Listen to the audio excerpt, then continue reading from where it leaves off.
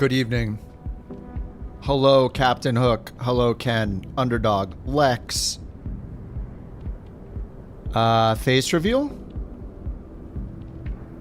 Oh, are you talking about her? Really, JT? Really? More similar than you think, yeah. More similar than you think. What's up, Bobby, Ken, Maddie? Hey, Futon Bot, what's going on? I grabbed a charter route in OnAir company, and it's got me going to Alaska, so. 5,097. Ooh, rock trees. Ah, nice. Now I remember why I turned photogrammer tree off all the time. Goodbye, photogrammer tree. Get it out of here. Okay, we're good.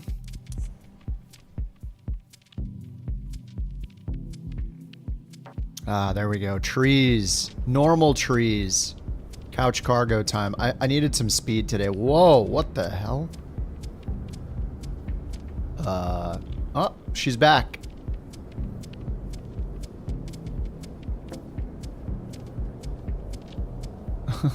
See them feet? That costs money. Okay.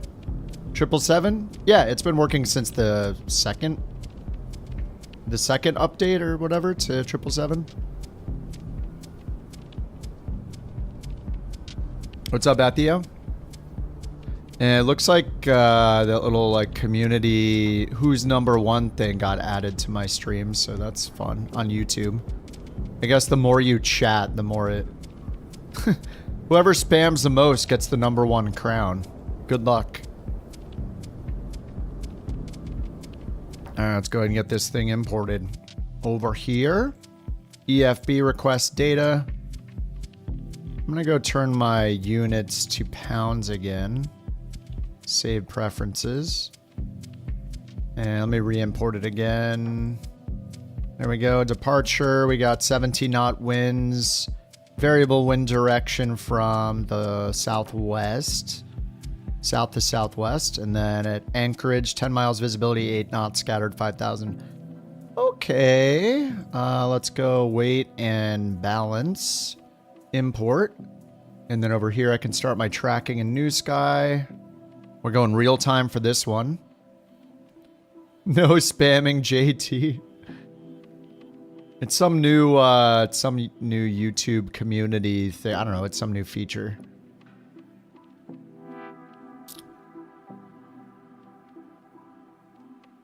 Alright, that's all inserted. Weight and balance is good. Ground ops, door management, ARM. Because I don't have GSX installed because I think that was crashing me. Let me get Beyond ATC going as always.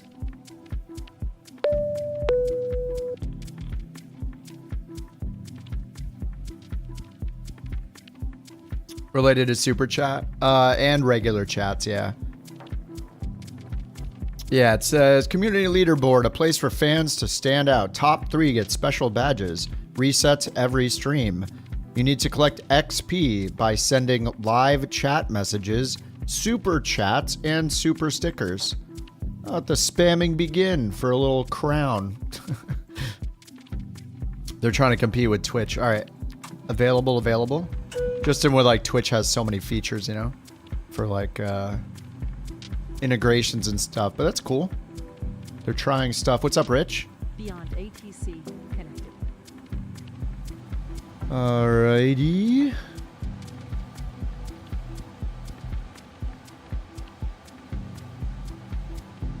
Let's get electrical power on. Emergency lights and the Adiru.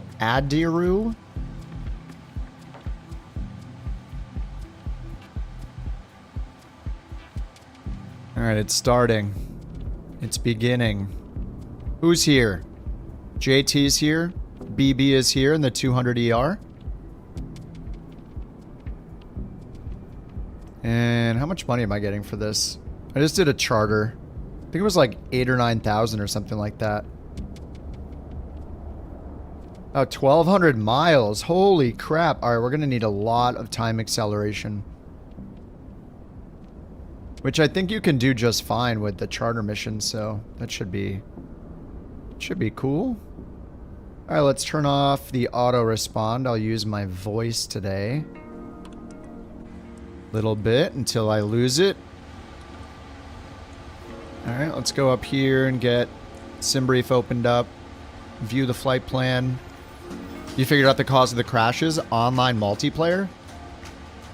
Usually when that happens, I think it's related to the models. I thought that was causing my crashes too when we first got Sim Update 3 and I was investigating it for hours on stream. I think I was convinced that it was multiplayer traffic until I uninstalled the Navigraph AirAct data, and then I could load fine. I thought it was multiplayer traffic, but it wasn't. I don't know if that means it's not necessarily the same for you, but that's what it seems like for me, and it's been consistently good since I've uninstalled the Navigraph data. And GSX. GSX, I think, was the last thing causing problems. Anyway, whatever. Do I miss it? A little bit. You'll wait at the arrival airport. It's Anchorage. Yep. What's up, Eric? How you doing? Sam says, how much is OnAir paying out for 777 cargo flights? This is, I don't own a 777, so this is just a freelance flight. I think it was like 9,000 for 1,000 miles. Pretty sure it was like 8,000 or 9,000 credits, but it's just a freelance flight. I'm just choosing it as a flight finder, you know? Make a little bit of money, I guess. All right, 40,000 feet. I'm going to hit import route to get all the charts synced. Turn it to AI online. Now it doesn't crash at all. It's so weird. Is AI online using FSLTL? The hardest thing about flight sim troubleshooting is like every single one of us has different things that we think are crashing us. It's like crazy. I was like, I thought it was one thing, and then someone else is like, yeah, I've been running that fine the whole time. I don't know. It's really weird. What's up, Shadow? How you doing, man? Thanks again for those gifted yesterday. Much appreciated, dude. Chupacabra, welcome back.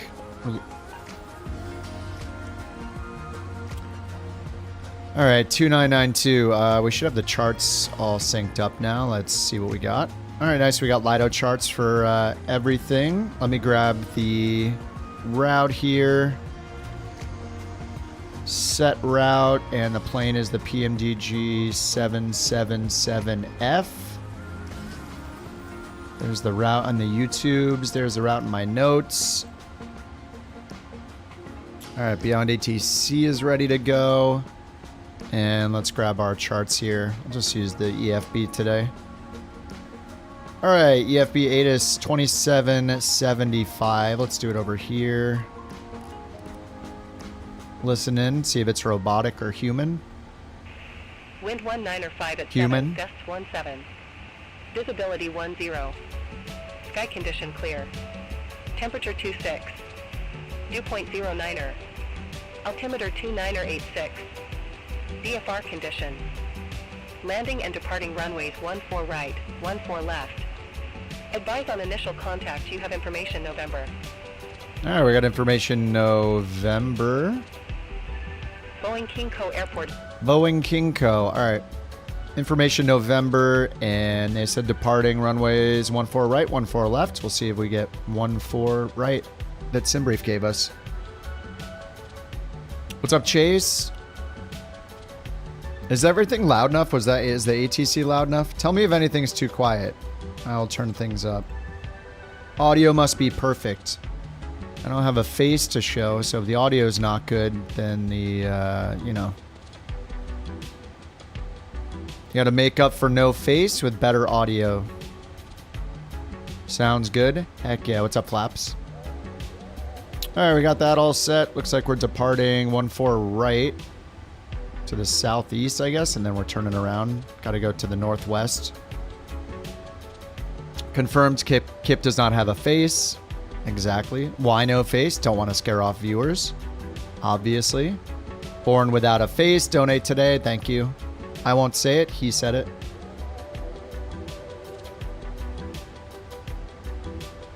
All right. Ground chart. Runway 14. We just got one long runway. I don't know where I'm parked, but 14 right's up here. I don't even... Oh, there's a 1-4 left, a short one. Yeah, hopefully we get 1-4 right, because 1-4 left is like 3,000 meters. Or 1,000 meters, so no thanks.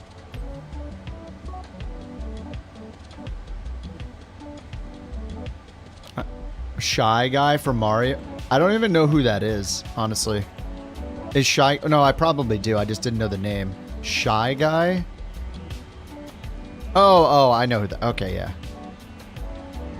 Yeah, just a mask.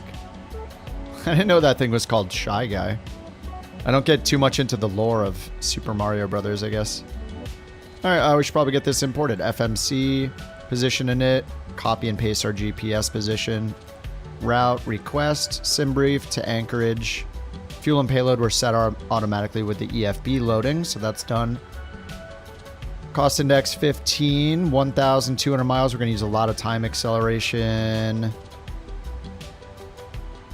Zero fuel weight, 178. That's not right. How's it getting 178?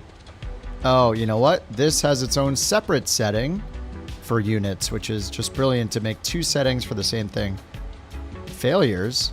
Tire failure. Okay, fixed. The heck? Alright, options, simulation. I think it's on the last. No, it's under performance. Nope. Aircraft display. There we go, pounds. Alright, back to init. Let's try that again. Index. Performance. No. Index position. Route request, sim brief. Alright, there we go. 393, that matches. Alright. Well, we'll set the payload and route just to make sure. Payload and fuel. Alright, select route. Route's requesting. I broke the plane on the ramp. Yeah, I don't know. I don't know how I do it. It's a special skill. Okay, route request sent. We're waiting for the load button. Then we will hit the load. Load route. Done. We're expecting runway 1 for Randy. Why can't I put that in? I activated it. Oh, it's freaking out. Okay, I'll activate. Execute. 1-4 Randy. Execute. 1-4 Ronald McDonald. Okay, before I forget, I'm going to go... So we got route copy. I'm going to go to route, or sorry, to legs. Route data wind load. Actually, I should do this after I put departure and arrival in. So we got 1-4 right, direct peril. That's a great waypoint for a flight. And then index arrival. Anchorage, Peters 3 Pank, runway 15, ILS 15. Which one of these sounds the best? Elam, Ivan, Johan. Kind of like Johan. Peters 3 via Joe, J-O-H. Alright. So now I'll go wind requests, because we have a lot more waypoints in there now. Hey Pop Ox, what's up? Requesting. See that Denson one doesn't have anything yet. Sent. Give us the W. W. Load. Okay, I guess we didn't get any more. Feels bad. Oh. Oh yeah, we did. Execute. There we go. Alright, 0 fuel weight, double tap it. 393 looks good. 444. Yep, that's close to our takeoff weight. We accept. Flight level 400 and cost index 15 matches. Thrust limit. Oh yeah, we should probably get our clearance. Alright, over to flight planner up here. Clearance delivery 32.4. 32.4.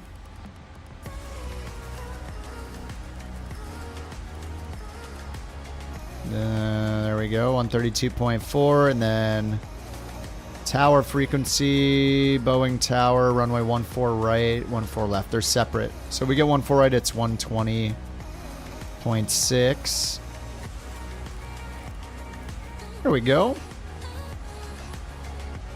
We're gonna need you to line up for runway 7, right? Circle to land 3-3. Challenge accepted. I mean, I'm gonna circle. I'll circle, but the landing, you know. We'll see if that actually happens. Where did I buy my version? I bought mine on the Microsoft Store app for both 2020 and 2024. Bought it from Microsoft directly, not through Steam. But it's just a personal preference. Some people love having all their games in Steam. Steam has things like Steam Remote Play and stuff you can do, right? So if you want those kind of features that Steam offers, then, and your friends list and all that, then buy it on Steam. It's easier to opt into the betas on Steam. You don't have to sign up through a website. But the Microsoft one has its pros too. Like if you happen to be a Game Pass Ultimate person as well, you could play it through xCloud. You could play it through just Game Pass. You could play it on an Xbox. If you have a PC and an Xbox, just buy it once for the same account. So, you know, there's pros and cons. It's just a personal choice, you know. You can play it for free because you have Game Pass. Yeah. You bought the deluxe edition, so you still don't own it. I didn't know you could do the deluxe edition, but I have. It makes sense because like you're just purchasing DLC essentially. Playing it on Game Pass is kind of the same as owning the standard edition. Like, so yeah, I guess that works. I don't know. I've never done that myself. Okay, we're on clearance delivery. Boeing Field clearance couch 323 heavy IFR to Anchorage, please.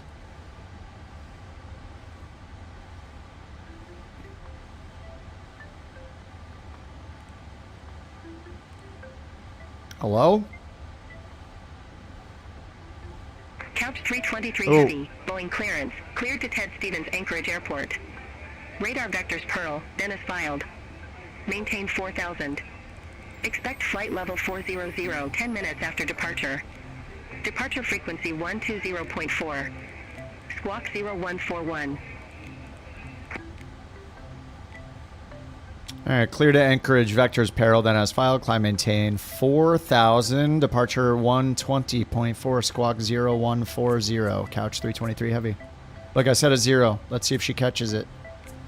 Negative, squawk 0141. Oh! Squawk 0141, couch 323 heavy.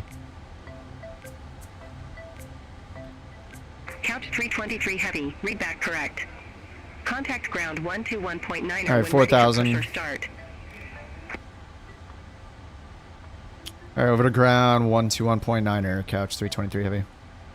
21.9. Oh yeah, I have auto frequency change on. Let me turn that off. And then we got departure. So I'm gonna put in. What do I want to put in departure over here? 20.4. Put in over here as a reminder. I always tab out and take notes in Notepad. SI could never. Yeah. If it had readback enforcement, it'd be on by default. If it was good, you know. Altimeter was 2986. Let's turn that baby on. 2986. Hey, ATC with readback enforcement. You see, maybe I just have a QA mindset, but I want to test things out and see what works and what doesn't, to see if it's BS. And there are times when Beyond ATC doesn't care what I say. Like, it's a bug. I think I've reported a few times, but if you get clearance without a clearance delivery frequency, like I think it works with ground too, the readback enforcement for that. But if you get it on the ground at an untowered airport through a center frequency, it doesn't do any readback enforcement. 2987? What is it? Oscar now? Yeah, ATIS is Oscar now. That's fine. We got the ATIS, and we're going to do runway 14, right? Let's throw that in here. 140, and the runway is actually 135. There we go. All right, 135, and let's get our squawk code in. That was 0141. All right, 0141. 20.4, so we're on ground 121.9. I guess we need to push back. Oh wait, we could make this turn. We'll just do startup only. Startup only is fine with me. Nav light is on. Alright, we got our route in, we got our altimeter set, we got our speed set. I guess I'll go to the checklist.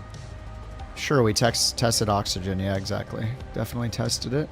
Parking brake on. It's good. Alright, done. MCP, we need the V2 speed and everything, so let's do our takeoff performance over here. Performance tool. Import, import, import, import, calculate.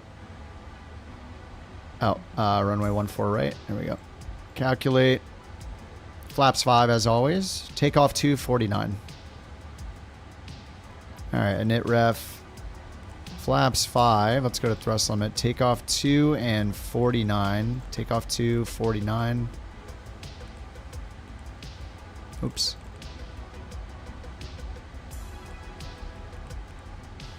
Alright, 49, takeoff 2. Flaps 5, double click this, and we'll just accept all these. 143 in the window.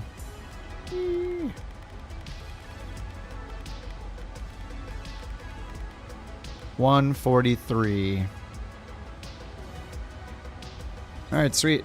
I'll just put this on the legs page. Get this set to the plan view. Zoom it all the way out. We got a really long flight. Speaking of which, let's turn the time acceleration allowed up to 4x instead of 1x for this one. I think if you guys are in Phoenixes, you can't go more than 4x, so. Supernumerary signs? What the heck does that mean? Is that the... So, what? Wait, what the heck does that mean? What's a supernumerary? What? Supernumerary? What does that even mean?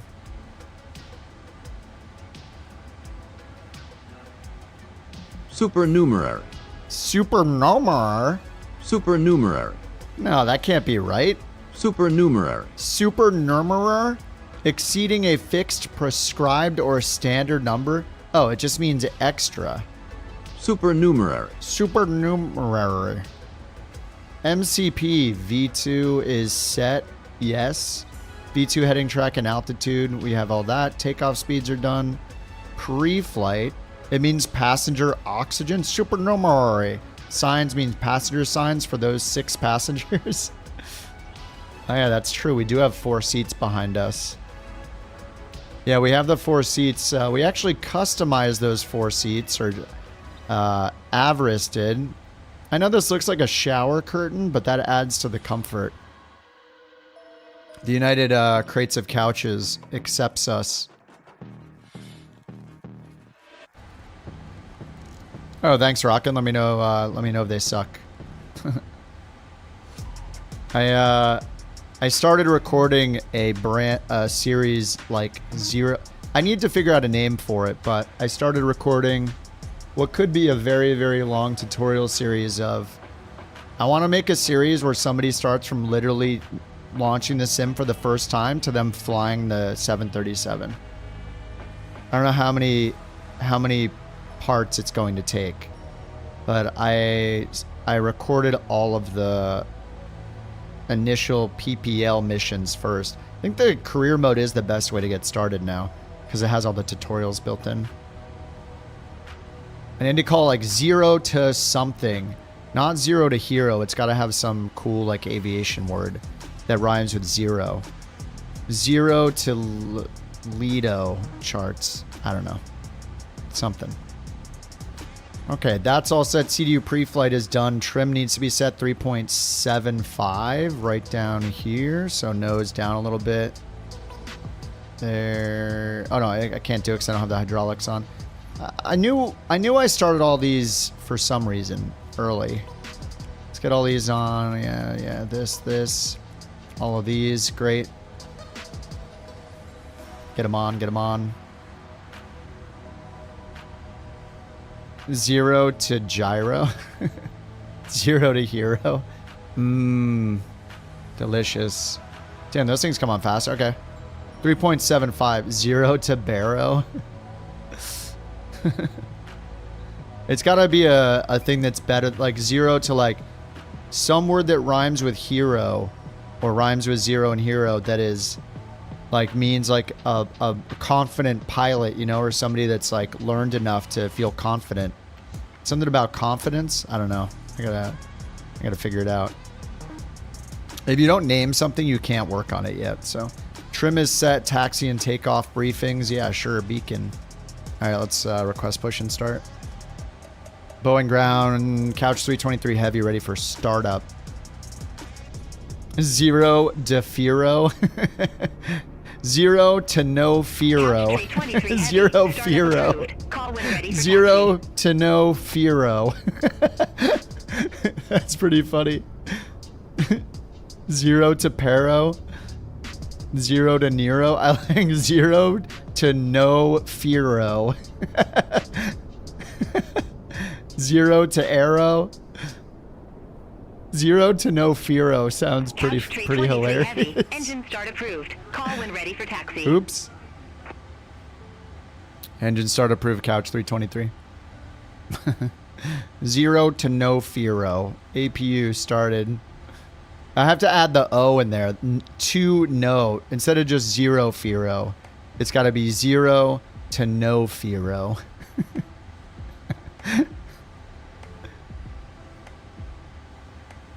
He tried the Vision Jet after the startup video and got very behind it and crashed. Oh. Crap. I failed as a teacher. What's going on in here?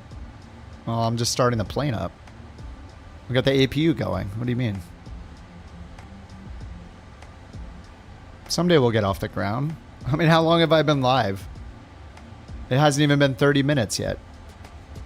You expect me to be moving within 30 minutes? And this is realistic. Let's get the beacon on. All right, APU is starting.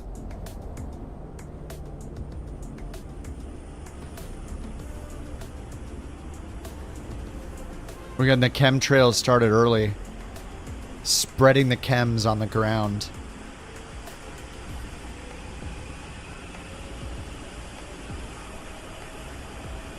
Zero to Captain Couch Hero.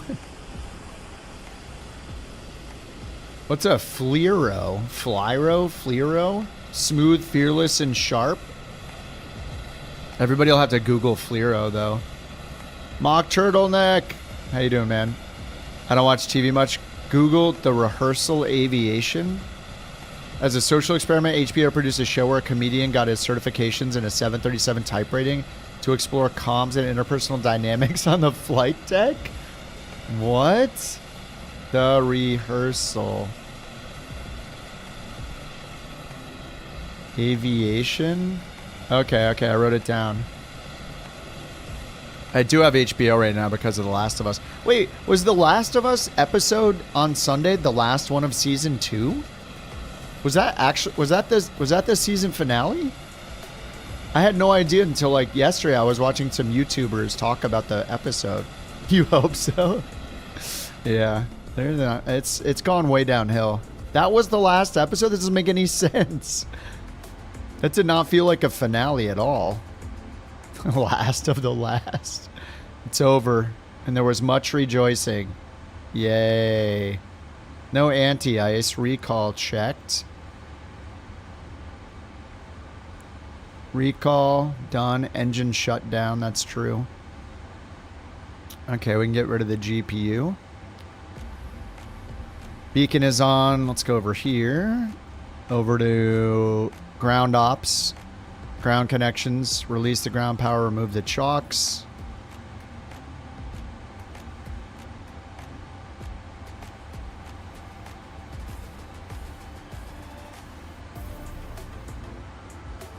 All right, 2988 on the altimeter, and now we need auto brake set to RTO. This is before taxi. I guess I should get the engines going, huh? All right, we'll get engine number 2 first. Auto start. What happens if I do both of them at the same time? Is this going to break the plane? Yeah, I'm gonna put this one to start too, and I'm gonna turn the right one on. I want to see what happens.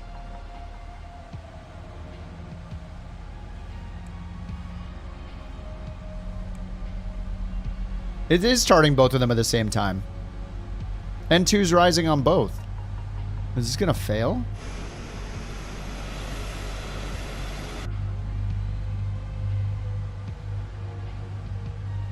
Maybe it's just gonna auto start 2 and then it'll auto start 1.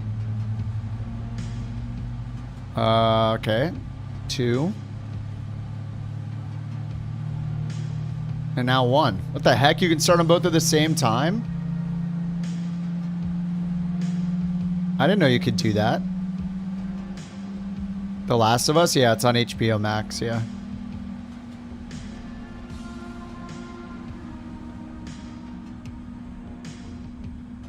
It's the same thing. I didn't know you could start both the ends at the same time. Zombie movie? It's a TV show based on a video game.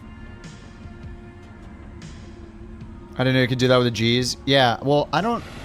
This plane only has the GEs, but they're the 110s or whatever. The 200ER has GEs, Pratt & Whitney. It's got the 3 engine options. The GEs, the Pratt & Whitneys, and the Rolls-Royce, but I don't know. I guess it seems to be working, so we'll take it. All right, I'm just going to hit Alt-P, and then we'll take the parking brake off. There we go. Let's get the flaps to 5. Pitch trim is set. RTO. Alright, come on. There's not even anybody in there. Oh, there she is. Give us that good old pushback. I don't really have that far to go that we can go. Alright, engines, RTO, wonderful. Those are on. APU is off. Yeah, you've heard of the video game? Yeah, the game is incredible. Not everybody liked the second game. I did, but they're not easy games either. Like, it's pretty challenging. Oh, Ken said the taxiways at Anchorage are very bumpy. Did they not rent a steamroller? I don't know. We need we not only need the roads fixed in Flight Sim 24, we really need the all those bumpy taxiways fixed too. Seems like maybe somebody that knows how to do the maths can figure out how to make them all good. Set them all up. I don't know how to do it. All right, flight director on 1 and 2. And I guess we'll just do LNAV, VNAV. We're getting vectored, so we're going to go heading select instead of LNAV. Heading select Toga VNAV, 4,000 feet. V2 speed is set up. Our heading bug was set to, was it 135 for runway heading. All right, let's get our taxi light on. Boeing ground couch, 323 heavy, ready to taxi with information. Oscar. Couch 323 heavy, runway 14 right taxi via Bravo. Bravo 6, Bravo 1. Bravo 6, Bravo 1. Runway 14 right via Bravo 6, Bravo 1, couch 323 heavy.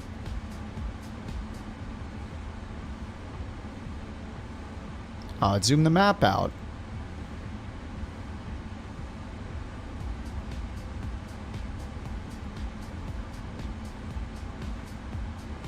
All right, parking brake off, taxi light on. Let's make sure these are bound. They are. All right, let's move. Update on Black Square Caravan. Not that I've heard of. I don't know if Black Square has given anyone any news. I don't know. I haven't paid attention, but I haven't heard like any announcements. Maybe I just missed them. How to get it to work? It just works, Will. It didn't work on the very first Sim Update 3 release, but they've done 2 more since then, so... yeah, they fixed it after the first one. So, yeah, it's been working for, I don't know, a week and a half, something like that. I don't know. I might be wrong on the timing. Don't quote me on the time part, but you can quote me on the it works part. They're working on 2024 updates. Nice. I mean, somebody said that they're going to be making like a all the ones they made the analog versions for, like the analog retrofit, Caravan, what was the other one? The Baron, and I forget what else, but they're supposed to be making a pro version. So like a brand new Caravan. Oh, Bonanza. Yeah, thanks.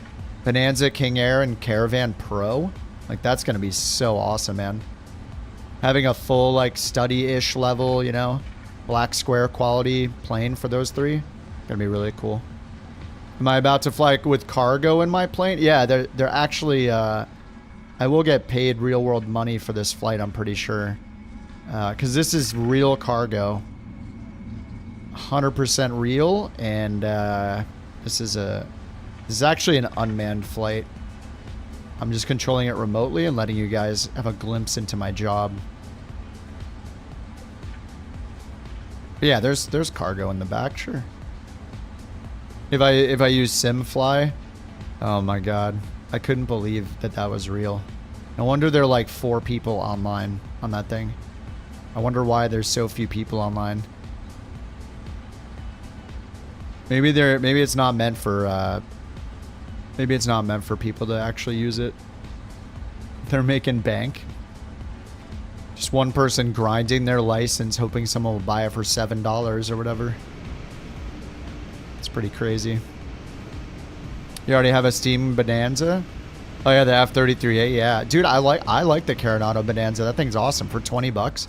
But the black square one is gonna have, you know, its whole wear and tear system, custom EFB, model everything. Like, you know, you're gonna have to use the avoid icing, and like I don't know, you could like kill the engine, and there's gonna be all failures and stuff like Black Square does. But I love the Carenado. It's great. $20. It's got all the wear and tear. It's fun. Yeah, I love the 33A. I was just flying it on was it on Sunday? We did Monday. Monday we did the bird trek. Eric's out. Seen the longitude? The longitude. Alright, we're supposed to go Bravo, Bravo 6, Bravo 1. I think there's a bug with the runways. Bravo 6. I see a Bravo 1. I don't know where the Bravo 6 is, but Bravo 1 is just full length. So we're just going all the way down. Let's get our cameras set up on the outside. Fixed camera activated. UPS. Ah. What is that again? The MD-82? What's the one with the engine in the back? Is that the MD-82? I said MD-11 last time and was corrected promptly. Good to see Carenado improve the systems. I don't think, I think like the Carenado being in 24 just instantly makes it a better plane since they implemented the wear and tear and the dirt accumulation, all that stuff. It's pretty cool. 2024's systems just make all the planes more detailed. But not saying they didn't put in the work or anything, but Boeing Tower 120.6. 120.6, couch 323 heavy. Oh, this is Bravo 1 right here. Is that a beluga way back there? Alright, 1. So I'm going to swap so we keep our departure frequency. Swap again to put in 120.6 for ground. Oh, I messed it up. 120.6. There, and then we have our departure frequency here again.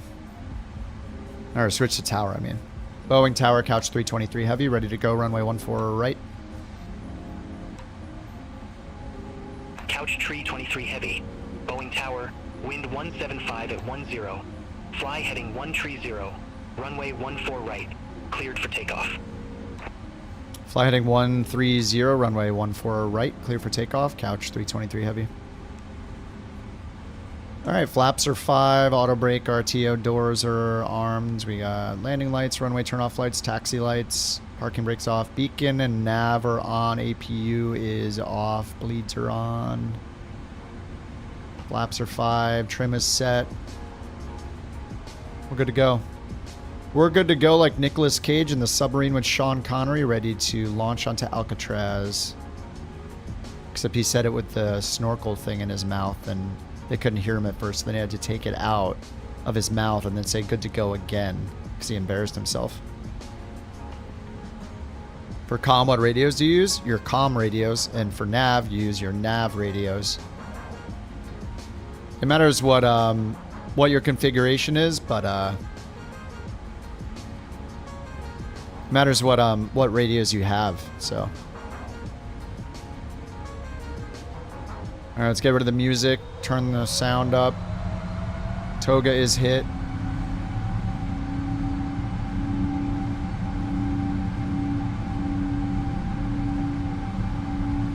$80 knots. Hey, where was the call out? What the heck? Is that a cross cart? Agile? V1, rotate. Oh, I meant to say V1 simulations. Rotate. Oh, why does this need so much back pressure? Alright, that was not correct. The takeoff trim setting was not correct. Something is wrong.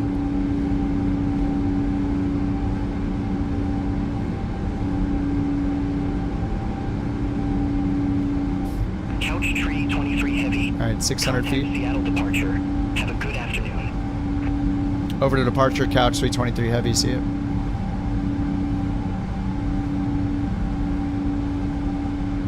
Alright, departure, hit my hotkey, there we go.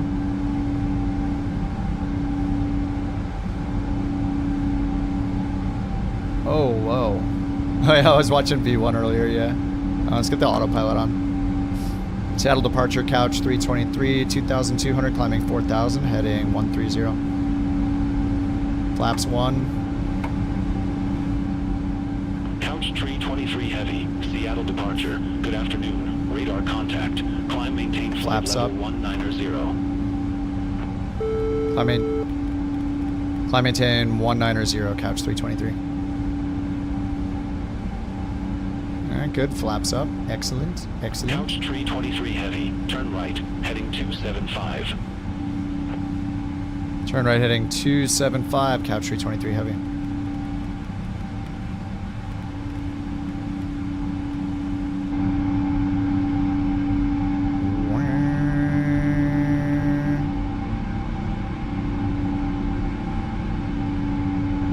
Yeah, Rocket, it matters what your radio, where your radios are. Like, they may be a standalone unit somewhere in front of you or below you. They may be integrated into your Garmin. If it's in the Garmin, you'll see it either on the left side or in the top corners of the displays. Just matters which Garmin you're using. Just depends on your avionics where you'll find the radios. Not on intercept heading. We're waiting for direct peril. Who doesn't want to go direct peril in an airplane?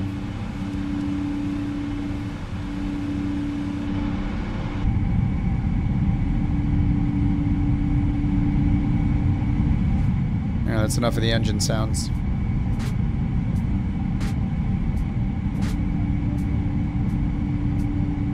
Oh, what are you flying? Do a barrel roll? No. Hello from Russia? Hello.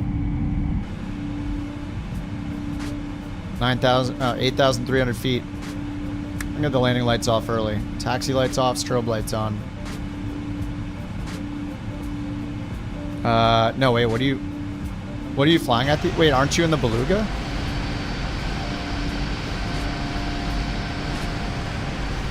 Oh yeah, you are in the Beluga. Clear direct Pearl. Resume on navigation. Oh, Pearl. Clear direct peril. Resume on navigation. Couch 323 heavy. I'm gonna call it peril.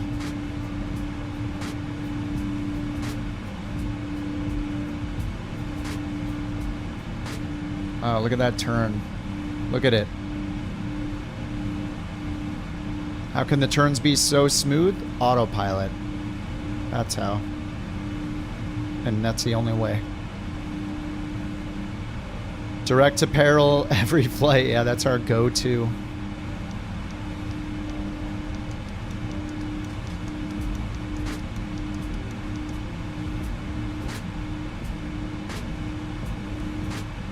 Alright, we got about 1,000 miles to go, so I hope everybody brought their pillows. I need the payday, okay? 105 miles till top of climb.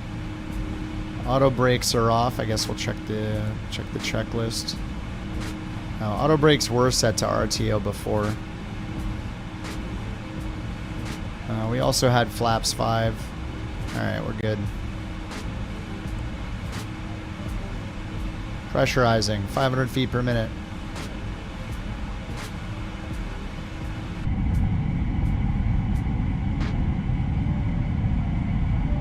Did I miss Seattle? What the hell?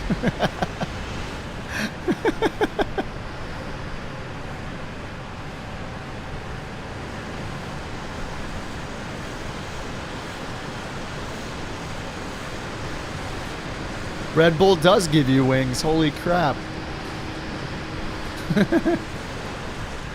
It's a real livery? You mean like in real life? No. This is our livery for Couch Captain's Cargo.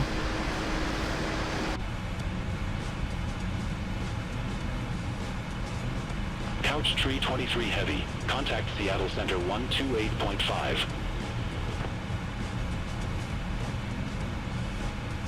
One to 8.5, Couch 323 Heavy.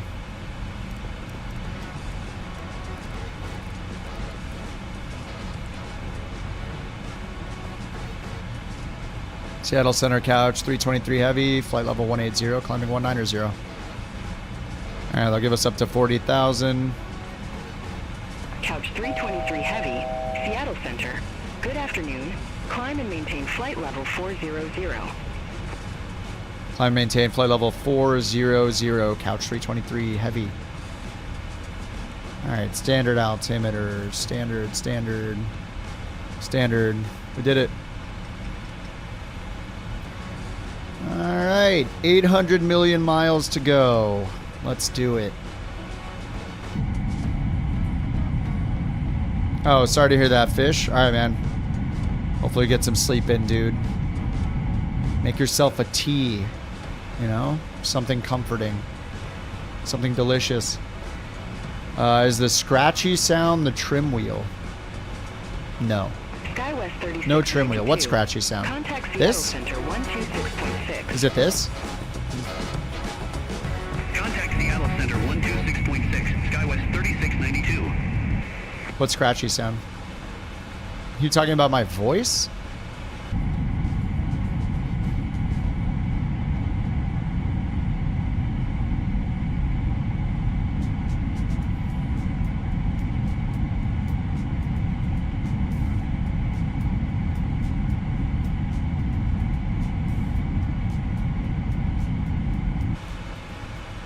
All right, 22,000. Going up to 400. The mountains are looking pretty good. Cockpit noise.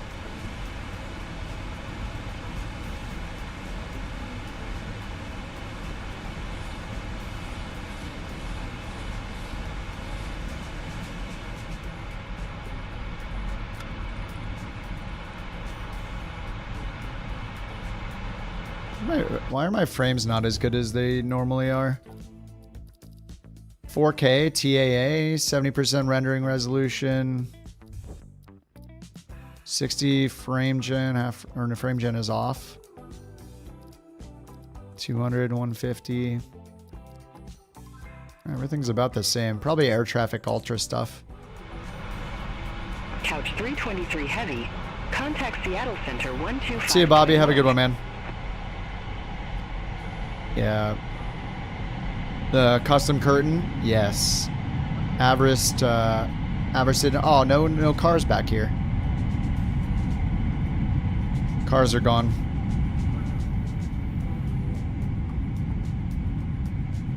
Is this the bathroom? Couch 323 Heavy. Contact Seattle Center 125.1. Oh.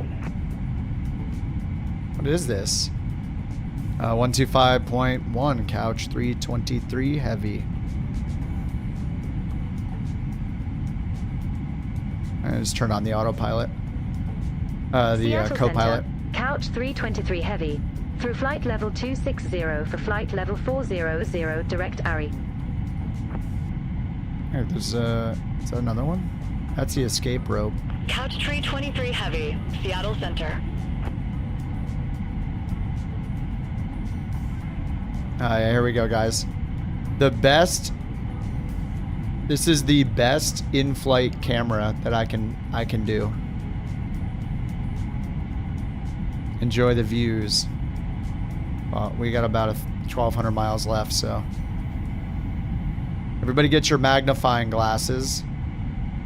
Get the magnifying glass, hold it up. You'll love the way the mountains look. It's absolutely beautiful. What the hell?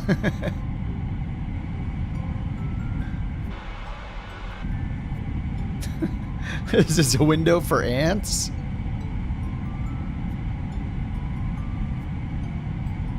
Nobody in Anchorage needs this sports car? Yeah, I guess not. Your 777 engines sound different? Are you in the freighter or the 200? If you're in the 200, then you have different engines. Yeah, you have 3 different engines. You have the GE, the smaller GEs. These are a little bigger, I think, the GEs on the freighter. And then you also have the Pratt & Whitney and the Rolls-Royce engines you can pick from. But in the freighter, you only have one engine. Can't swap them out for anything else. I think they're a little bit bigger than the GEs and the 200ER. Oh, it's different than normal. It has some spatialness to it. They did make some changes to the engines. Maybe they only, or to the sounds. Maybe they only did it in the 200 and not in the freighter. Maybe they haven't updated the freighter yet.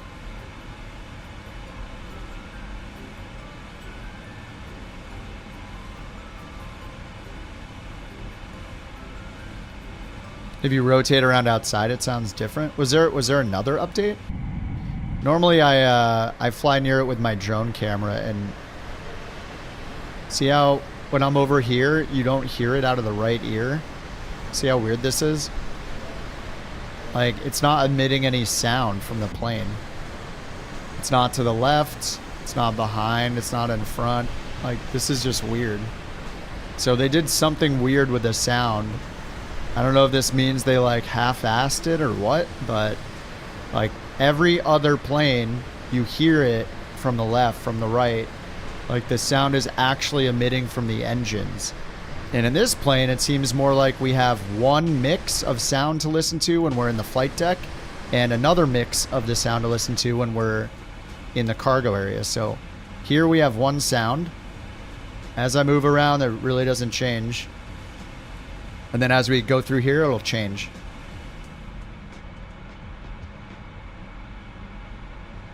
And now this is all the same sound mix. From here to here. Now it'll change again through the curtain. That's about it. So it just seems like there's like 2 tracks playing and it just switches between the 2. And the rumbling of the engine sounds a little bit louder here in the middle.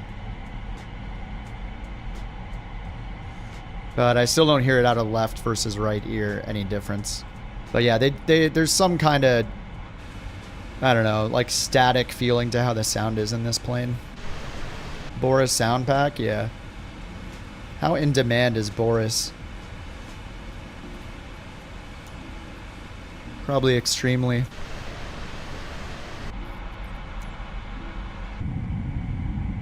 Alright, we're cruising. I'll be right back.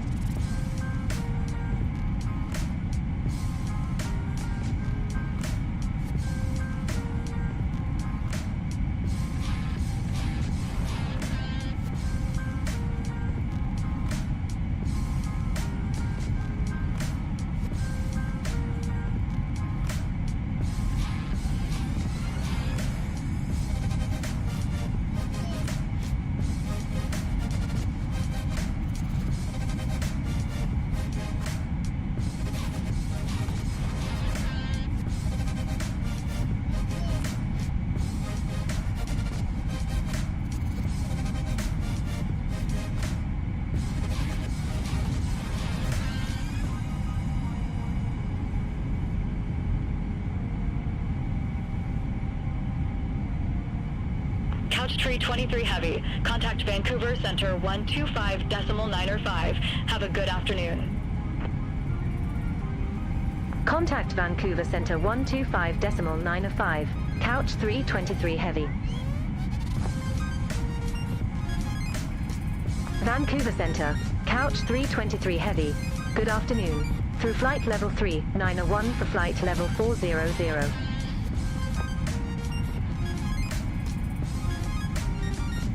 Couch 323 Heavy.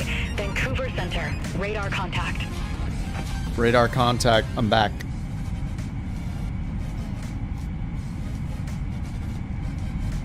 Oh, Shatter, I forgot to thank you for your crab earlier. Thank you very much for that beautiful crab. Okay, now we're cruising. Leveling out at 40,000. Oh, there's a sound mod for the CRJs? I still haven't been able to fly the CRJ because it's not in the Flight Sim 24 store or marketplace.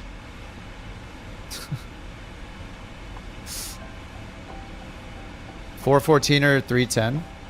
I actually don't. I haven't flown either one to have a preference, honestly, enough to have a preference. I mean, I most recently flew the 414, but I mean, I know people like both of those planes a lot, so I don't know if I can say. It's been a really long time since I've flown the 310R. But I mean, I just recently flew the 414 and it's great. I flew it in 24. 170. Climb to flight level 240. How do you get rid of stutters? I mean, usually stutters happen when your VRAM maxes out, so reduce your texture resolution, reduce how many planes there are that are injected, reduce your air traffic quality setting down as maybe down to low to start.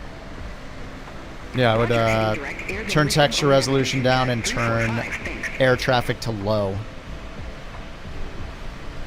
And see if that helps. Heavy. You're off course. Cleared direct layer. Resume own navigation. Off course? Wilco. Cleared direct layer. Resume own navigation.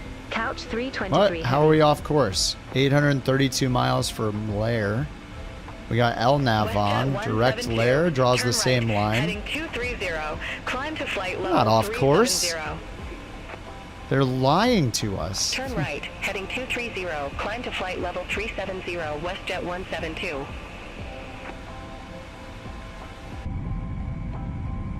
To fix stutters, you have to sacrifice one GPU to the sim gods. He's not wrong. Do you install the FSLTL injector? If you wanted to inject traffic for you. If you're using Beyond ATC, then do not use the FSLTL injector because Beyond ATC injects its own traffic.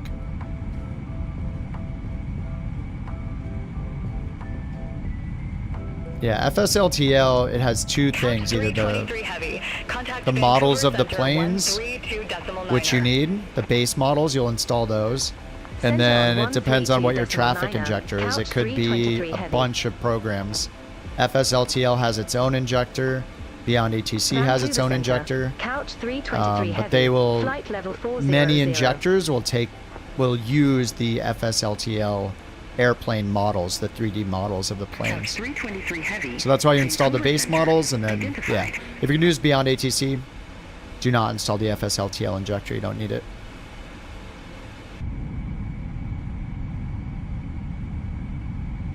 How fast am I going? 0.813. All right, this is a really long flight. I'm just gonna go straight for time acceleration. I don't care. 4x. We got to get to Anchorage, and I want to make the money. All right, Prague screen. It's going to be a long, straight 800-mile line to Layer. Or Larry.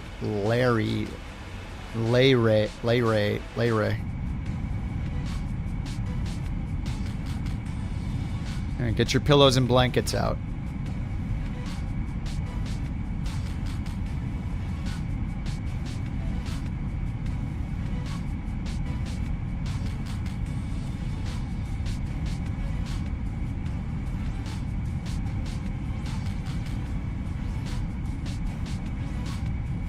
I guess we can take a look at our EFB while we're cruising. So we do have an arrival on this one, the Peters 3. Peters 3, it must be from down here. Yeah, via Joe, which is Johnstone. Or is it Johnston or Johnstone? How do you say it? Johnstone Point 116.7. And then Denson, Peters 3, Skens, at, and B-Bell, 8,000 at B-Bell. And then we got Doug, D-Doug, 8,000 at D-Doug, and then Lampy, 329 heading, landing runway 15. All right.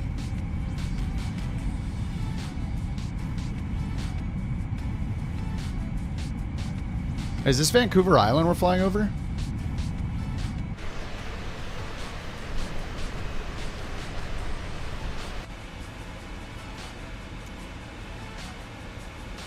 Showcase.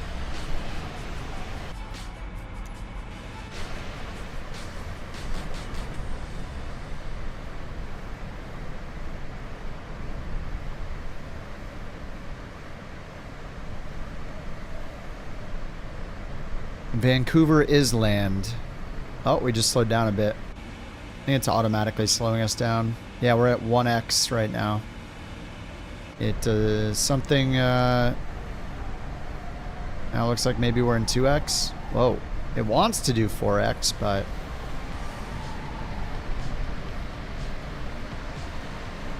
slowing us down randomly. We're in 2x.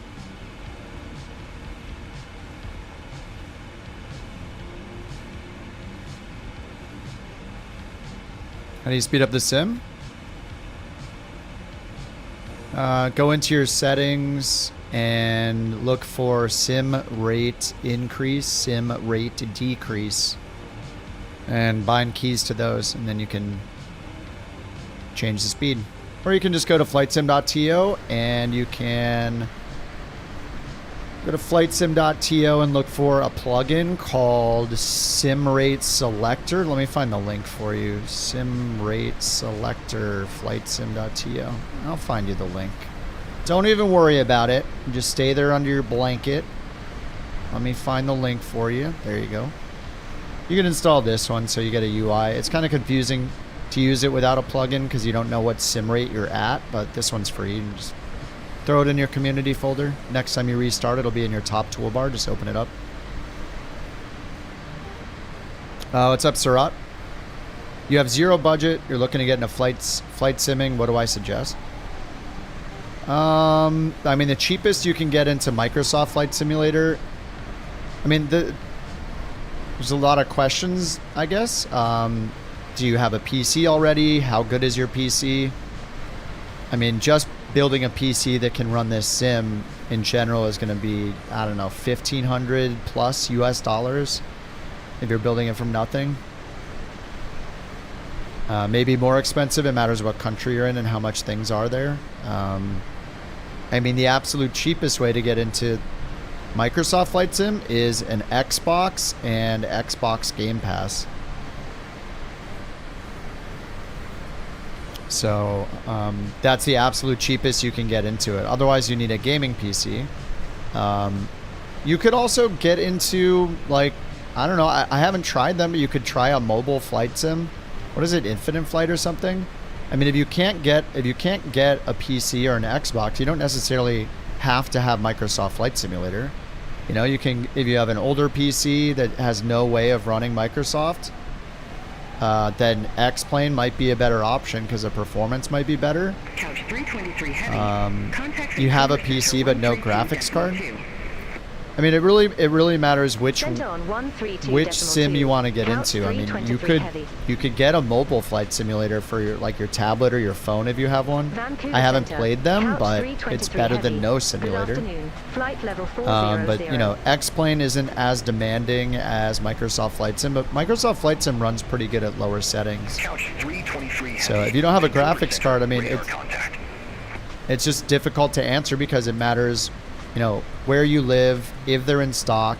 I don't know how much they cost, mattering where you live. Like, they could, the price could be insane compared to other countries. So, you know, I mean, finding a used video card is going to save you money. Find like a used NVIDIA or AMD video card.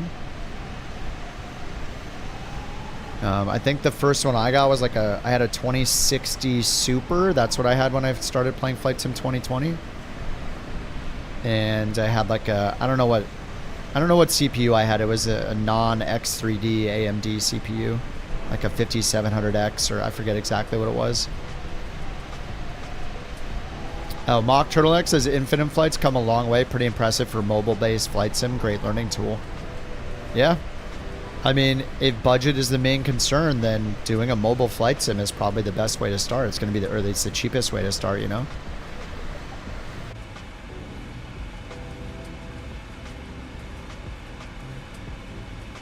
I mean, any sim will be better than no sim, and it doesn't get any cheaper once you get the sim, right? Like, there's so many temptations to buy better peripherals, better hardware for your computer, better planes to fly in the sim.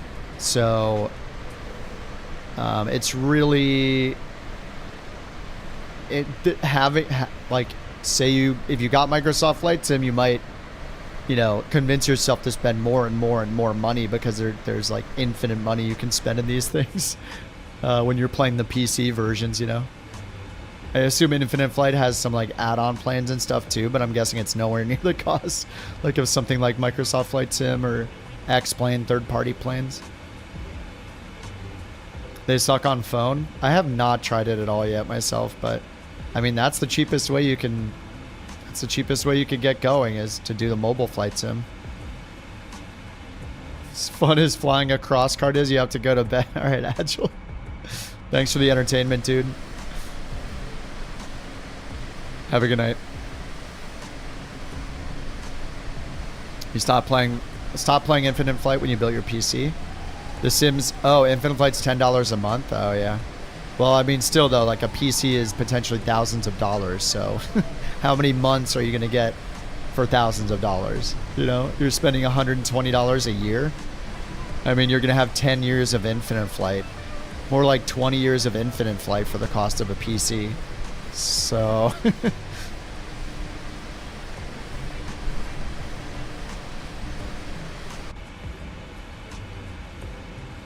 Laptop for $700. Yeah, that's another option too. Yeah, instead of building a desktop PC, get a gaming laptop. Run it on low settings. You could get, oh, I guess you're running it on high settings. I mean, that sounds like a great deal. Your PC was $3,300, well worth. Yeah, but some people cannot spend $3,300.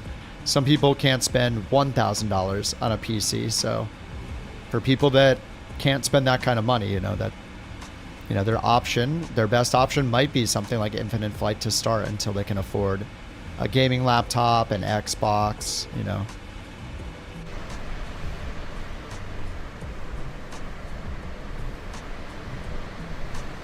How nasty is the weather?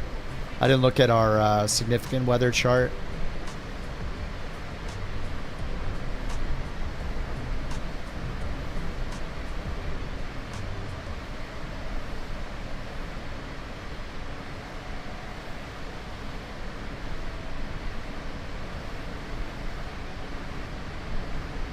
Moderate turbulence up to 40,000 feet along almost the whole, well, about half the route. And then look at the winds. What the heck is that? 50, 135 knot winds north or something? Flight level 340. What do we got right now for our winds? 60 knot tailwind, 60 knot crosswind from the left. And we're getting a little bit of that crosswind from the 130 knot winds or so.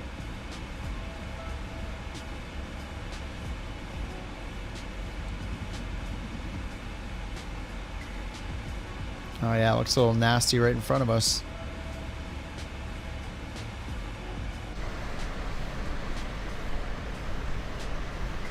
Laptop thing sounds good. Yeah, that's a great call. 323 Heavy, contact Vancouver Center Maybe Rockin can let you know what like card is in his, so you can get something similar. Contact Vancouver Center 128.4.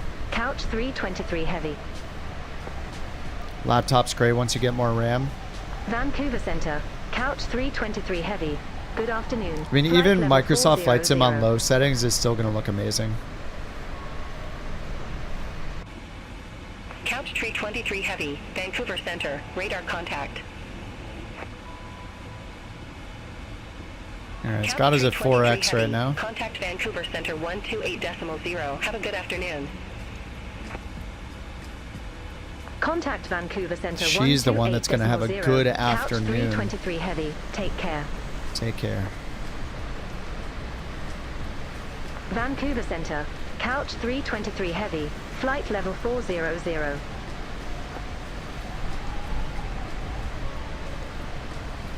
Couch 323 Heavy, Vancouver Center, identified.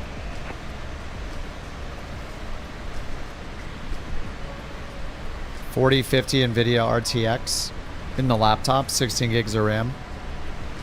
Oh, nice. Can you upgrade it yourself, Rockin? Upgrade it to 64. Entry-level gaming laptop with 16 gigs of RAM, 3050 will let you run it. Customized settings, 40 to 50 FPS. Yeah, that does sound like a really good option instead of building a whole desktop, and you're gonna be able to do more with it than you will with an Xbox, even though an Xbox will be like half the cost probably. But yeah, if you want to get into, you know, the mods, get all the free mods and liveries, get into like, you know, Beyond ATC, using Volanta, using career mode add-ons. All the add-ons are on PC for that stuff, so there's a lot more you can do with it on PC compared to Xbox.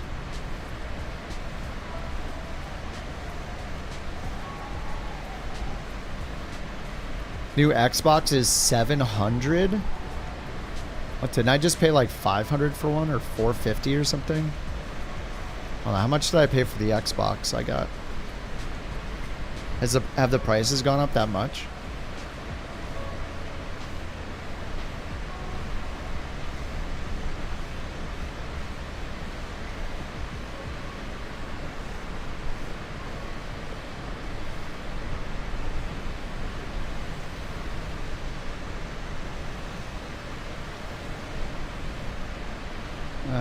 Xbox Series X I bought at the end of November for $398 on Amazon. Yeah, $400 for an Xbox Series X. I'm looking at my receipt right now. Purchase on November 30th, $400 from Microsoft via Amazon.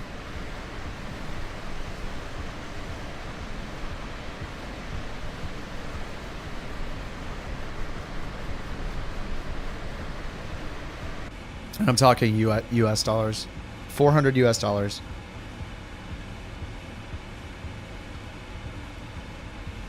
How is it 700 now? Couch 323 Heavy, contact Vancouver Center 133.4. Center on 133.4. Couch 323 There are Heavy. new AMD GPUs next week, really? Dude, are they going to release a new XTX? Vancouver I want Center, it. Couch 323 I don't even know if I would Heavy. buy it. This one Good is so afternoon. good. Flight level 3, 9 and 9. I guess it's like a 2-year-old card. Couch 323 Heavy, Vancouver Center. Yeah, Kobe, you radar can add contact. mods, yeah. There are tons of mods. Go to flightsim.to. That's where tons of mods are. There's also ones that you install through the built-in marketplace. But those are pretty much all paid mods. 9060 XT 8 and 60. Oh, okay. So wait, what's the 97? Oh, okay, they're making 9060. So the 9070 is a 16 gig card, right? So they're making a slightly lower end one, 8 and 16. Nice.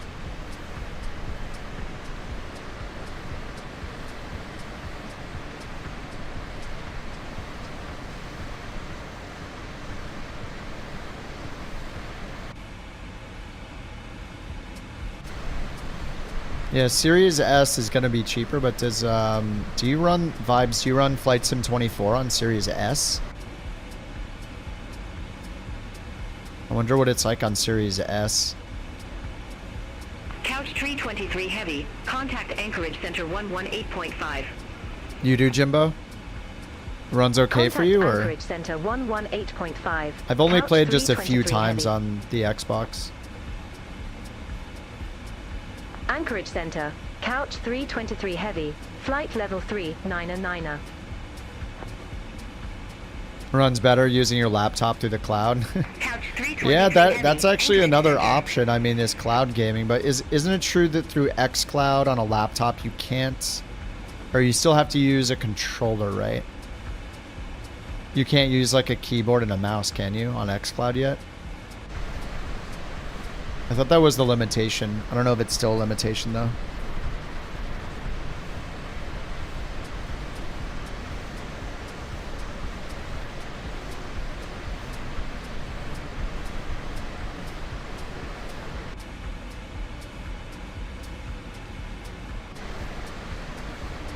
You just did Honolulu to Portland in the longitude. Nice.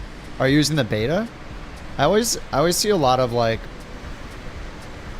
there's a lot of people whenever they mention their Xbox, like, or I'm reading about it on Reddit or whatever, it seems like it's so hit or miss if people have a good experience on Xbox or not. You can use the mouse and keyboard? Oh, nice. So you can do controller, mouse, and keyboard, just no, I'm guessing you can't like plug in a stick or something. You're running a Sim Update 2? Cool. I mean, Sim Update 2 is good.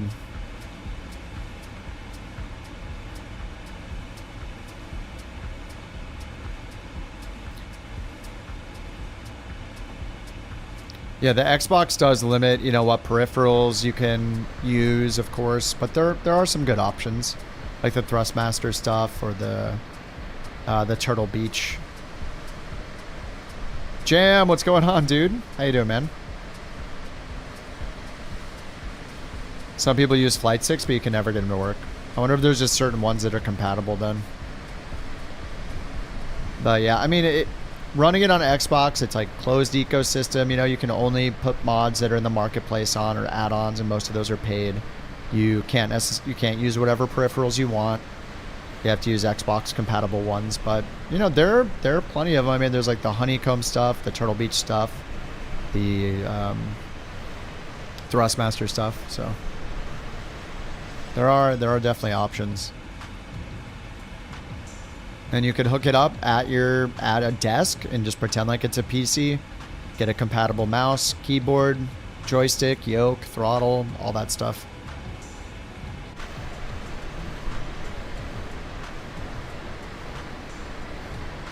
What would happen to your plane, JT? You have to do an emergency landing? Contact Anchorage Center 118.0. Have a good afternoon. Contact Anchorage Center. What are you even flying? Oh, you're in the freighter too. Heavy. Taking a mini break off Flight Sim, nice. Yeah, I didn't Anchorage finish Center. Expedition Couch 33 323 either. heavy. I think I've only Flight played it like level once in the last 400. 2 weeks, so I gotta get back into like doing some Flight Sim and then playing an hour of it at the end of the night or something like that. Anchorage Center. Nav fail, no idea where I am. Oh, just follow the nameplates. Heading mode. Just revert to heading mode, hold your altitude, and reprogram in your flight plan. Do a direct to the next waypoint, then turn LNAV back on. 126.1. Have a good afternoon. Is the Beluga super slow? I haven't flown the Beluga yet. Contact Anchorage Center 126.1. I have no idea. Air Transport 33. Yeah, you want all the heavy. third-party stuff? Yeah, exactly.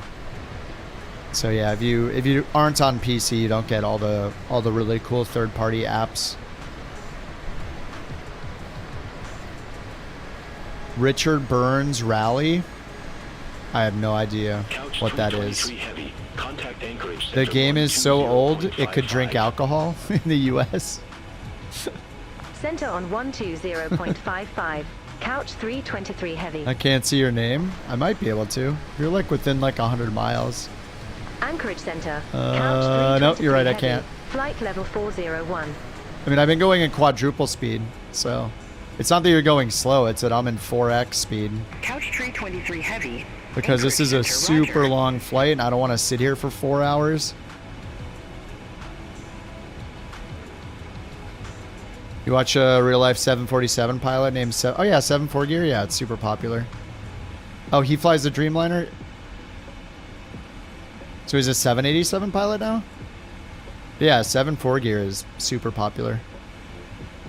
74 Gear, you know, Mentor pilot, Missionary Bush pilot, Pilot Debrief, Blanco Lirio. Those are probably like the top 5. Bass Aviation if you want to see all the ATC stuff.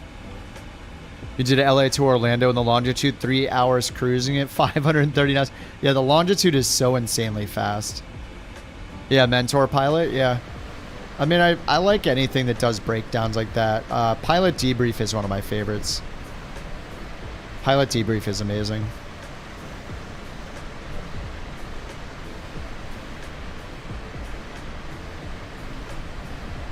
Oh, he flies the Dream Lifter, not the Dreamliner. Got it.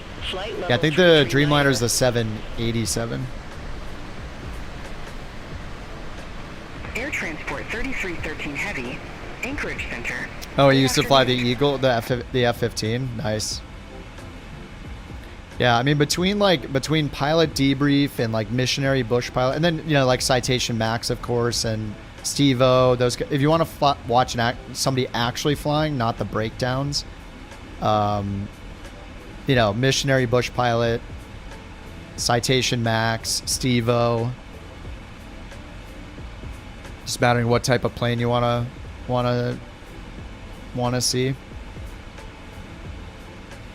Yeah, we're Ethia, we're using time acceleration. You need to find a shortcut to it, or it matters what plane you're flying. Like this plane has a little shortcut. I can just click here to do it, but it's called time rate, sim rate, increase and decrease. You have to bind keys to it, because I'm not going to sit here for 4 hours trying to come up with stuff to talk about while we do this whole flight, just sitting here. We all know what happens in cruise. I run out of fuel and fail an emergency landing. So to get past that, we just accelerate so we get to our destination faster and do the fun parts. So I just turn it on for the cruise when it's really long. Contact Anchorage Center 133.2, Couch 323 Heavy. Take care. Because I don't want to do a 3 hour, 2.5 to 3 hour flight or whatever. 323 Heavy, flight level 400. Some people like to do that and they'll just sit there and cruise for 90% of the time, but I just 323 Heavy. get on cruise, play Expedition 33. It's I don't know, you guys watch Fliggity, right? I mean, I've rated him a bunch of times too. He just he gets into cruise and he plays all sorts of games. He's got his whole setup, so he goes back into the passenger seat and he's got all of his overlays set up, so it puts the retro games up or Family Feud or whatever he's doing. So he just turns into passenger mode and plays games during cruise, and then when it's time to land, he goes back up front and lands the plane. It's really funny. I just sit here in cruise and listen to Beyond ATC and just do time acceleration instead. Words on stream on cruise, yeah. Kip in Air Force proud. He's too popular. Plus, he only does VATSIM, right? As long as VATSIM agrees that my real name is Kip Onth Hegrand. My name is Kip Hegrand. As long as they're okay with that, then yeah, I'll be back. But I keep having to make fake accounts so I can use things like ChartFox. And then they keep banning my accounts, but I just make another one, so I just don't care. I had to make one to use ChartFox, and I think I used the same first and last name as another one I had made in the past, so they deleted them both, I think. Just recently, it's like, all right, well, guess what I'm going to do? Make another account. Wow. Unbelievable. Getting a fake ID just for VATSIM. Yeah, I mean, you could just Photoshop it and give it to them. I mean, they're not entitled to know your IDs or know your name, so what are they gonna do? There's no, they're not an authority in any way. They're not a bank. They're not entitled to that information, so I would never give it to them. He's a loud dude. Oh yeah, yeah, missionary bush pilot, yeah. Those, I mean, the landings, just him flying in PNG, it's absolutely insane. It's like, yeah, it's insane to watch that. iRacing does the same thing. What a bunch of weirdos, dude. Hey, as long as they give everybody all their real names, then it'll be fair. So I'm okay with it. Like, as long as it's fair. So we need every single controller's real name, everybody on the entire company, the entire org, everybody involved, all of their real names need to be published with photo identification.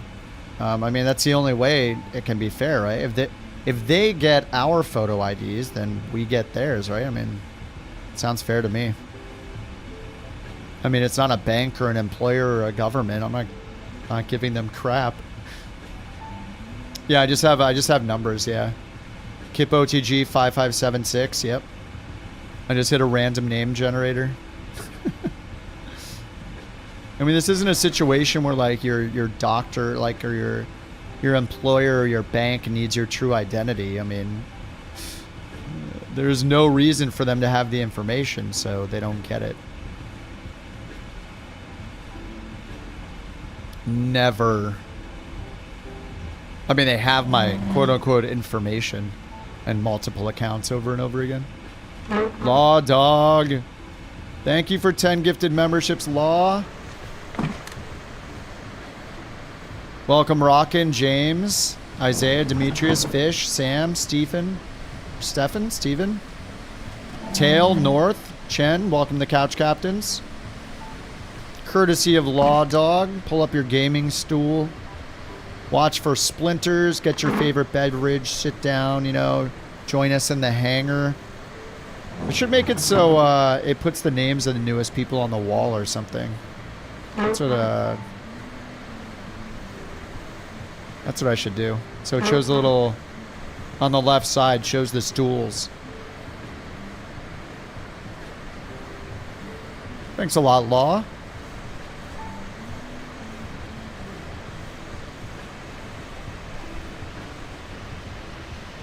Stream's good for the simming soul. All right, how are we doing on our TOD? It's somewhere out there. Whoa, 129 miles. All right, let me change this back to 2x maximum. Okay, 1x. I guess it's just gonna go to 1x. No, it'll probably do 2x. Now let me hit this. I think that's 1x. That should be 2x.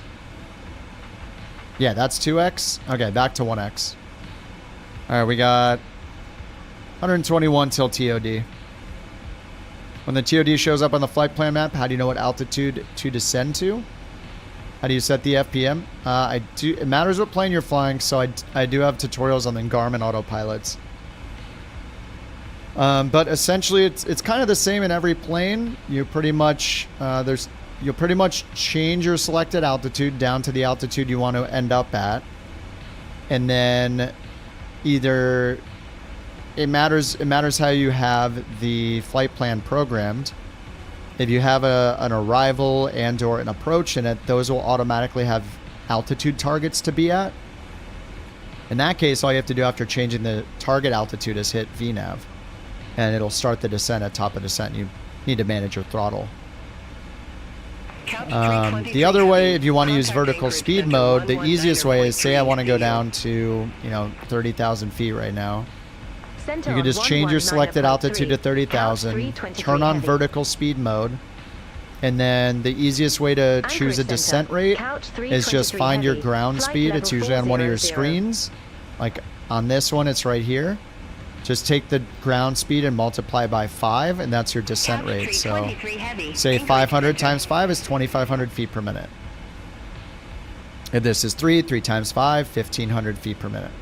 So, just multiply your ground speed by 5. That's a good ground ground rule, like rule of thumb for your rate of descent in that plane.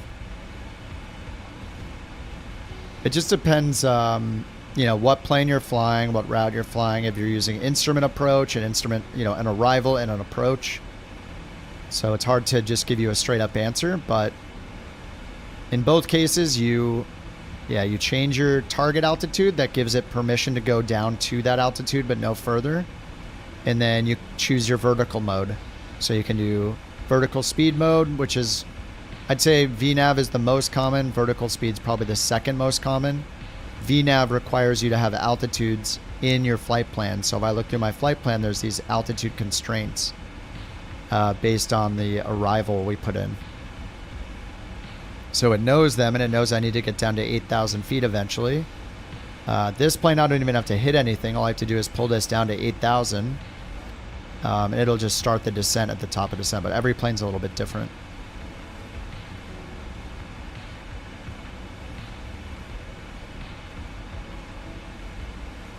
All right, let's check the weather in Anchorage, see how poo-poo it is.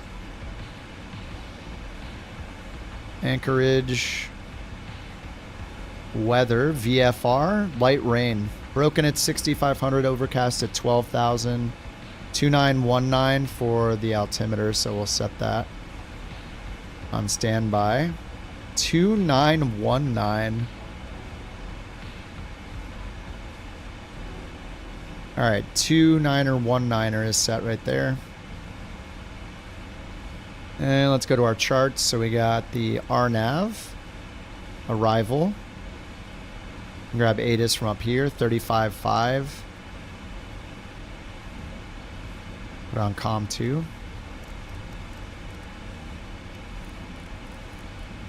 35.5. It's going to be all static. There we go.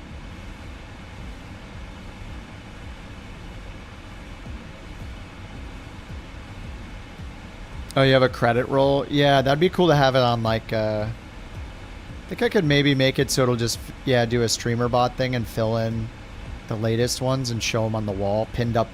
I could make them kind of permanent.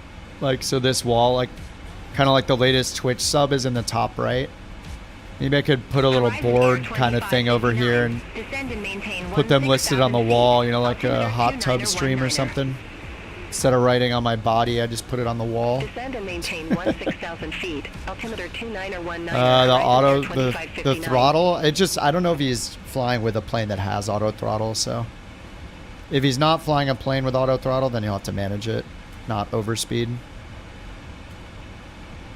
But yeah, maybe if you're flying an airliner, yeah, or like the Longitude or something, or the Vision Jet, Horizon Air 2559. you have the luxury of auto throttle. Approach 118.6. Have a good flight. You're in the Skyhawk? Yeah, you'll have to manage your throttle manually. There's no auto throttle in that. So yeah, in the Skyhawk, you'll just pull down. I mean, it does have VNAV in the Skyhawk with the G1. Assuming you're using the one with the G1000, the big screens. Then you can use VNAV in that. So yeah, I have those in the G1000 videos. You're not overcomplicating anything.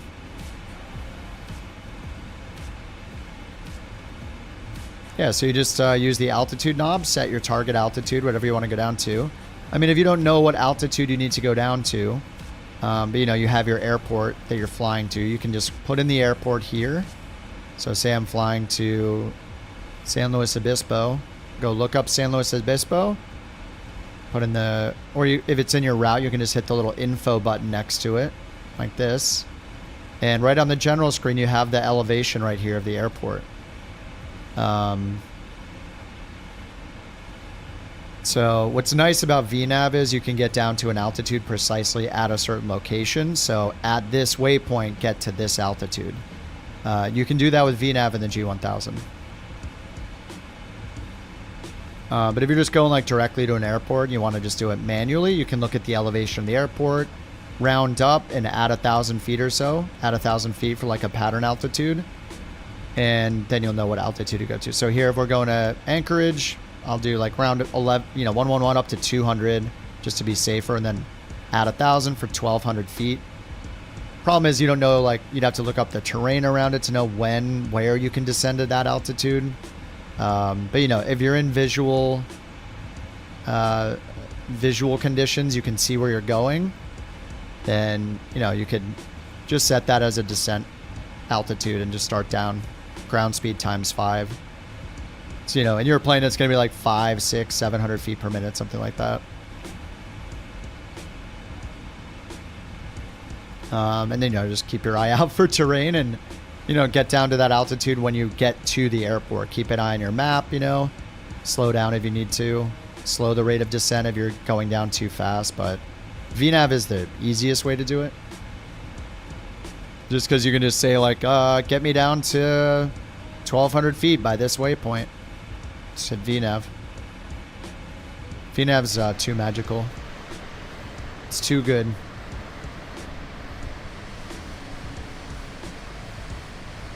Yeah, I learned from some guy named Kiponth Heground. Kaponth Heground.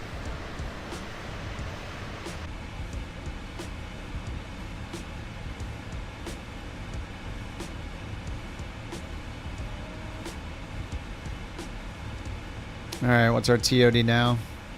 54 miles. 54.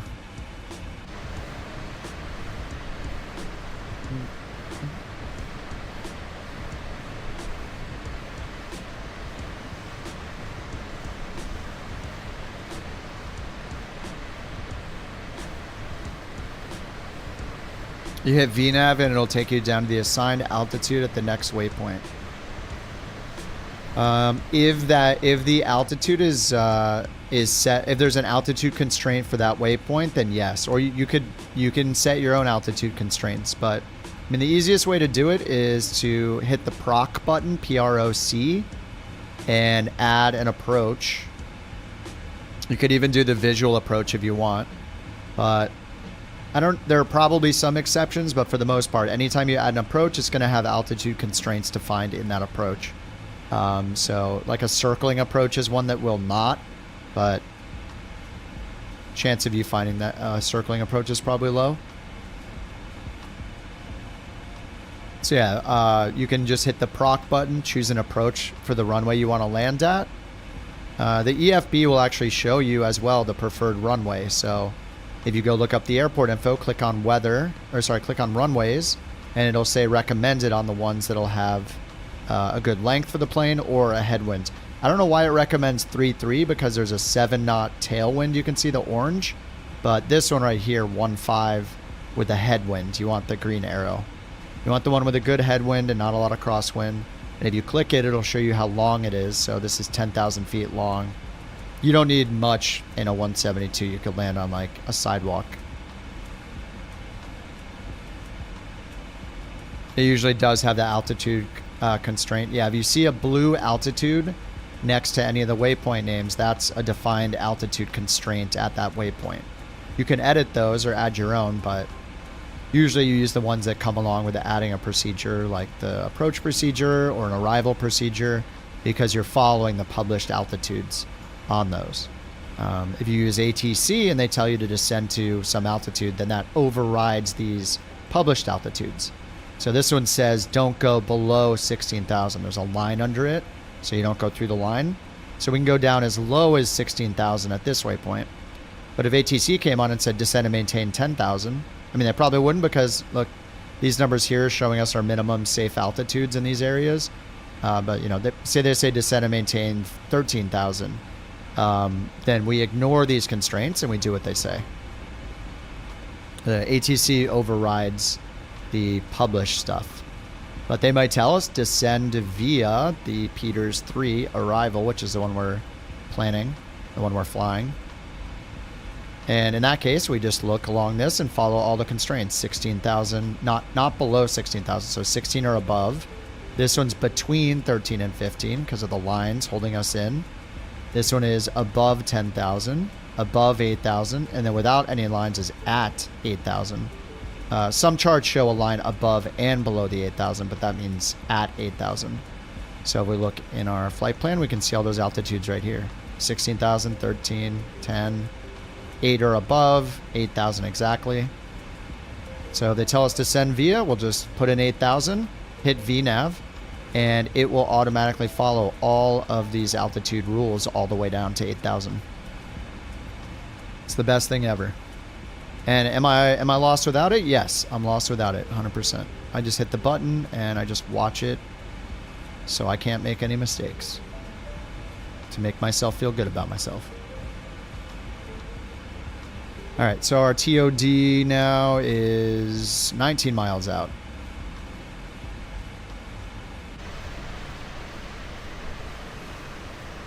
You were wondering what the blue altitudes? Yep, that's an altitude constraint, and a blue altitude means that it's a constraint. So it was put in for that waypoint, either by you manually. Actually, if you do it manually, I think it has a little pencil icon next to it, or it's supposed to. Or it was put in as part of an approach or an arrival or a departure procedure. If you see a white altitude, that's an estimate. So it's saying, when you're crossing this waypoint, we estimate you'll be at this altitude.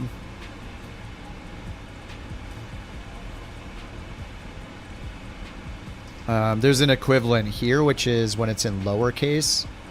So see how this one's all big? This is an altitude constraint. The small ones are estimates. So this estimates that, you know, it knows we're going to descend to get to this altitude. Along the way, we'll be at 36,000, 32,000. If we go down even further, see it's estimating we'll be at 7,500, 5,000. Descend via Peters 3, runway 15, couch 323 heavy. So they gave us the Peters 3 arrival. That's Couch 323 heavy. Verify instruction. I just did. Expect Peters 3, runway 15, couch 323 heavy. I don't know. See if they like that. If they don't, I'm just gonna hit the button. All right, we're good. Anchorage Center, it's us again. Couch 323 heavy. PS, we are ready for descent. 3 miles. All right, I already got it set, so it's gonna start. Heavy. Descend via Peters 3 arrival. Nice. Ted Stevens Anchorage landing runway 15, altimeter 29er. All right, we got 29er. Co-pilot's going to reply, and we're hitting our TOD right now. Arrival. Here it Ted comes. Stevens Anchorage landing runway 15. This is our, 919er, couch think of it as like a heavy. tractor beamer, step down, ramps. We're running into the ramp or a zip line. Oh, zip lines. We just grabbed onto the zip line. We're on our way down to the first altitude, and there might be a platform there, and then we got to run for a bit and then take another zip line down from there. Yep, just hit the TOD. And it calculates the TOD because of all the performance information it knows about the plane, and, you know, most importantly, based off the altitudes we need to be at which waypoint. So it knows when to descend. And since this plane has auto throttle, it's just doing all the work for us. It'll also do things like abide by the 250 knot under 10,000 feet rule. Or what is the terminal area rule? Is it 220 or 200? Within like 15 miles of an airport? Something like that. Aviation terminal area speed limit. Heavy. Anchorage Center. Is it 200 knots? 6, runway Or 220? 200 knots.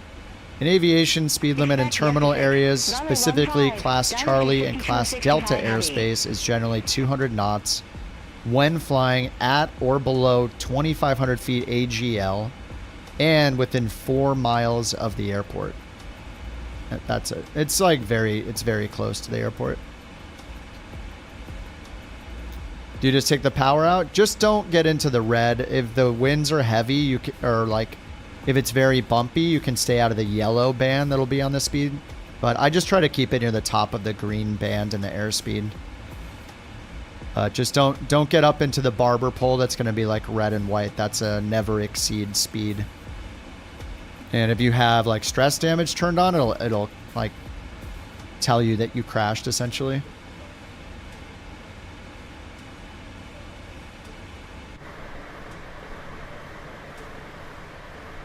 Twitch is quiet. They're all ignoring you. I don't know. They don't like me anymore. Maybe they're, I don't want to encourage this, but maybe they're not playing video games and watching the internet right now. Oh, he's talking about hitting Todd. What'd he ever do to me? He was named Todd. That's enough. That was enough to make me annoyed. Sorry, is there a Todd out there? Uh-oh. Might have lost another viewer. Yeah, I think maybe the people on Twitch are doing stuff in real life or something, which I do not encourage. It's kind of weird. What are you going to do, like spend time with family and friends? Sit on a couch and do something other than watch Flight Sim? Unbelievable.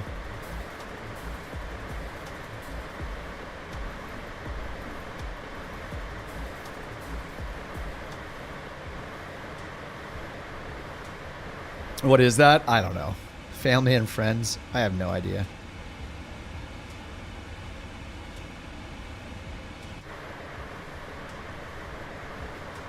These clouds are looking pretty nasty. You had to do something IRL? Oof. 0 out of 10. What's up, Anderson?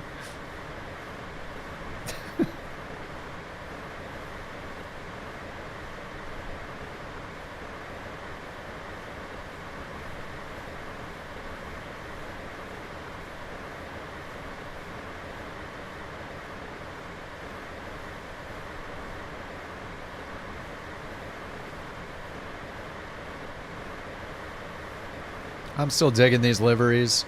I gotta get back in the get back in some Dan liveries. 17,000 feet. Altimeter 29er. Descend, maintain 17,000 feet. Altimeter 29er. Dynasty 5265 heavy. Alright, speaking of Dan, Dan put his amazing couch captain's work up on his flight sim, on his new flightsim.to profile right here.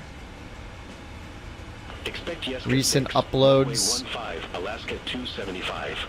There we go. Yeah, I didn't even use the A380 yet.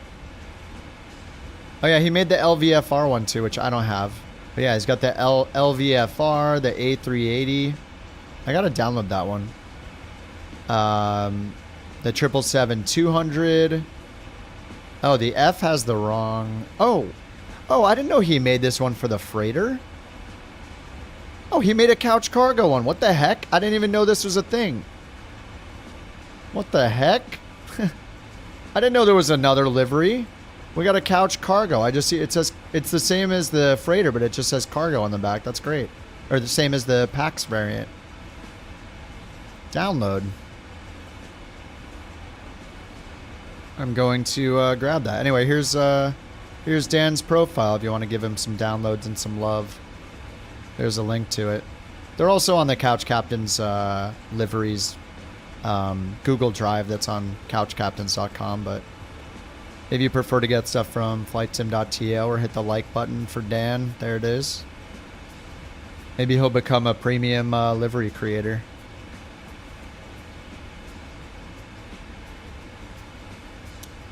And then he's got the, what else do we have? So those are the two 777s. And then there's the 321, the long boy. The 320. This one comes in like 7 colors or something. Yeah, 7 colors. All the emotes on the back. And he's got the, oh, pack 1. Oh yeah, I forgot about these. All right, this is like one of his first ones. So there's another one here with the alternate couch logo. And then the 319s that have, they have that little different, like swirly back to them. I don't see it on here though. I think it just goes up a little higher maybe.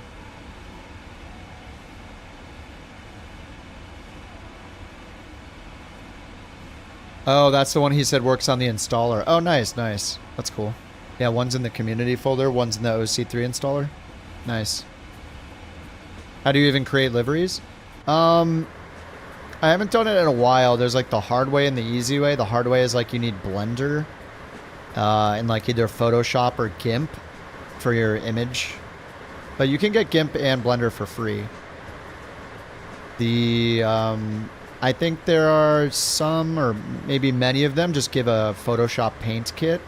So it's like, think of it like a template, one big graphics file with a template, and you have to like put things in the right areas on that template, and then export it, and then load it into the plane, and then try it, and then rinse and repeat until you get the livery done. But yeah, I mean, you could ask on the Discord if you want to ask like Av or Dan. They've been making them recently.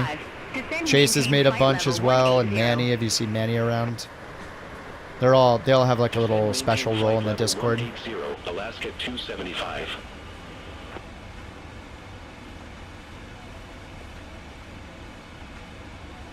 One of the few that seems to work correctly with the OC3. Yeah, Averest made this one with the OC3 installer too. Which livery do I like the most? Oh man, I mean, I chat with them about them. I actually didn't talk to Averest about this one at all, and he just went off, and this one is amazing. This one's like, so it's like cool retro looking, like I love it. But yeah, they're all so good. Usually the one I like the best is the newest one, honestly. I think if I had to pick one, I think I would still pick the A380 Orca livery. I forget who did Manny make that, or Chase? I forget who made that livery. I feel bad not remembering who made it. I think it might have been Manny or maybe Av. But it looks like a giant orca like whale. How do you install them? You put them in your community folder. Well, it matters the livery. If you're the 777 has its own installer program you have to use, but for some of them. Anyway, and in the Google Drive, like I split it up into subfolders. So one says these are for your community folder, so you just put them in your community folder. And then there's another folder that says like PMDG, OC3 installer, so you have to use that program to install them. And that's just if you own the PMDG planes. All right, 23,000. Heavy. Contact Anchorage Center 133.7. Have a good one. 33.7. All right, 90 miles till end of descent. 133.7. Couch 323 heavy. Oops, let's check our landing. Anchorage Center. Couch 323 heavy. We're expecting 1.5. Flight level Flaps 226. 25. Import the weather. That's max manual braking. Let's do auto brakes 2. Couch 323 heavy. Anchorage Center, roger. Auto brakes 1. Got a super long runway, 10,000, almost 11,000 feet. All right, so let's get auto brakes 1. Let's get the checklist up. Check recall and notes. Hit recall. It says recall. Recall went away. No recall messages. No notes. They would be down here. Auto brake is set to 1. Landing data VREF. Init ref. Flaps 25. There we go. So 137. So we'll add 5 to that or more depending on the winds. Approach briefing. So we have runway 15, so let's edit the approach procedure. There's an ILS. They'll probably vector us because it's VFR, but if not, we can look around and see these waypoints. There's a Juke P down. What is that? Looking along the yellow line, so Yone or whatever is over there. Yeah, that one does look good because we're ending up here on the magenta line. So the airport's over. Airport's over here. The arrival leads us off right here, going this direction. So here's Johan or whatever right here. That's the one I picked anyway, but yeah, we'll pick Johan.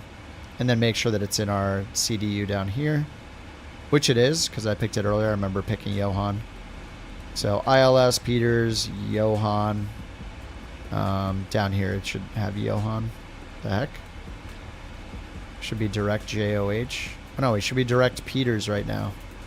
Execute. Oops, direct Peters. And then here we have vectors, and then Johan's right there to start the approach.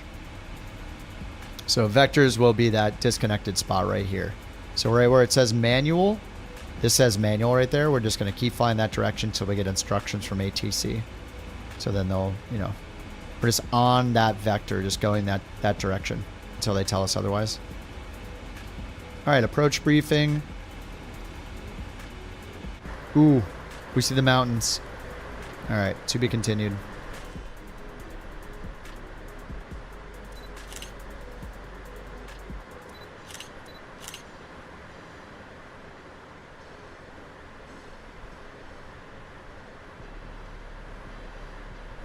Yeah, these clouds look crazy.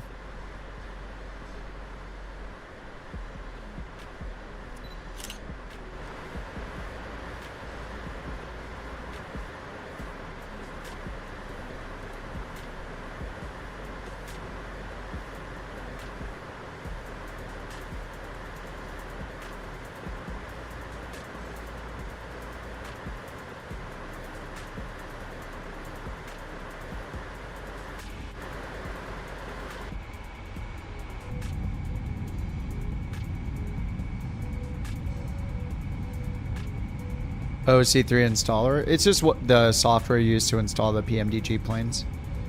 So when you buy a plane, they'll give you a download link for the installer. Or I think you can just download it from the website because you have to log in and stuff. So it knows. It's kind of like a marketplace kind of app. You know, it's like the Epic installer, the Microsoft Store installer, Xbox app. You know, it's just like that. It installs their planes. And it also lets you import liveries and install all the default liveries for their planes.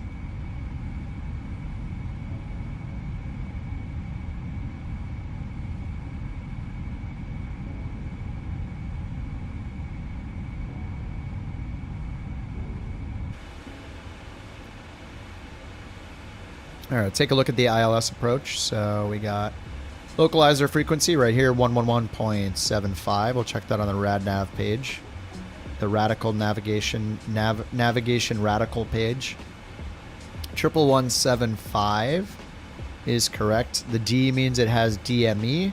So if we didn't have GPS, we could identify all these waypoints through DME distances, how far we are from the localizer.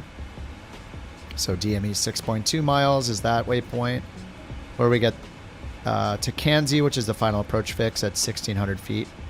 3.2 degree glide slope. So standard is 3.0. So this is a little steeper than normal for our final approach or descent right there to the runway. All right, and then our final approach course is 149, which is shown right here.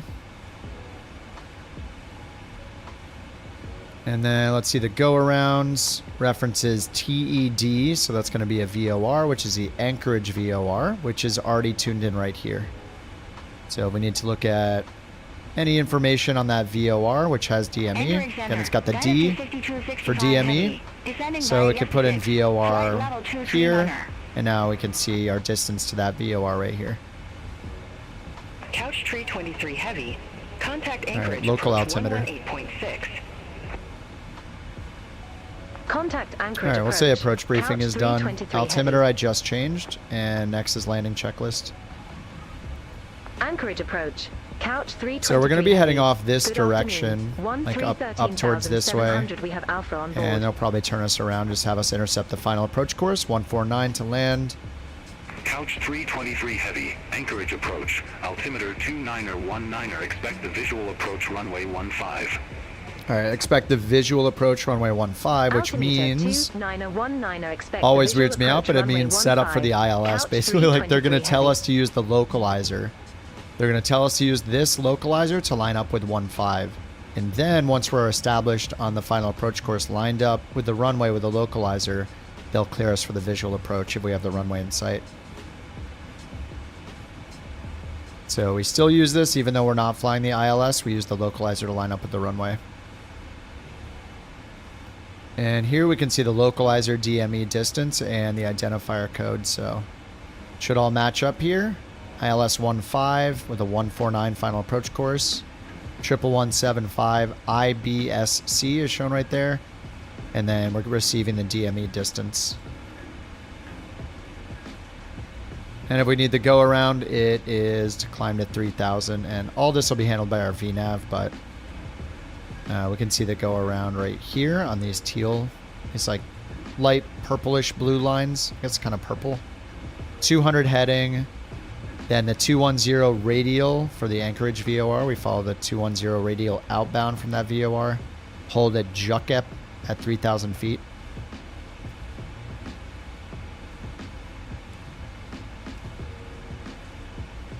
All right, so here comes the right-hand turn. And then we're just going to keep flying on this line until they tell us to turn around, intercept the localizer, line up with the runway. We'll get the runway in sight, and then they'll clear us for the visual approach, in theory. V1 music? Is this a V1 music? I mean, everybody uses Epidemic sound, so you're going to hear all the same music eventually. Is this V1's jam? I hear that dude's okay. Is this like his intro song or something? You got a CTD? Oh, this is his intro song? Oh, I didn't know that. Hey guys, V1 here. V1 here. I'm a daddy. I'm a father. To most of you in chat, because you don't know what you're doing, and I'm a real pilot. Yeah, I was hanging out at his stream earlier.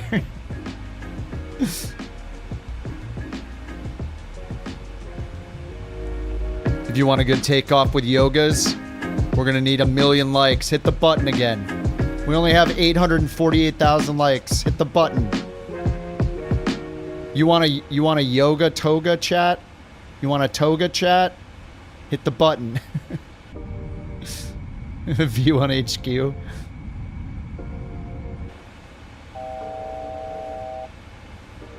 I just joined. The first words I hear is I'm a daddy. Pump those numbers. Alright, we're turning right here on the arrival.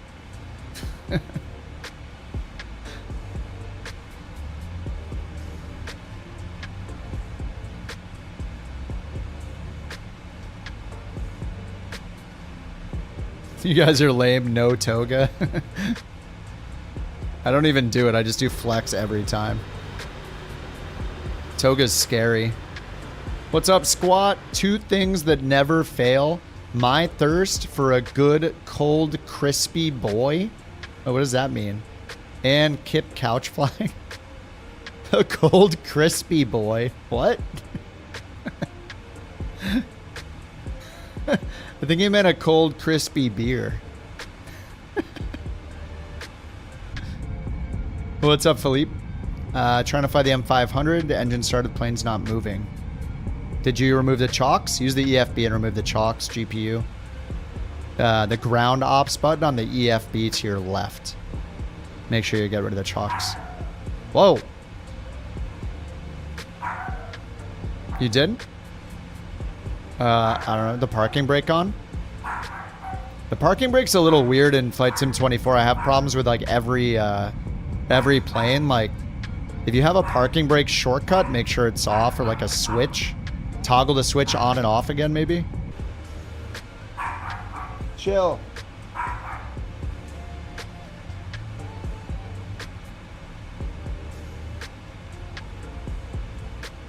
Couch 323 heavy, turn right, heading 330, vectors for the approach. Turn right, heading 330. Turn right, heading 330, couch 323 heavy. Alright, 330. The BorkCoin was won by Alaska 275, Lidieska heading 325, expect radar vectors for visual approach runway 15. Insufficient fuel. We're right on time. Let me get the landing lights on. 325, expect radar vectors for visual approach runway 15, Alaska 275. We got auto brake 1 set. Couch 323 heavy, descend maintain 6,000. 6,000. Descend maintain 6,000, couch 323 heavy. We're going 283 knots. 28 divided by 2 is 1,400 feet per minute. I'll just do that.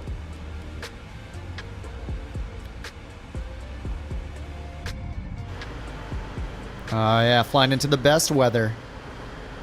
Couch doesn't care. We, you know, we're padded by unlimited couches. We can't be injured. Twitch is a little faster. Twitch is a lot faster because it's only in 1080p. Turn left, heading 205, intercept the 15 localizer, descend maintain 4,500. 4,500. All right, flaps 1. Turn left, heading 4,500. 205, intercept the 15 localizer. Descend Left heading 205. 500. Couch 323 heavy. Alright, this music's too exciting. I gotta turn that off.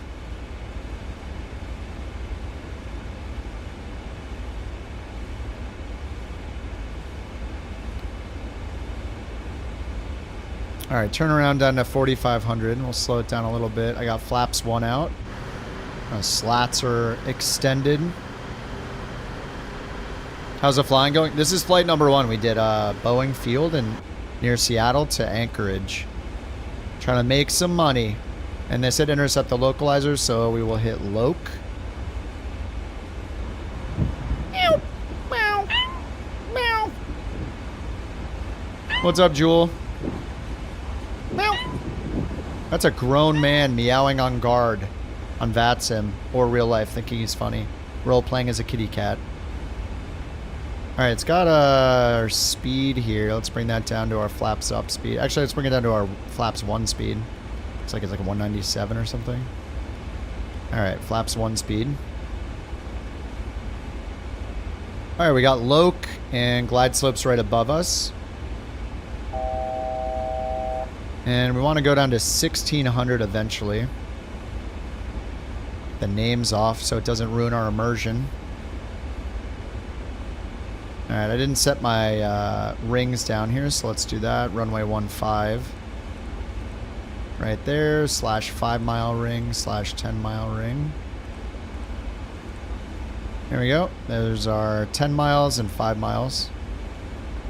PMDG? Yeah, it's been working since the second up, or the first update to Sim Update 3, but yes, all working. 14,300 with information Alpha. Alpha.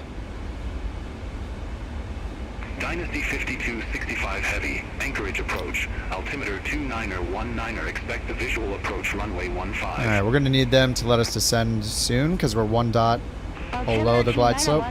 Expect the visual approach runway 15. Dynasty 5265 heavy. Let's see if they give it to us right now. Dynasty 5265 heavy. I'm hitting approach. He's talking to that Dynasty flight. I'm going to get the glide slope super far out. Descend, maintain 8,000. Dynasty 5265 heavy. Couch 323 heavy. There we go. Airport is at your 12 o'clock 15 miles. Report the field in sight. 15 miles? Oh, I do see it. Field in sight, Couch 323. I see the pappies on the right side of the runway right there. Couch 323 with my heavy. Go-Go Cleared Gadget visual vision. Approach runway 15. Alright, cleared visual. Not really. Approach 15. Couch So we'll 323 just heavy. do cleared for the ILS. How about that? For a little bit till we get through the rain. Alright, we got our landing lights on. We're cleared for the approach. Let's get our speed brake arms.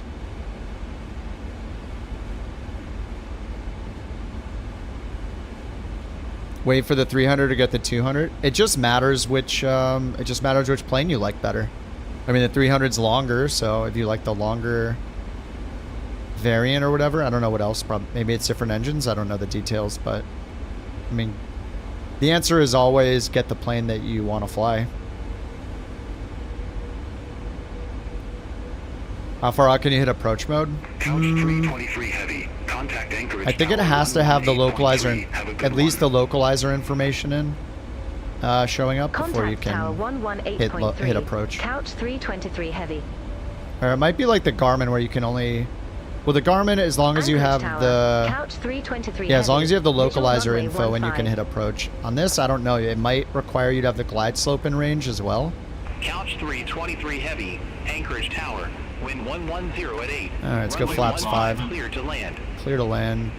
Taxi light on. Runway Flaps 5 and 15 flaps clear to 5 land. speed. Couch 323 heavy. Okay, we got 137 plus 5, 142. 9 knot winds from the front, so yeah, 142 will be fine.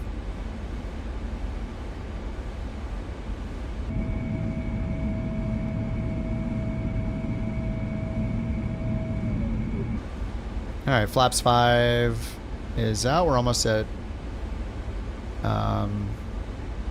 Is there anything Almost at more 5 miles American out. than We'll buying do Alaska gear, from flaps Russia, 15. sticking it to communism, and landing in Anchorage? While on the couch, I tell you what. Stick it to Russia. Stick it to communism. Buy Alaska from Russia. Stick it to communism. Land in Anchorage while on the couch. Hell yeah. All right, let's go down to flaps 15 speed. All right, we got 5 miles to go. Gears down, flaps 15. We're going to do flaps 25, so 2 more clicks to 25. And then we'll bring it down to our final speed. 137 plus 5 is 142. 142 selected. Got our lights on. All that good stuff. We're on the glide slope, so we'll set our go around altitude right here, 3,000. Set this to 3,000. There we go.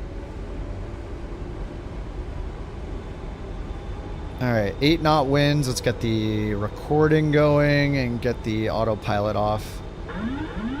I sync the heading bug straight ahead. There we go.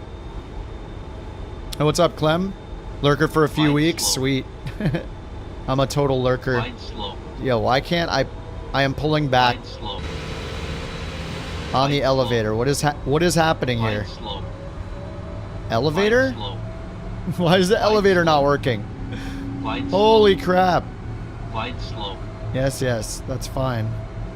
I don't know why the controls weren't working. That was weird. And I'm moving them. Alright, this is going to be a long landing.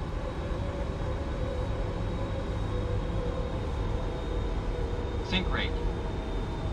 Sync rate. 50, 40, 30, 20,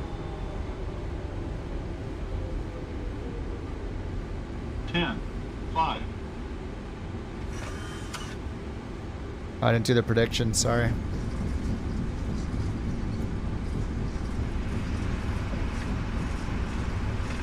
Jeez, I don't know what's going on with the controls. What's happening?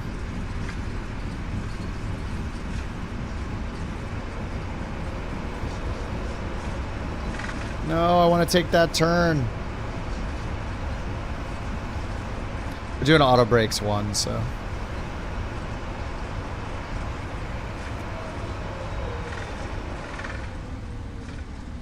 Couch 323 heavy.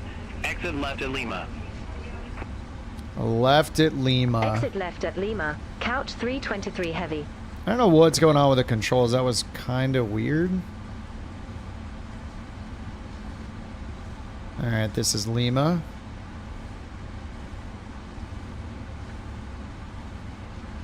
It almost felt like autopilot was still on, even though I turned it off. It was really strange. Then I looked at the back of the plane and my elevators were full up. But like the plane wasn't moving. It was so strange. Couch 323 heavy. Contact ground 121.9er. Have a good afternoon.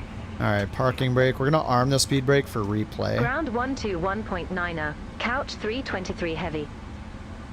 And I think I can go here and hit force flight end.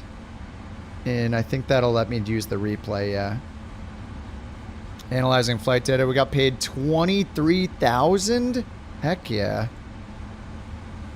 Alright, inconsistent timing. It knows that I did time acceleration. 283 feet per minute, but the one in game said like 3 something.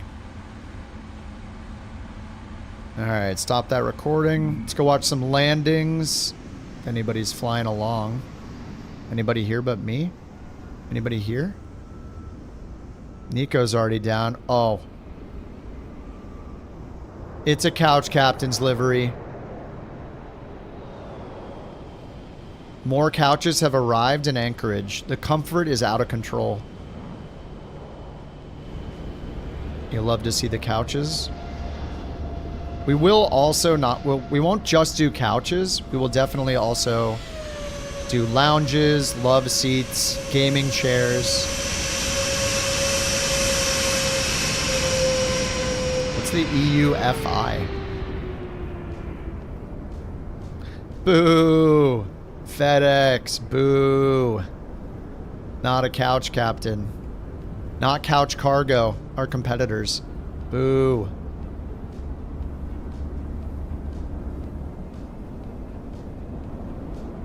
What the heck is that livery? What happened to it? It's been tarred and feathered. Well, just the first step so far. What? What's wrong with it? Is this the Couch Captain's doing because it's not a Couch Captain livery? Another competitor? Windsock's looking very favorable right now for Deadly. How far out is he? Brother, what's that? What's that, brother? Yeah. Thanks for the bits, Mock. Brother, what's that? Wait a minute. I just say he's in a He's in the A350-900, but it's replacing him with a CJ3? I have air traffic on Ultra.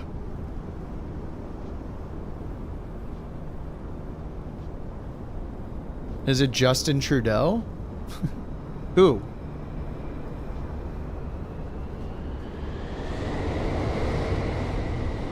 Why is it a CJ3 and an A350? Microsoft, you gotta figure this out. It doesn't make any sense.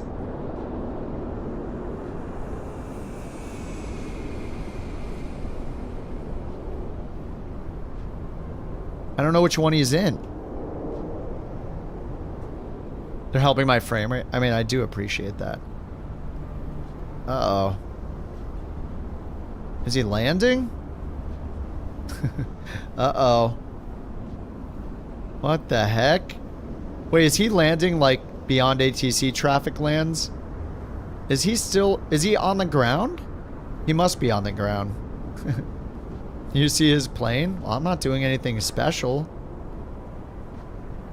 I don't think. He has the scenery.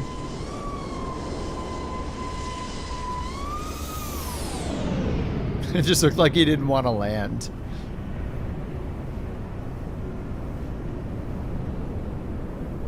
Oh, you got like a 777 coming in?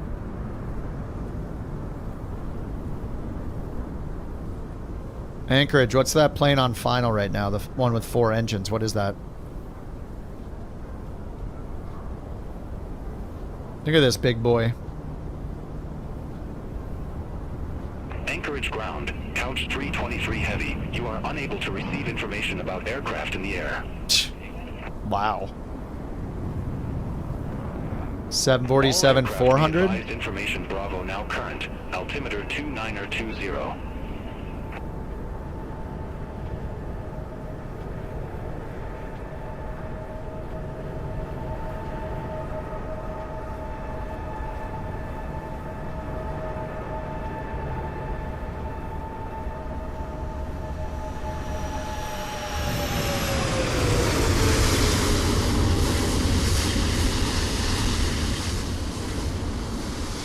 Jeez.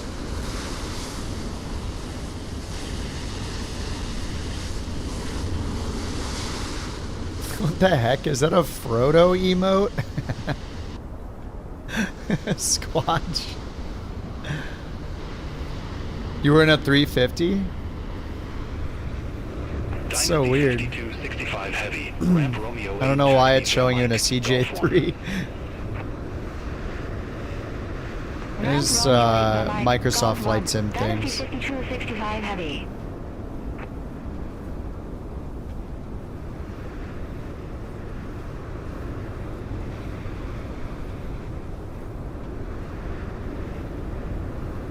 Yeah, the 300 you want to fly with Delta, you're thinking of getting the 200? I mean, if you can afford it, buy the plane. If you want it, get it, you know? It's as simple as that. If you think you're going to fly it, then grab it. I mean, I like the 200 a lot. I have the 300 from 2020, but I haven't Wait, did they release the 300? They didn't release it yet, right? For 2024. No, they haven't yet. Just for 2020 still. Another flight? Yes.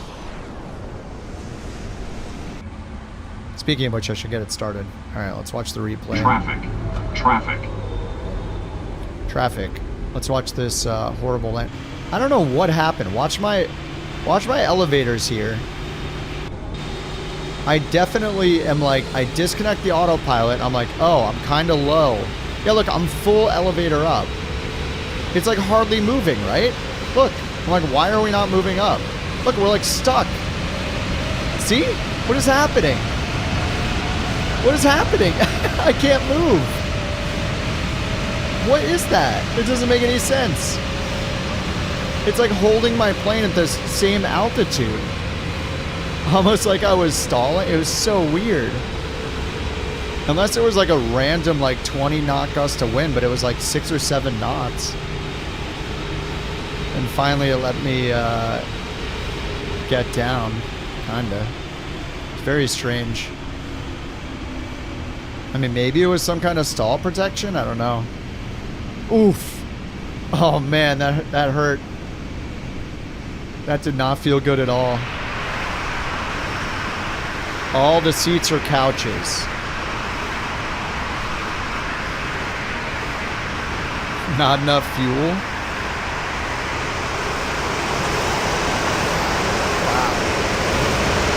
Wow. My God, what is that super loud sound? Holy crap. All right, we'll get a little wing view action. Here we go. Showcase over here somewhere. There we go. My ears. Oh no. The ears. Oh, you don't want to hear those beautiful engine sounds? What kind of simmer are you?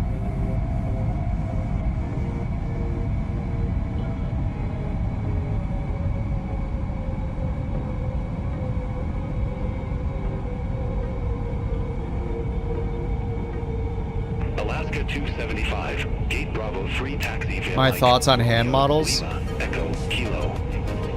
Yeah, I was told I couldn't be a hand model, so I don't like them. Bravo 3 via Mike, Romeo, Lima, Echo, Kilo, Alaska 2. I interviewed for a hand model gig and they said, can you take off your shoes? It's very rude.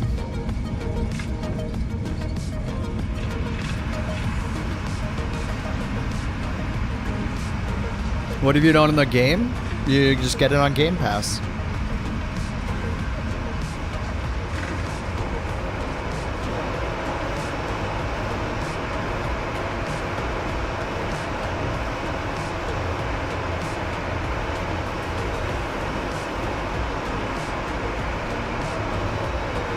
When's the next flight? Oh, what's the next flight? I don't know yet.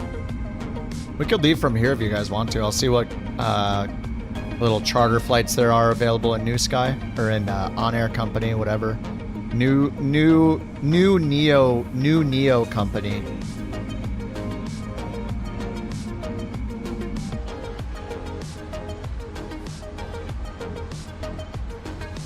All right, parking brake off. Let's get the flaps all the way up. Spoilers disarmed.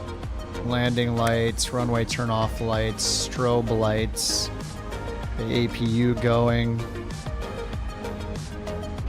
Follow this Alaska.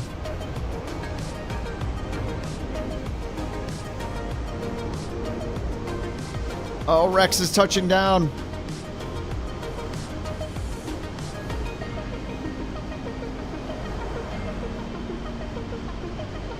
That looks way smoother than my touchdown.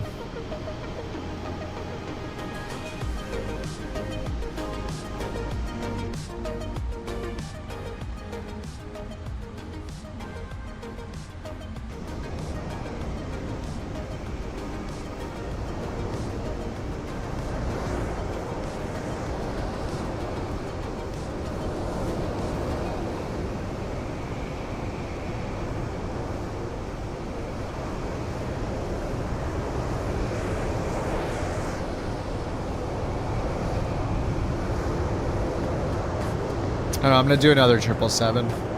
I usually stick with the same plane.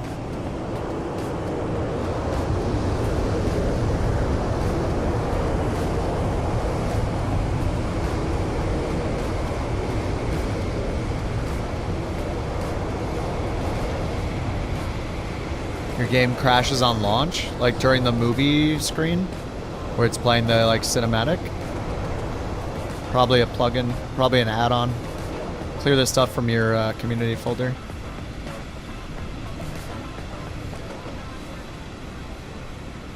I don't get it. Are these parking spots? They're all like taxiways. Where am I going?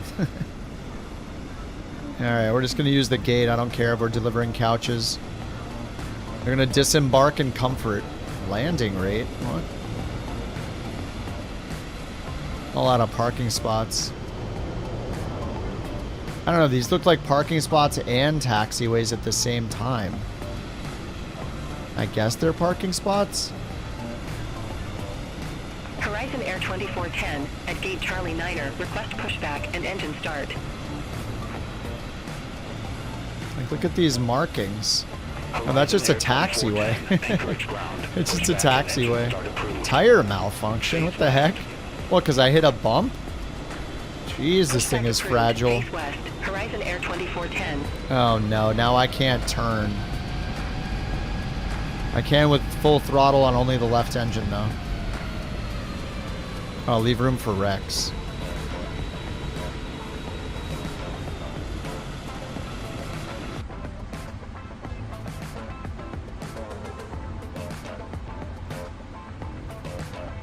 What kind of couches? These are actually used. They're all used couches. You can imagine the condition.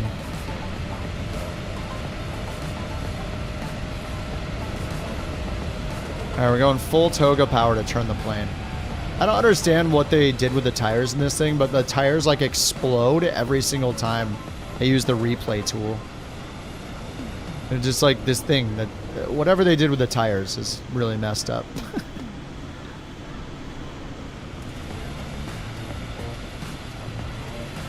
Toga.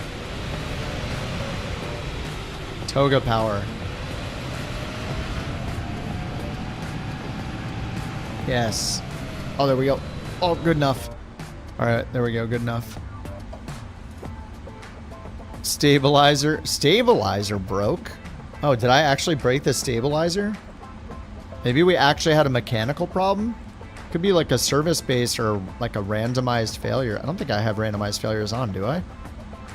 I mean, I have the service-based failures turned on. No active failures. Yeah, okay, I believe you. See, I have service-based enabled. Random is not on, though. That thing doesn't even work anyway. Yeah, I totally believe you. It literally shows... Wait, what? Now we're fine? What's happening? Look, all I wanted was a 200-ton Boeing 777 freighter parked by the pond just for ambience, mind you. But my wife says it's absurd. The council mutters about planning permission, and the neighbors worry we'll start charging landing fees. Honestly, if people can have garden gnomes and koi ponds, why can't? I have a pair of Trent 800s gleaming in the sunrise. What? You wanted to buy the 777 and you've been denied? What happened? It's absurd.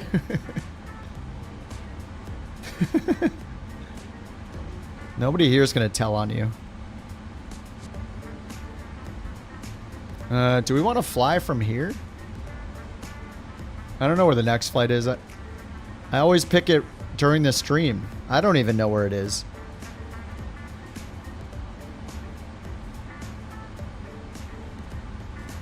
Charter job. I mean, do we want to fly from here or fly somewhere else? And flying from here is pretty sweet. We just need a shorter route. 349 heavy, ramp Victor 2 taxi via Gulf, Romeo. Hold short runway 7 left. What's all this crap? Ramp Victor 2 via Gulf, Romeo. Hold short runway 7 left. Giant 8349 heavy. Giant 8349 heavy, cross runway 7 left at Romeo. I don't know what this one is either. Taxi via Gulf, Romeo. Cross runway 7 left at Romeo. Continue taxi via Real timer course speed up. Romeo Giant I always speed up if 234 the cruise is like more than an hour. I speed up because it's just boring. What's going on with this airport?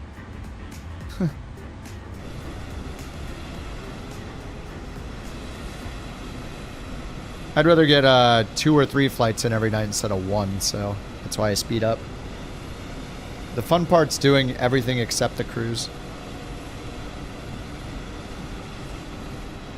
Alright. Home, charter jobs, freelance job, there we go. Charter logistics center. What is she freaking out about? Holy crap. Alright, PANC and the 777F. Dude, look at all of these. Oh yeah, we get level 3 bonus for... That's why I got paid like double, is because somebody owns this airport. UHMB Pevik. Somebody owns this airport, so we got bonuses. Alright, 2,000. Alright. If we want a lot, we need to fly. We can go to Kelowna. 19,000 to go to Kelowna? It's 1,200 miles The away. BorkCoin was won by Rexus. What? What did he say? Over to Tower 118.3, Horizon Air 2410. Very nice. Thank you, Stupid Bird 26, for being great couch captain for 5 months. It's like you fly big plane with Kip and deliver many couch to glorious nation of Kazakhstan, or maybe just to Russia. Yes, keep up good flyings and enjoyings in chat, Jack Shamash. Yeah.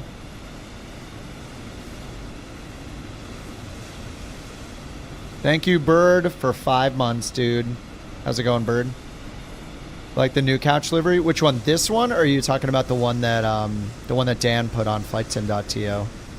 For some reason, it didn't download it. I don't know what happened. I'm gonna try to download it again. I think it's probably my VPN messing with it.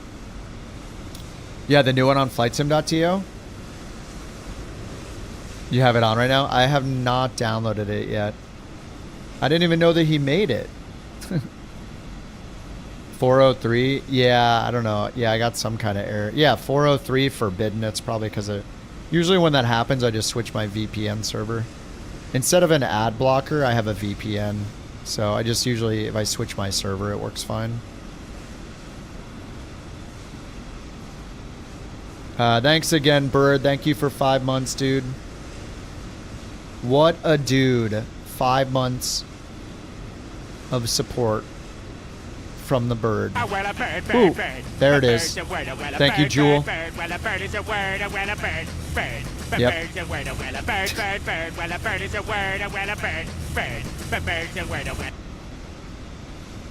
Thank you, Jewel. What a nice little celebration of our bird. Alright, yeah, I don't know, I keep getting a 403 error, so I can't download the other livery. But I'll ask Dan if he can send it to me so I can put it in the Google Drive. Alright, so if I kind of want to make some bank. This is another 1,200 mile one, but dude, look at the pay here. This one's 1,500 miles if we want to go. Oh wait, no, I need to filter for one leg. One leg filtered by pay. Yeah, right. 3,600 miles? I don't think so, dude. No. No way. 1,700 miles, 16. This one goes all the way down to Pocatello? Pocatello? What is that? It's a regional size 4 airport. Oh. This one goes to Churchill? It's in Idaho. It wants me to do an all night long haul. Some people love that. I don't know how people do. Well, I know how people do it. They go AFK and they literally sleep. And then they come back and they're like, I'm the greatest long haul pilot that's ever existed. No one else can do what I do. Sleep, napping on the couch for 7.5 hours, eating spicy nacho Doritos, which I wish I had a bag of right now. That'd be delicious. Get out of Alaska.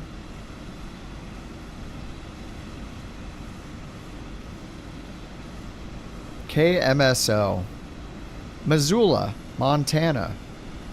11,000 to Missoula? Or if we want to go a little bit short. Wait, what? That is not 1,000 miles. Oh, if we go west, it is. Okay, yeah. That's why that's so confusing. Because it's drawing it to the east. I was like, how is that 1,000 miles? We're not going to do those. Nope. Ooh, what's this? 4,600 to go to Pack D. Cold Bay. Ooh. Russia? Nope. Boycotting Russia. Them. Okay. Pack D, maybe? This could be awesome.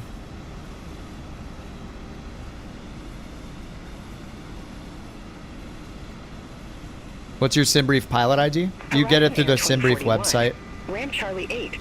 Or in the EFB, you can go to SimBrief Home and click on View right here to find your pilot ID. Pushback approved. Face west. Let's go. Face west. Horizon I think this one could be fun. I don't know what to expect at this airport. PACD. Let's take a look at the. Let's take a look at it here. The Pack D. I think we flew here on the world tour, didn't we? Charts, approaches. Yeah, there's an ILS for 1.5. IFR. Winds from the west. Runway 15 with a tailwind is recommended, or runway 26. 26 is 6,200 feet long. That's like a max manual braking situation. Okay, maybe a auto brakes 4 situation. And that runway has a GPS approach, an LP approach that'll get us down to 500 feet AGL. So 5 to 700 feet AGL. And the ceilings are at 900. This could be fun. Yeah, I think we should do it. All right, I'm going to accept the Pack D job. Ooh. Oh, there's 2 jobs. There are 3 jobs that go there. Dude, I'm going to accept all 3 of them.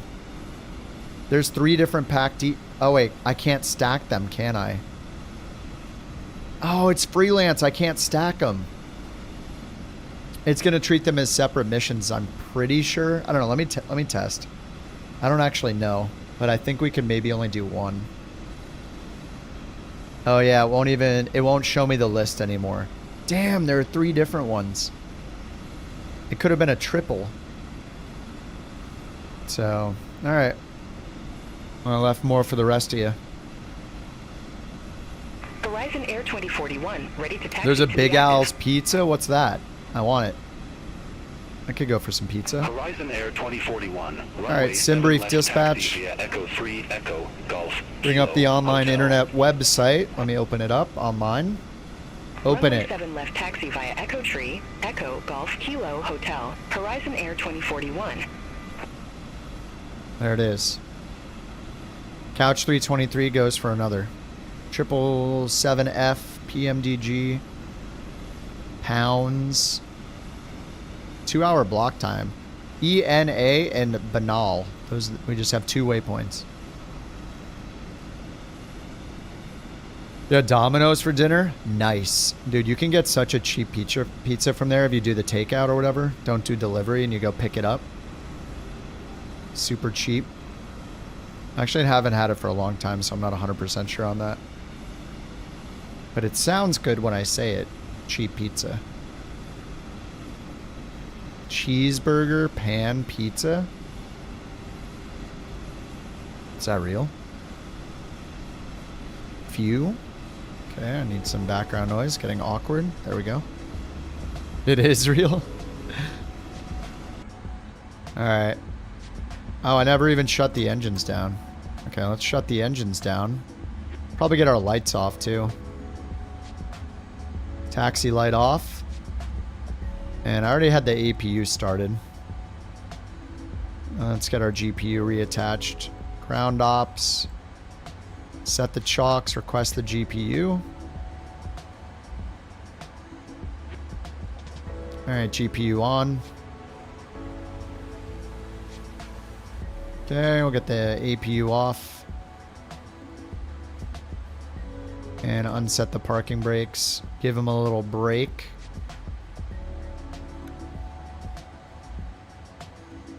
Landing altitude. Well, it said that we don't have any failures, so I'm a little confused. Alright, let's go over here and import the next flight. EFB, home, sidebar, request new data. Alright, let me grab the flight plan. Here it is on the YouTubes. Here it is on the Twitch.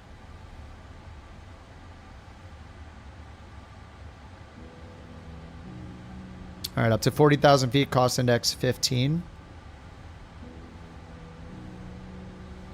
Let's go home, weight and balance, load it in. Alright. Takeoff weight's 452. Horizon Air 2041. Contact Anchorage Tower 118.3. Alright, let's close that down. Re-import. And let's get the FMS going. Ident. Looks good. Yep, we're in a 777. Position. Request the route to Pack D. Sim brief request. We already did the payload and the fuel. Requesting. Now let's go over here. Checklist. Reset all checklists. Normal menu. Pre-flight. Alright, oxygen tested. Yeah, of course. Take a hit of the oxygen. Alright, load the route. Flight instrument, heading, and altimeter. They want us to get the ATIS, I guess. Let's get the ATIS. Departing runway 07 left, 15. Advise on initial contact you have information Zulu. Anchorage Airport Information X-ray. 0400. Ted Stevens, Anchorage Airport Information Zulu. 0426 Zulu. Wind 130 at 13, gust 26. Visibility 10. Gust 26. Clouds at 6,000. Ceiling 8,000 broken. 90500 overcast. Temperature 12. Dew point 03. Altimeter 2920. VFR conditions. Landing runway 07 right, 15. Departing runway 07 left, 15. Advise on initial contact. Alright, 7 and 15. And I'll put in 15. Simbrief said 25 left. Airport information Zulu. 0426 Zulu. Wind 130 at 13, gust 26. Let's go back to clearance. Get our clearance. Couch 323 heavy. Request IFR clearance to Cold Bay. Alright, heading altimeter, parking brake. Couch 323 heavy. Anchorage clearance. Cleared to Cold Bay. Radar vectors Kenai, then as filed. Maintain 4,000. 4,000. Level 400, 10 minutes after departure. Departure frequency 119.1. Squawk 2454. Cleared to Cold Bay. Alright, 2454. It says runway 7 left. Maintain 4,000. Expect flight level 400, 10 minutes after departure.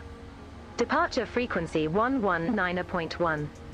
Squawk 2454. Couch 323 heavy.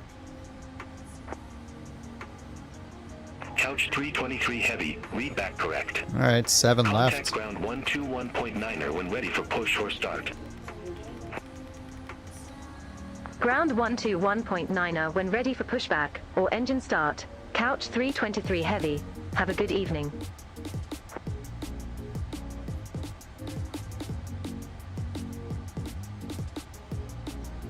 No significant weather?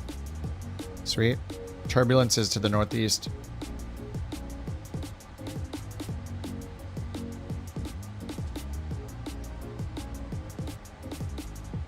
Alright, ground chart.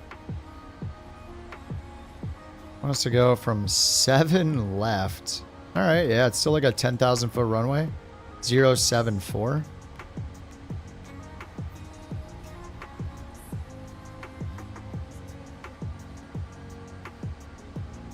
And what, we landed on 1.5, so I'm like over here somewhere. So they'll taxi us via Romeo, cross runway 3315, and then Kilo Hotel. All right, that checklist is done. The signs are on MCP, so we got our route imported. Let's go ahead and put 7 left instead of 2.5 left. 7L for the runway. Execute. Okay, let's go departure, arrival. We're just direct. We have no departure, no arrival. So just runway 33. 32 heavy. Ramp Victor 17. Arrival 33. I guess the LBC. Oh yeah, this is an RNAV 33. I'll just pick a random one for now. 17 via Golf. Hold short runway 7 Okay, left. route. Giant 8632 Oh, sorry, heavy. legs. Route data load. Get the wind data loaded in. All right, execute. VNav page 3 descent forecast load. It's been 84 years. 32 heavy.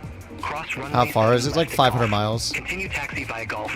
Kilo. Invalid Golf 1, forecast. Oh, did I not hit the Romeo, Sierra. on the route page? Did I not hit the load button? Cross runway 7 left at Golf. Oh, let me try this again. Continue taxi via Golf. Kilo. Request Golf route. 1 Mike Romeo. I thought I hit the Giant 8632 load heavy. route button. Maybe not.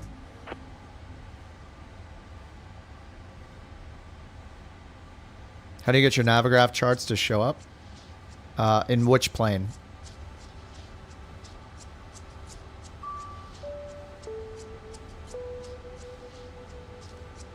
All right, load route. Uplink loading.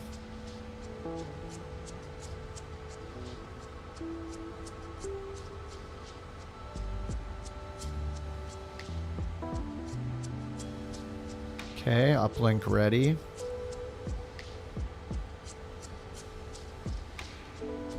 Okay, activate.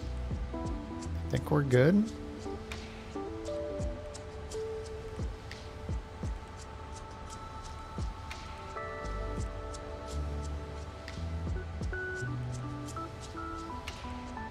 And maybe it doesn't have a forecasted descent winds. The stock EFB? If you paid for Navigraph, you need to download the Navigraph, the app. So you need to download one called Navigraph Hub. That's the one that will replace the default SIM data. That's what's used in the EFB. Some planes have their own individual button you have to use for doing it. So like this plane, for example, I have to go to the EFB database and install my Navigraph nav data from there. What the heck?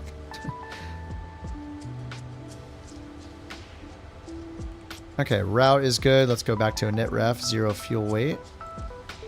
Accept, and then double check this. 400 cost index 15. Sure. Okay, we'll do takeoff performance.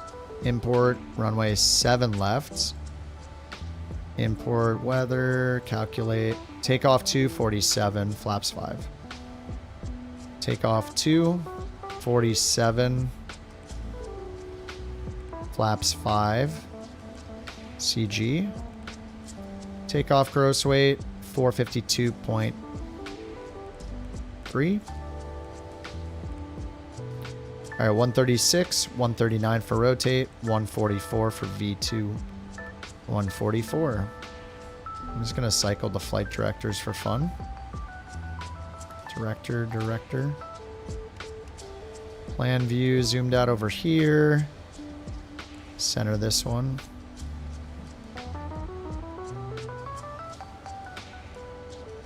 All right, everything is on up here. We didn't need the beacon on, I guess. Whoops. We'll get the APU started. And request push and start.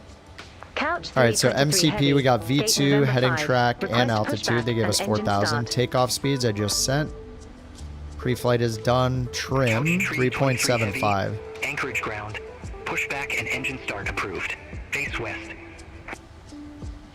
our trim was like Pushback and engine all the start way up. approved. Face west. Couch 323 heavy.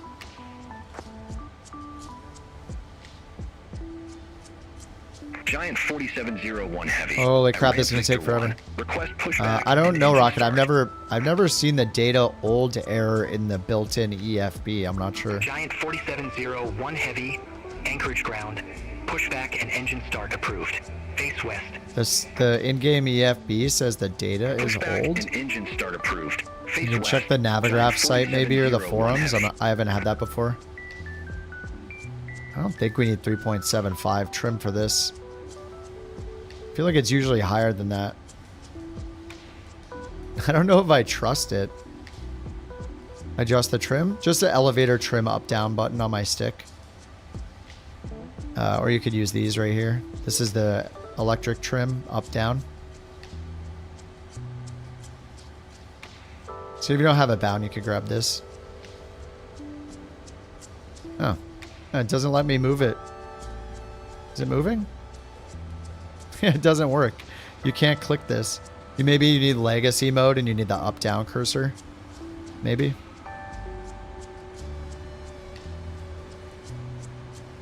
I'm gonna put it like 4.75. I do not trust it at 3.75. The last flight was like that.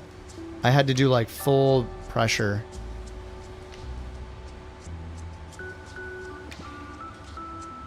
Symlink? You only need Symlink if you're using the apps like the Windows app or the iPad app or something like that. Maybe the plugins if you're using like charts on a G1000, something like that. Maybe. It's been a while since I've needed to load Symlink because I'm pretty much just using the built-in charts. Okay, whoops, this was supposed to be at 7. I just undid that. Alright, APU's all started up. We got our pushback west. Alright, taxi. We'll do that in a second. Beacon on. APU is on, and we'll get rid of the GPU and the chocks. Ground ops, page 1. Set the parking brake. Runway 15 taxi via Quebec. Release GPU, release chocks. Runway 15 taxi via Quebec. Giant 4701 heavy.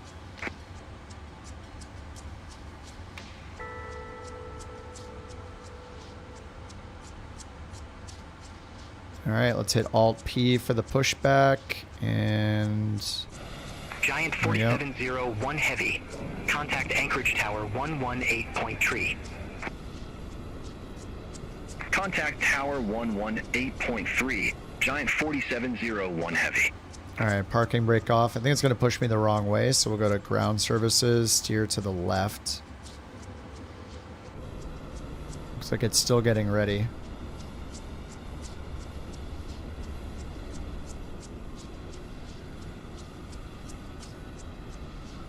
It doesn't know what to do. It's messing up. Is it because the tires are dead? This might just be a bug. Like when I go to the failures, there's nothing, right? No failures. Maybe I need to go to maintenance and fix stuff. Menu, setup. No, it's under actions, right? Ground maintenance. Sure. Refill all this. Service. Cool. Service all. Maybe this will fix it. Close gear doors. Uh-oh. Probably shouldn't have hit that. Oh no, it's stuck, isn't it? Replace all brakes.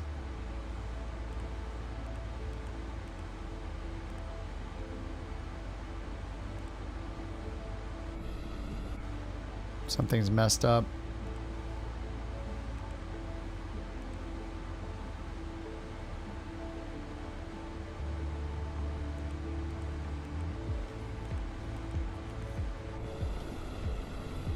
Turn direction.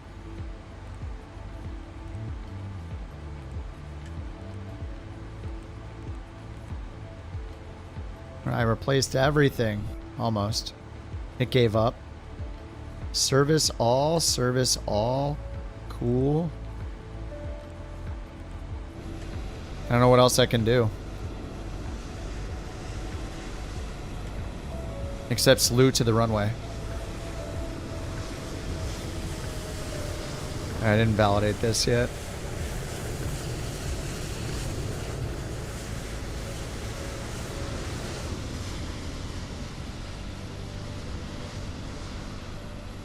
Reverse thrust, yeah, that's another option. True. Oh, no, it's pushing me. It's pushing me. Oh, that was so lucky. The timing. All right, sweet. Before taxi. All right, we'll do that in a second. All right, let's get the engine started. Number 1, number 2 at the same time. Whatever. Bam, bam. Oh, it's pushing me to the left. What a good boy.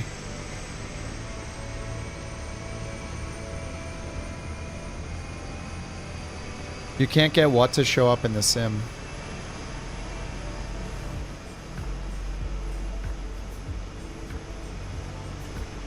Did you run the hub app and install things like the data, the plugins if you want them, the EFB app?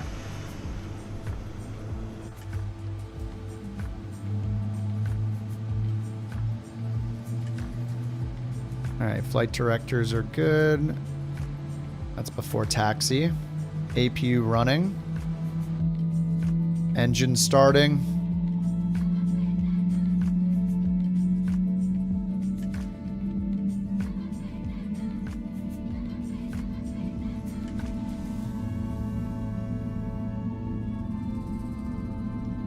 Hey, Andre.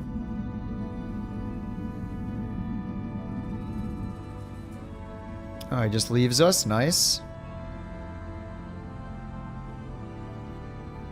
Alright, still, we're rolling. We're fine. Alright, brakes. There we go. Parking brakes set. Flaps 5. RTO, recall, APU running. Let's get it off.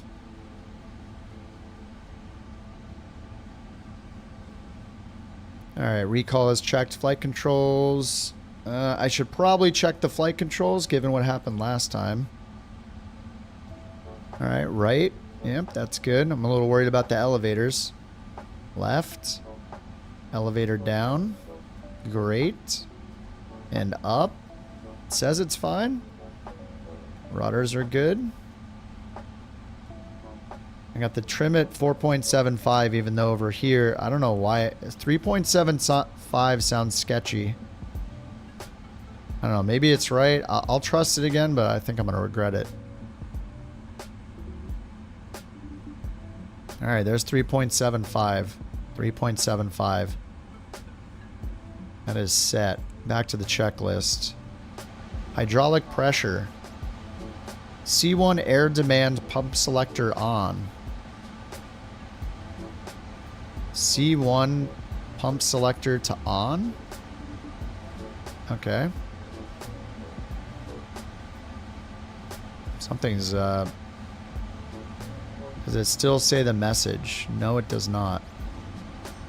Turn the pump selector back to off. Okay. Well, why would it be on off? I have it on auto. Alright, we're good. Flight controls check, ground equipment clear. Flaps are set to 5, landing gear up. That's after takeoff. Alright, 139 for rotation speed. Anchorage, couch 323 heavy, ready to taxi. Whoa, why are we moving backwards? The heck? Couch tree 23 heavy, runway 7 left taxi via Echo, Mike, Romeo, Kilo, Hotel. EMRKH. Alright, we'll taxi to runway 7 left via Echo, Mike, Romeo, Kilo, Hotel, couch 323 heavy. Alright, taxi lights on. Good. APU off. Parking brake off. Why am I going backwards still? What is it? What? Oh my god, phantom pushback. I hit Alt P and it stopped. Weird. Garmin smart charts. Do we get them for the sim? Garmin, make us a flight sim application. I've never used or seen Garmin charts really. I mean, except on, you know, on YouTube and stuff. Alright, looks like we're going for Mike. 7 left via Echo Mike Romeo Kilo Hotel. Looks like it's a left to get over to Mike.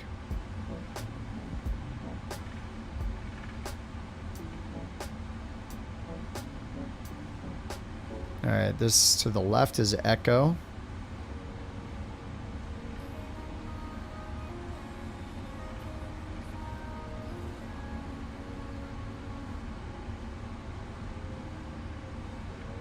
What the hell?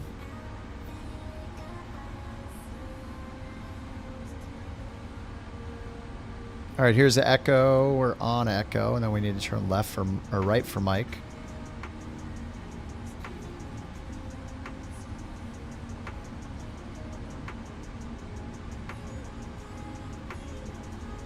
I got 7 left, Speeve.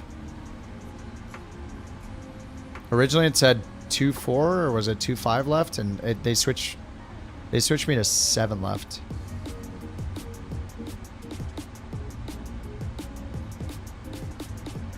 Alright, this is Mike. Then we'll turn left on Romeo.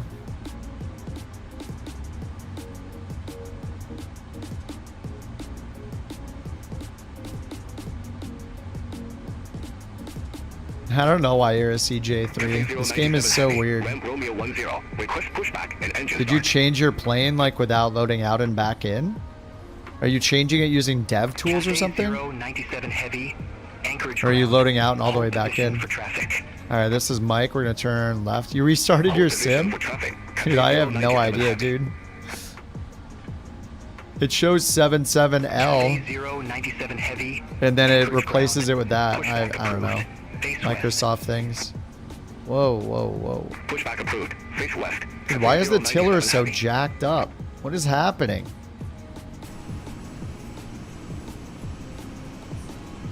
I'm like losing my nose wheel steering.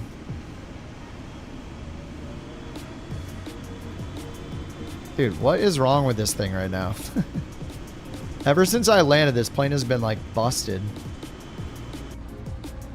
What is happening? Why am I stopping?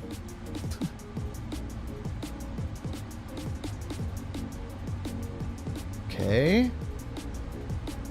I can't turn left. Alright. It's behaving very strangely. It's like the tiller's all jacked up.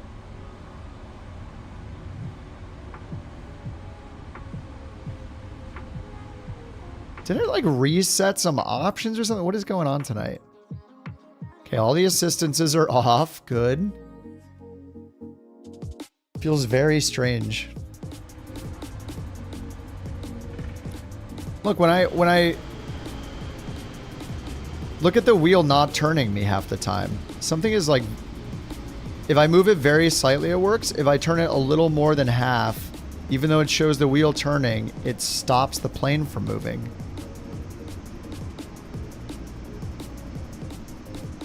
I don't understand. This thing's messed up. Yeah, I'm not going to restart my sim after prepping the whole thing, you know? I don't want to redo all that. Only a crash will make me do that. It better not crash right now. Golf 1, Echo, Romeo Kilo. Charlie. Hold short runway 7 left. I think the plane is just messed up. I think it said that my brakes were messed up, and then I couldn't. Then I also couldn't repair them. It said they were dead, and there were no repair options. So I don't know. I think the plane is messed up. Cathay 097 Heavy. Request taxi to the active. Cathay 097 Heavy. Runway 7 left taxi via Golf 1, Kilo Hotel. I guess we can cross the runway. They didn't tell me to hold short, so we're just crossing. You were having an issue with planes turning left? Like your planes? I was having a problem even just like pitching up on final when I disconnected the autopilot. Some super weird stuff happening. But I mean, there's been no patch to the sim, right? There's no update this week yet. All right, hotel is full length. One more.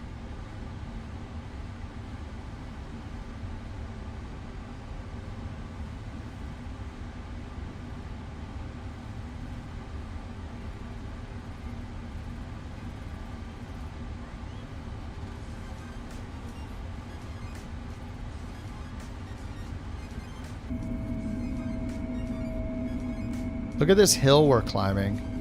This is crazy. Use half our fuel just to climb this hill. Couch tree 23 heavy. Contact anchorage tower 118.3. 118.3. Over to tower 118.3. All right, this is hotel Couch right here. 323 heavy.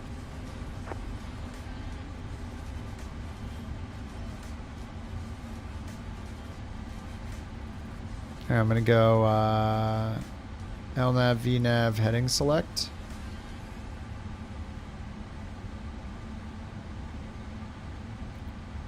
I don't know what is wrong with the tiller.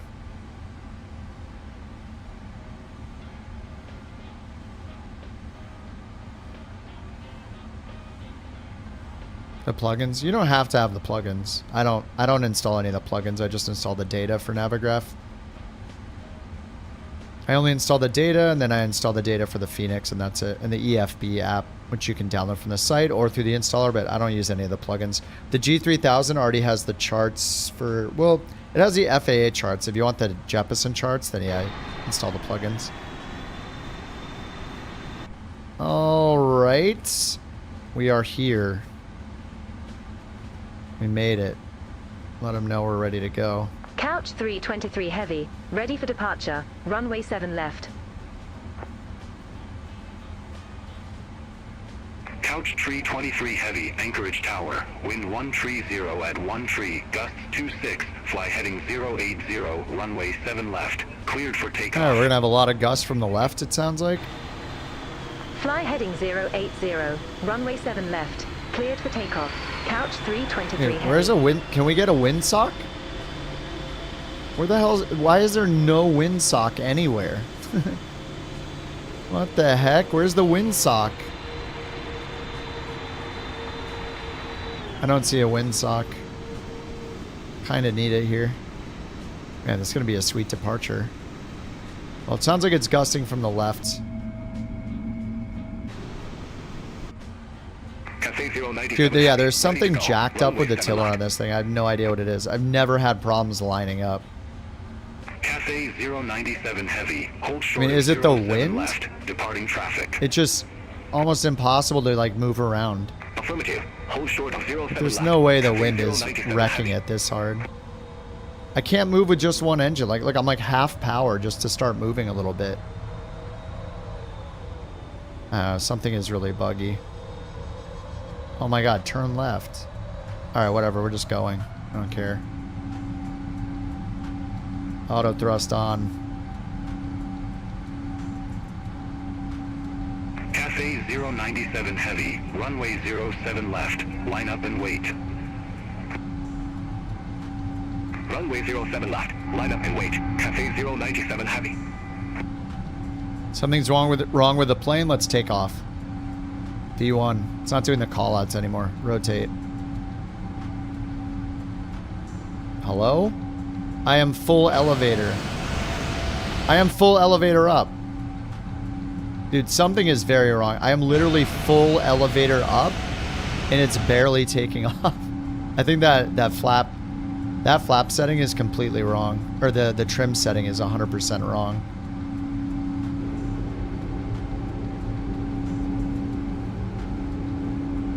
Couch tree 23 heavy, contact anchorage departure. Yeah, something is super messed up. It's only an 8-knot wind from the right. Contact anchorage departure. Couch 323 This heavy. thing is super messed up right now. I do not know what's happening with this.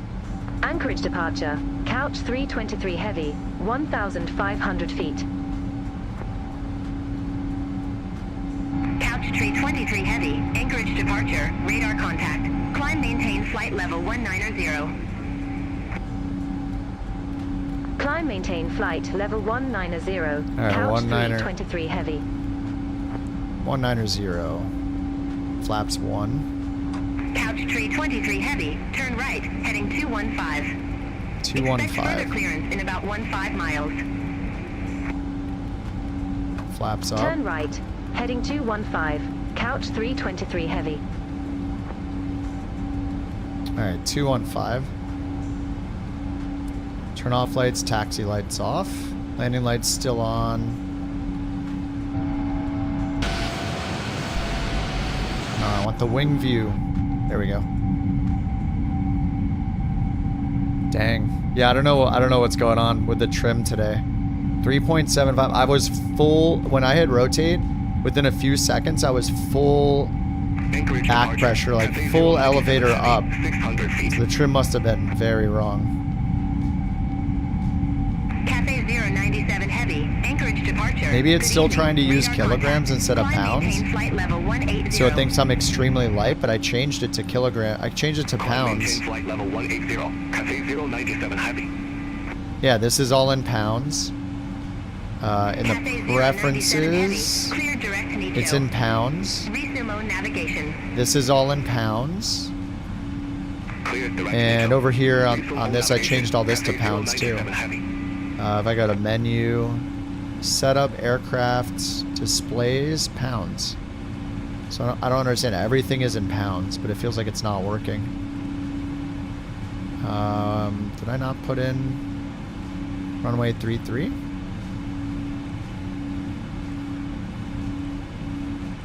There we go.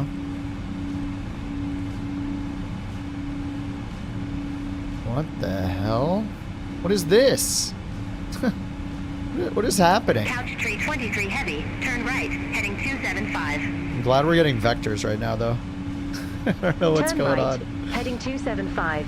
Couch 323 heavy. All right, 275. This is where I love the vectors right now. What is this thing doing, though? ENA. We're supposed to go direct ENA. What is going on?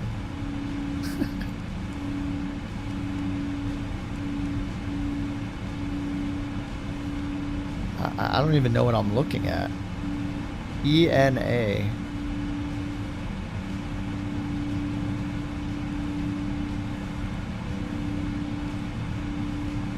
Direct ENA, direct Banal, and then direct to the... Then this is the approach. This is the approach for runway 33. Turn left. Oh my god, look! It messed up the import. PANC to PANC. What the heck?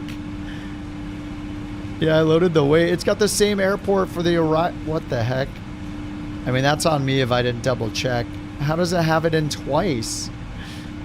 It doesn't make any sense. PANC to PACD.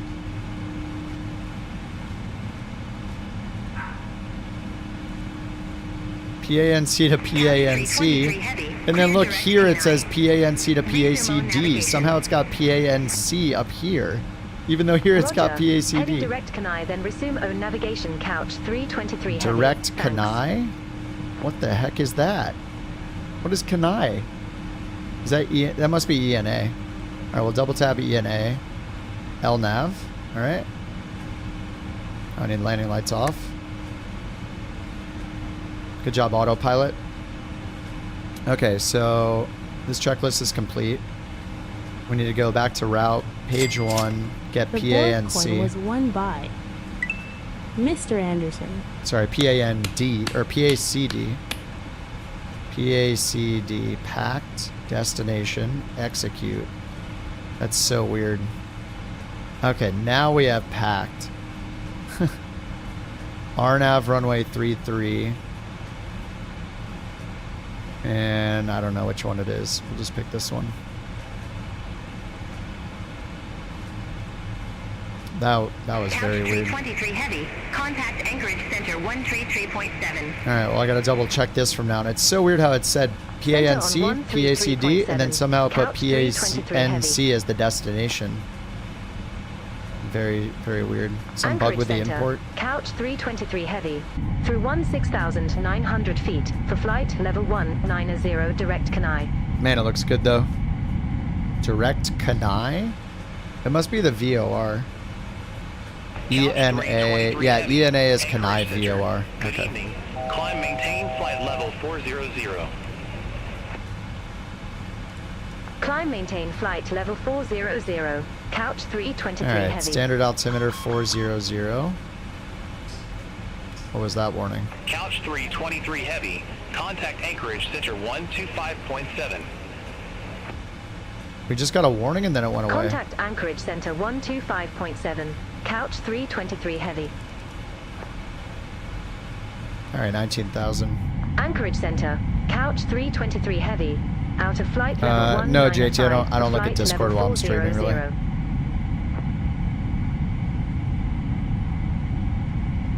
Couch 323 heavy. Anchorage center. The bliss of flying the 152. 2 flights in a row and nothing gets messed up. I mean, I haven't had any problems with this plane, really. This is like the first time. I don't know if it imported the weights wrong or what exactly. Like, let's see. I think it's under FS actions, right? Fuel. Total pounds. 36. Yeah, that's probably about right. We had 44.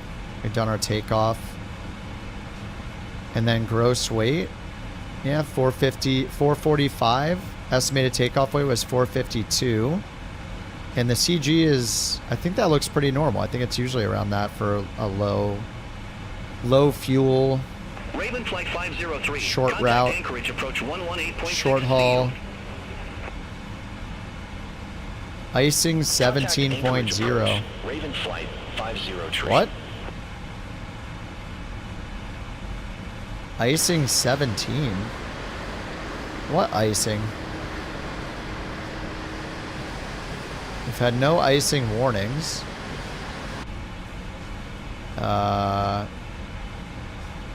Icing 17.0 and it's red. All anti-ice is on automatic. I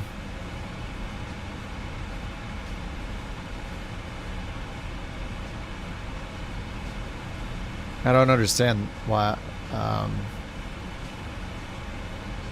this is in red. I don't know if that's an error or if this is like a warning or what. I don't think I've gone to this page before because I've just auto set the payload every time. Cargo, main, forward, aft, and bulk.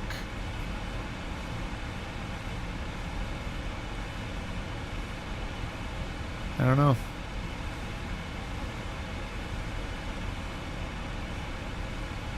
No active failures. Might just be, it could just be being a little wonky. There seems to be a trim problem in general because on the first takeoff, I had to do way too much too much elevator, like 100% elevator to take off. Same thing this time. And then on the landing here at Anchorage on the way in, when I disconnect the autopilot, I had like no control of the plane. And had to do a ton of elevator to get it to wake up. And the trim after we landed was like almost maximum nose up. It was here. It was like at like 14. So that all is sus. So I'm guessing I'm gonna have another crappy landing.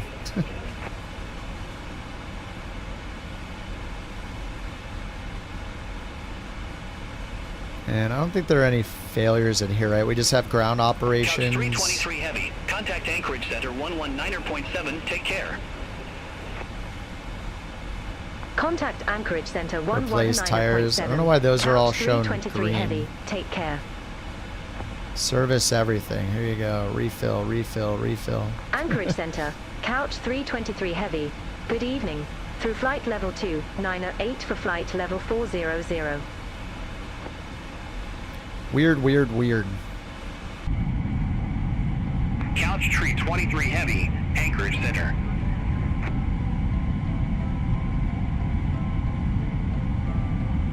Giant 4701 heavy, contact anchorage center 128.1. center on 128.1. Giant 4701 heavy. See you.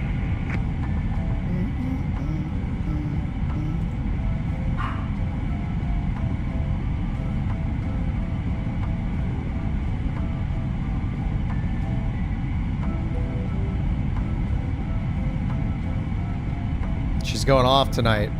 Thank you for the Borks.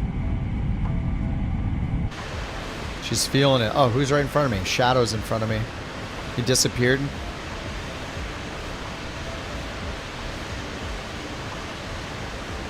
I think that's probably from this setting. This setting acts so weird now. The show multiplayer aircraft in close proximity. It hides people way too far out compared to how it used to be in 2020. But just copy the code over, man. It works great. You don't have to reinvent anything. The BorkCoin was 1 by Anchorage Center, roger. Beta.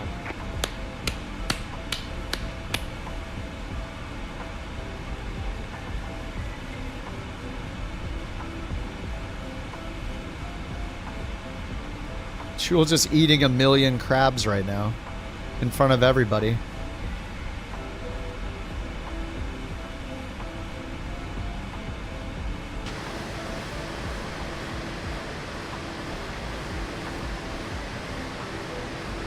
I swear all my sim needed was to hear Kip's voice. It started working. You've been fighting for the last 2 hours. Try to get it load past 6%. Pop here and it loads right up. I mean, you're just supporting Microsoft's investment, you know? I mean, they saw you come into the chat. I'm a Microsoft shill. They see you here. They're like, all right, we'll let him play now. Clapping sound? Oh, yeah, it claps for the winner, of course. Yeah, you forgot? Yeah, you gotta... It's the only way you can get good frames and get the sim loading up. You gotta support the Microsoft shill streamers. Anybody who says anything good about the sim is a shill. Just how it is.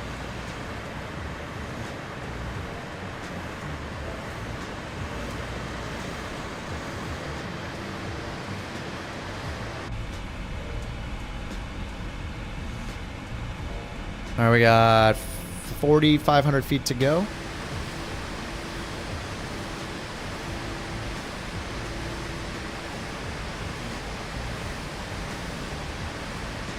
And I guess I learned my lesson. I got to check the route each time. I did not look at the route at all. I should have looked at it on the map. I should have looked at what got imported.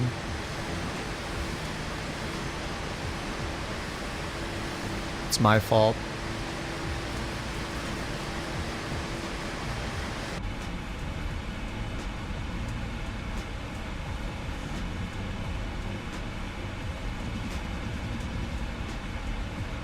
Simbrief and the EFB. Yeah, that's free though. You didn't Simbrief in the EFB is free, but yeah, it's awesome. Just do your flight planning in here. You can import the route, which if you're flying a complicated plane, it won't be able to import the route into the avionics, but it's kind of hit or miss. It depends on which plane you're flying. But yeah, it's awesome. I always hit import anyway because I want to use the flight planner and the built-in charts. So that'll synchronize it to the built-in flight planner, which is really nice. And then you can see your moving map down here, zoom in with your mouse wheel, and then it'll automatically pin any LIDO charts. And if you need to modify, you just go here and hit edit for departure, arrival, approach. And if there are LIDO charts, it'll pin them automatically. So yeah, it's nice. Contact Anchorage Center 125.9er, Couch 323 Heavy. Take care. You didn't need to sign up. Couch 323 Not for Navigraph, no. Or not for Simbrief, no. Simbrief is free. I mean, to get the latest data in Simbrief, a Navigraph subscription will update the nav data, which is optional, but no, Navigraph is only if you want to get the charts, Jeppesen charts, you want the updated nav data, you want the plugins.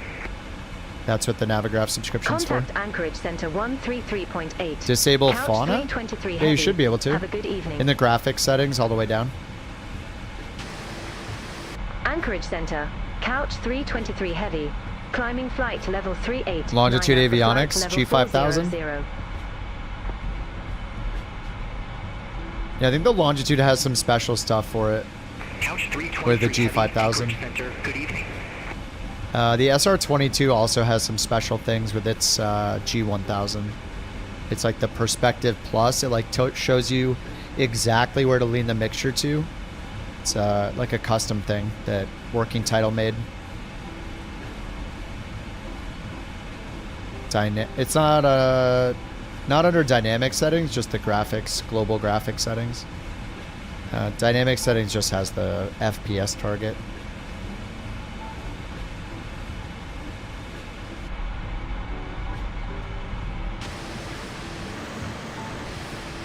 Oh, Overtide, thanks for the escort, dude.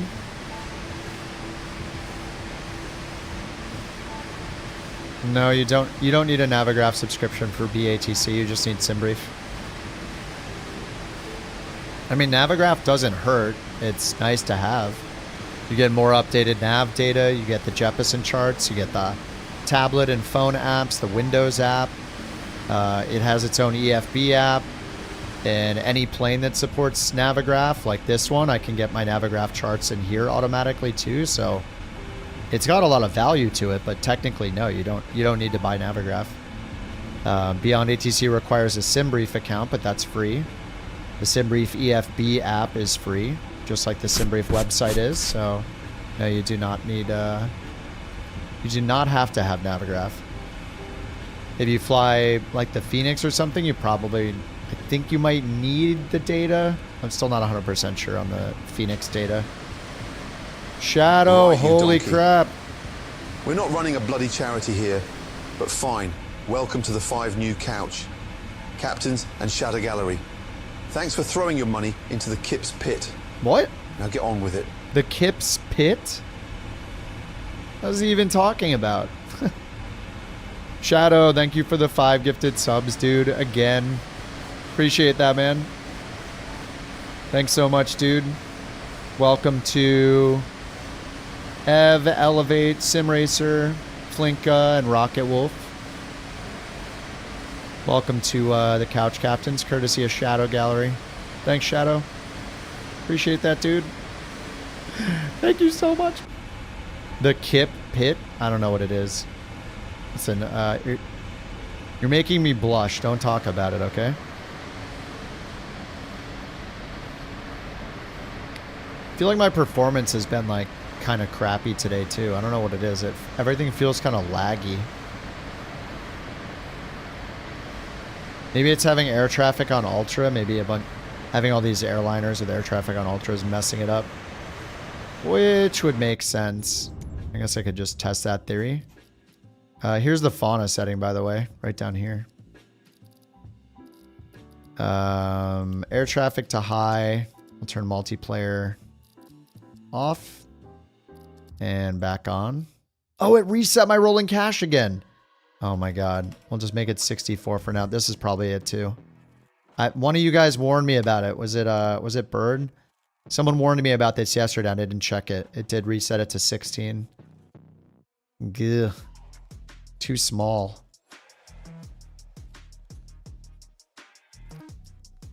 There, I'm going to set my bandwidth to 100 as well instead of unlimited. Tell it to chill out. Alright, we'll see if that improves it.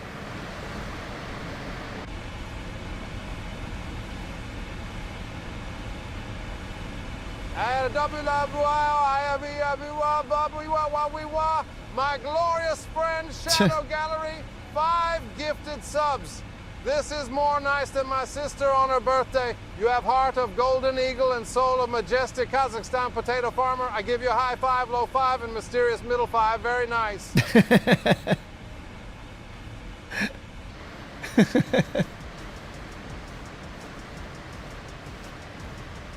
That was beautiful. Wah wah wee wah.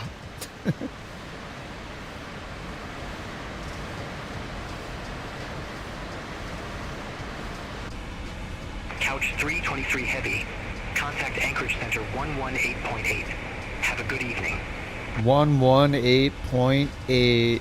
Center on 118.8. Couch 323 Heavy. Take care. Oh, a Gulfstream. What's a Global 7500?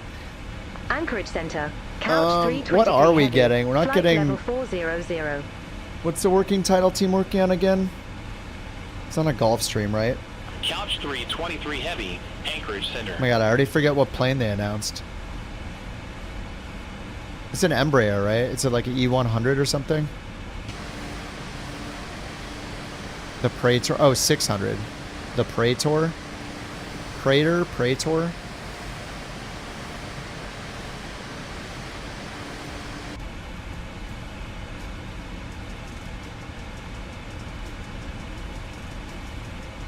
All right, they gave us center frequency. We're just ready to call for descent. I should probably sync this to 219. Or not 219. Yeah, about 219. There we go. Oh, JT only got a 1 minute? Oh, dude. Hey, it's a roll of the dice, man. 1 to 10 minutes, you know?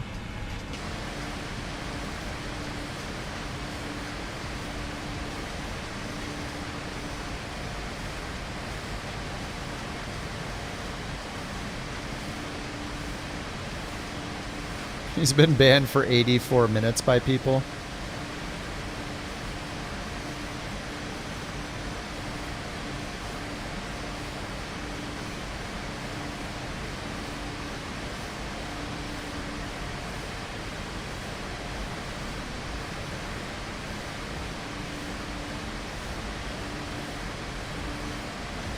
$10 minimum? No way. Oh, Tenchi, you moved to California? You drove from Pennsylvania to Fontana? Holy crap. You're off course. Clear direct final. What is he talking about? We're not off course? Why does it keep telling me that? What is going on tonight? Direct vinyl. Direct vinyl. That's what I was. Direct vinyl. I don't understand. I think that there's something wrong with the plane. Look at elevate. It does actually show me off course. It shows me off course here, but not in the plane. Look, we're right on course. The heck? GPS. I don't know what's happening. Oh, not a move. You're a trucker. Oh, got it. Man, holy crap, what a trek. Fontana. There should be a specific command for banning JT for 10 minutes. There is. It's at BTO, Bork timeout, at JT. Easy. Your EFB is doing that too? What's saying? Showing you off course?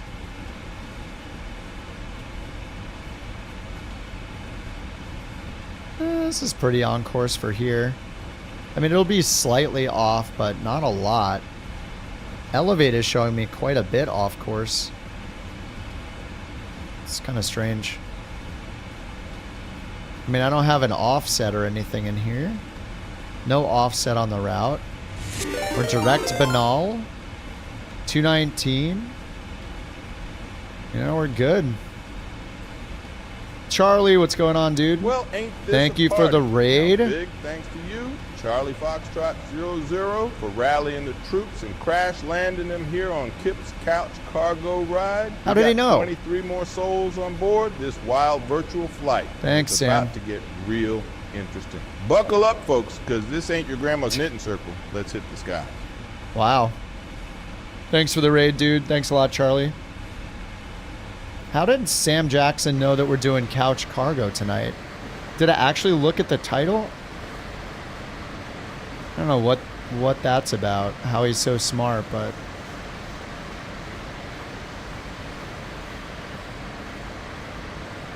If JT ban time times 10.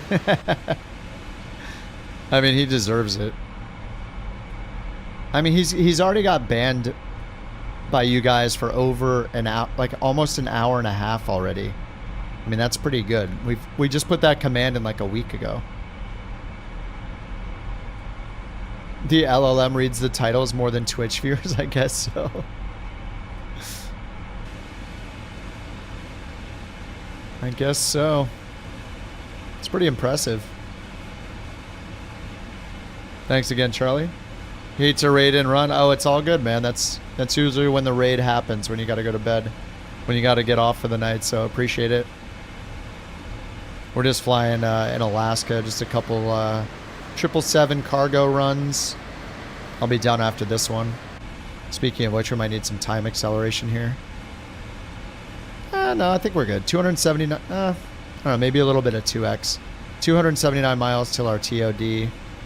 Let's see if the weather's gotten any better over here. Cold Bay, IFR. It's gotten a little worse, actually. The visibility is still 10, but overcast went down. It went lower from 900 to 800 feet, I think. And 2953 on the altimeter. I'll just put that in for now. On the standby. 2953. All right, there we go. That's set.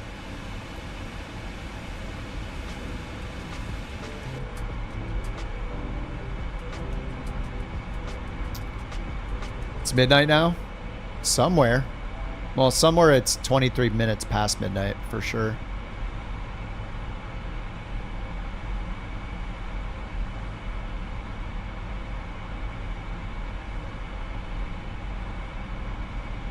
Shadow timed out JT for 2 minutes. He used bits for it. I should turn that down, maybe. The bit count. Is that too much? Shadow just timed out JT as well. Very nice. I mean, it's well deserved. I mean, I'm sure there's plenty of Bork coins that are out to do it for free, though. 1 a.m. there? Yeah, it is 12 or 10:24 here. Anyway. Oh no! Oh no, he's gone. Hold on, let me make that cheaper. I mean, a Bork coin will do it for up to 10 minutes. 40 bits? Does that seem too expensive, or is that okay? 40 cents to time JT out for 2 minutes? I feel like it could be a little cheaper, so we can do it more often.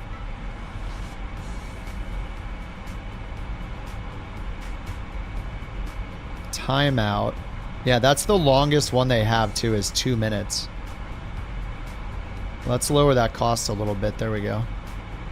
We'll turn it down to 25.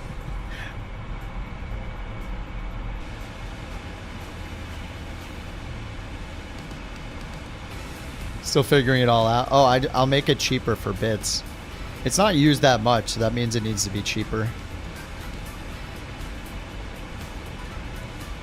But if you have the Bork coins, you can do that. It'll roll it. If you have the Bork coin, you can do, it'll do 1 to 10 minutes. JT is like the #1 target. This is the only legitimate flight sim stream currently going on. Wait, what else is going on?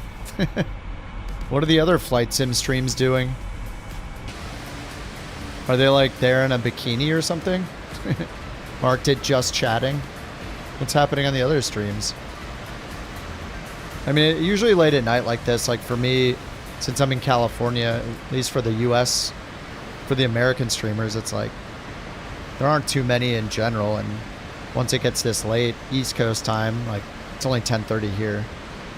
There aren't too many people on. Cornering the market. You want to see the non-legit ones? Yeah, I know. One guy's not responding. Well, there's a lot of people that it's really hard to talk to yourself. I mean, I've streamed to almost nobody before, and you just got to talk to yourself the whole time, or anybody that tunes in is just like sitting there in silence and then they leave. So it's it's a very strange thing to have to do. But if you're just starting out, you're not chatting with people all the time. You're just saying what you're doing. Those kind of things, you know. What's up, Devin? How you doing?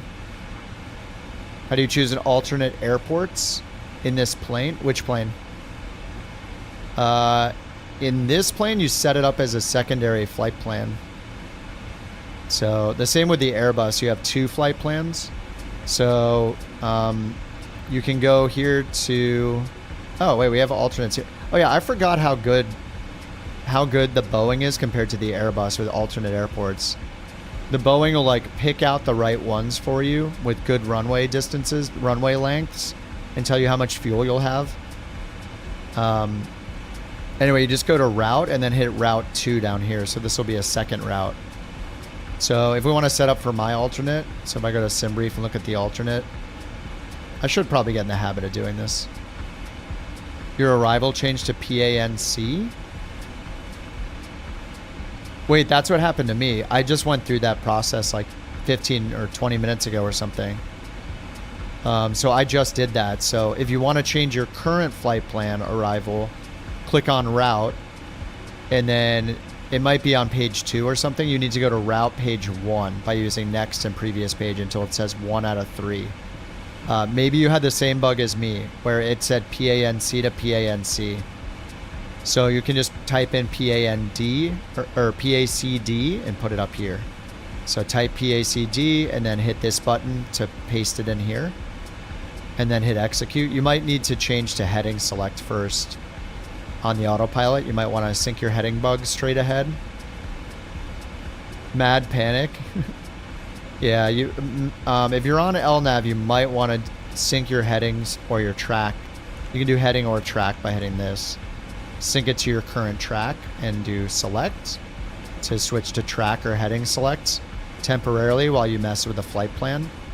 And then once you're done with that, once the legs look good, in this case, I could put banal at the top and hit execute. So we're direct banal and then go back to LNAV and then make sure LNAV's active for LNAV to banal. LNAV's basically like nav mode in a Garmin, you know, lateral navigation.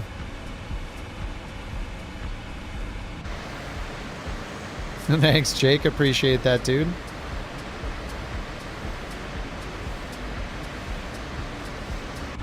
I did start recording. We'll see. I always say this. I'll say that I recorded something and then it'll never turn into a tutorial, but I kind of just want to make a zero. I don't want to call it zero to hero. What was the one that Rex said? Zero to no Fearo. The Zero to No Fearo tutorial series, and do literally from, I actually bought Flight Sim again. I bought it on Steam and made a new account. So it's going to be literally from zero. So I can experience it again from the very first time with Standard Edition. And just, I just recorded the first part so far. No voiceover or anything, but recorded the game footage of just playing through the first PPL tutorials. But I think it'd be cool to make a whole series that's like literally from zero to airliner. From zero to no Fear-O sounds kind of funny.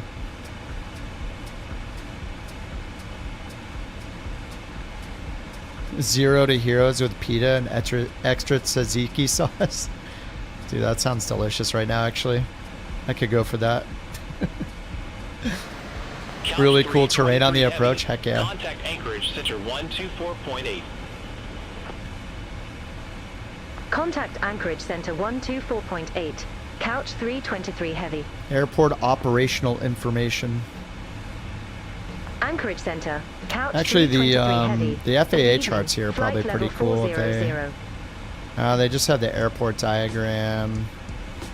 They don't really have the miscellaneous charts. 323 Heavy. Anchorage Center. It's cool when you can get like the miscellaneous charts for the runways, the approaches, the airport in general, but it doesn't have that here.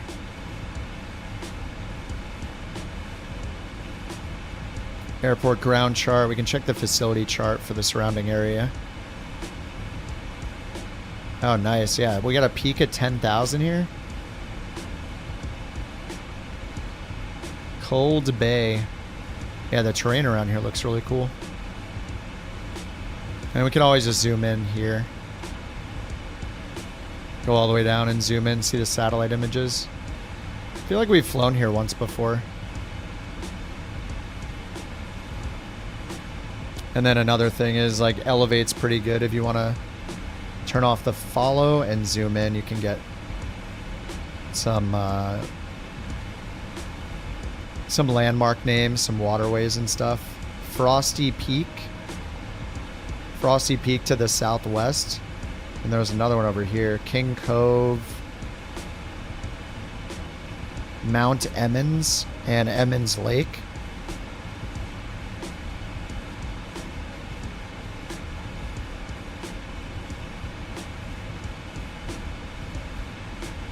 All right, let's check our TOD. Oh, we still got 200 miles. Okay. Let's save a little bit of time and do time Excel just at 2x until we get to 100. Then we'll prep for the landing. All right, I'm on 2x speed. Double speed activated.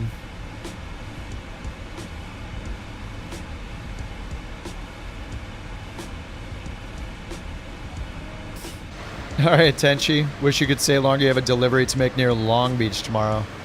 Hey, that's good, man. Long Beach is, I don't know if I've seen any recent photos, but just the photos of seeing, like, Port of Long Beach, when all the tariff craziness was going on, or the threat of tariffs or whatever, and it's just, like, half empty. It's like, oh, God. Deliver that stuff. Thanks for dropping by, Tenchi. Drive safe, man. Don't end up on the live police chase. There's a semi with, it's got, somebody wrote couch on the side of it in spray paint. They're running from the police. Oh no.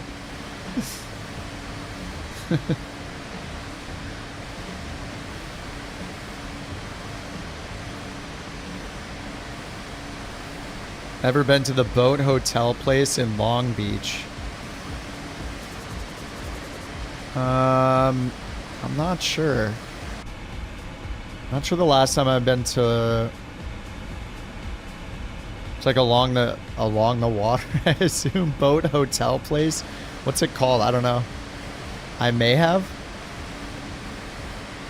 I've been in California a while, so probably. I don't know the name of the place you're referring to offhand. The Queen Mary? Oh, let me look it up. It's haunted? I don't know if I have. The Queen Mary 1? Oh, it's like an actual boat. No? I don't think I have. Ship turned restaurant? No. Retired British ocean liner that operated on the North Atlantic Ocean, 36 to 67. It's currently a hotel, museum, and convention space in Long Beach. I have not been on the Queen Mary. Oh crap, I should go there.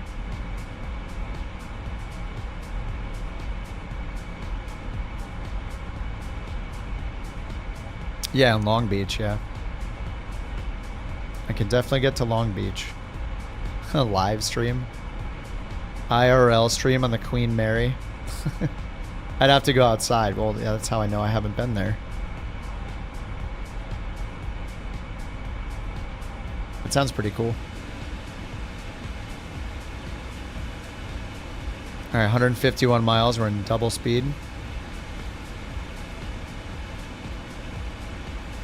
Why does it have a different code? Yeah, it's just got its own unique code. I don't know, because it's not the continental US, I guess.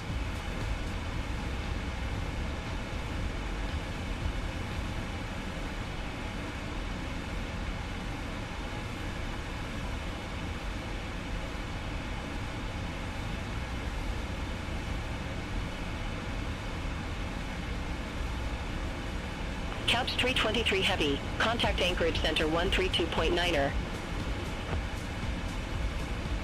Center on 132.9er. Couch 323 Heavy. Anchorage Center. Couch 323 It's the same with Hawaii, heavy. so. Flight level 400. Yeah, the continental US is K and Alaska and Hawaii is P. Couch 323 I don't know why heavy. exactly. Anchorage Maybe just Center. because they're... Yeah, I don't know. I'd have to Google it. Driver stream X-Plane? I have a couple times, but I really don't like X-Plane. It's... There's only a couple things I like about X-Plane, and everything else I like better in Microsoft. So I started on X-Plane 11 a few months before 2020 came out. And then when 2020 came out, I pretty much didn't look back. And, you know, I bought X-Plane 12 when it came out and played it a day or two. And I played the X-Plane beta update that happened a few weeks back. I still keep an eye on it. It's just, it's really, really hard to compete with Microsoft Flight Sim. I mean, we have, like, even just the quality of the default planes is so much better in Microsoft. It's really hard to go back. Not even counting the visuals. Yeah, I prefer Microsoft. I still give it a try every now and then, but like X-Plane usually just makes me really annoyed more than anything. I've gotten so used to the camera system in this that everything else seems bad now. Like X-Plane, if you switch to the outside camera and move it around and then switch back inside, as soon as you switch back to the outside camera, it's reset behind your plane again. So like you don't even have like independent cameras. You can just set where you want and switch between them like this. So I don't know, like Microsoft, even just the camera is easier to use. I use a thumbstick to look around. A little tiny thumbstick, like an analog stick, you know, not a hat, not like a bunch of button presses. You cannot even bind your thumbstick to just turn and look in a direction and have it stay there on X-Plane. The only thing you can do is have this super fast moving view with the thumbstick where every time you let go of it, it springs back to the middle. It's really annoying to use. I couldn't even figure out how to set the curve for it. It was so confusing in the UI. Like everything in Microsoft is just easier. And the bindings, like you can double bind things in Microsoft Flight Sim. I don't think you can do that in... Yo, these tacos? These tacos are crazy, the heck? Man. Like crunchy, juicy, I'm talking flavor explosions. Bro, I don't care if it's dripping all over my hands, my shirt, my soul, I'm committed. You can't fight destiny, and right now, destiny is wrapped in a corn tortilla. Slurks loudly, sauce hits the table. This one got jalapenos, it's fighting back. I respect that. we got a Mike Tyson taco endorsement. But yeah, I mean, X-Plane, like I've played both of them and just everything. I like everything better. But the only things I like better in X-Plane, there are a couple things though. The roads are way better in X-Plane. The car traffic, the street lights and everything looks so awesome. There are no melting buildings in the cities like there is with photogrammetry in Microsoft Flight Sim. So I turn off photogrammetry. And in general, like most of the airports are better in X-Plane, the free ones, you know, the included ones, because they're like all handcrafted. The melting biddies. But that's not enough to keep me into X-Plane. Like there's too many good planes in Microsoft. I tried the default 737 in X-Plane and holy crap, it didn't even have the right performance pages to even fly the thing. So then I downloaded that Zebo mod everybody said to get, and it wouldn't even do a VNAV descent. A TOD, it missed the TOD and just didn't descend. I like watched the replay, I didn't do anything wrong. Had all the data and it just didn't start the descent. I was like, okay. RNAV runway tree. It's so hard to go back to anything when you're on Microsoft Flight Sim. I don't know, it just, yeah. And the physics, I don't believe that the physics are that much better because there's too many real world pilots that fly and swear by Microsoft Flight Sim as well and its physics and test it, like V1's testing of the Phoenix versus the Tolis all the time. He always rates the Phoenix better, so that's enough for me. I don't even need the full realism anyway, but something tells me, I don't know, for me, flying an X-Plane feels way, way easier than flying in Microsoft Flight Sim. And I don't know if that means the physics are better, or it could mean that the physics are way worse, so it's way easier to fly. Couch Tree 23 Heavy, Anchorage Center. It seems a lot more challenging to fly in Microsoft Flight Sim with the physics and like the wind, the updrafts, the downdrafts, the wake turbulence. It just seemed, I don't know, to me it seems more chaotic, and I don't fly in real life, but to me that makes it seem like that's probably more realistic than it is. in X-Plane. Like, isn't X-Plane... Couch Tree 23 Heavy. It just Cold Bay Airport landing, feels runway much more simple, and I have way better landings, so I can only assume it feels way easier, and that makes me skeptical about how real it is. But, you know, even without the physics differences, there's just too much in Microsoft that's better. Altimeter 29051. I mean, the default planes we get are absolutely insanely good quality. Like the Max 8 compared to anything you get in X-Plane is just insane. And that's a included plane. There's 70 planes you get in Microsoft Flight Sim. Base edition, you get like 125 in Aviator edition. And that is, Anchorage Center 118.5. You get like 20 of them in X-Plane. So it's just so hard to compete.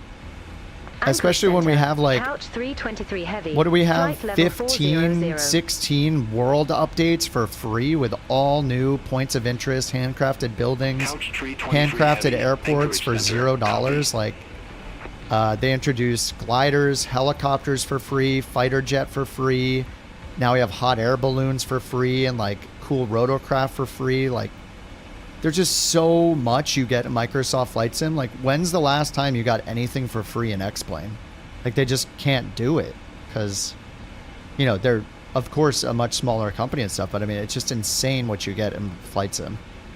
It's nuts. We have like 70 good quality planes for free. I mean, we got a whole new recoded G1000 NXI, GNS 530, GNS 430, G3X Touch, Honeywell Epic Primus avionics are new and included.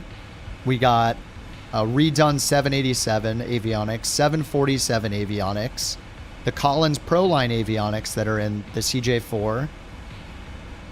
There's also the G5000. There's the SR22 that was redone with the Perspective Plus stuff.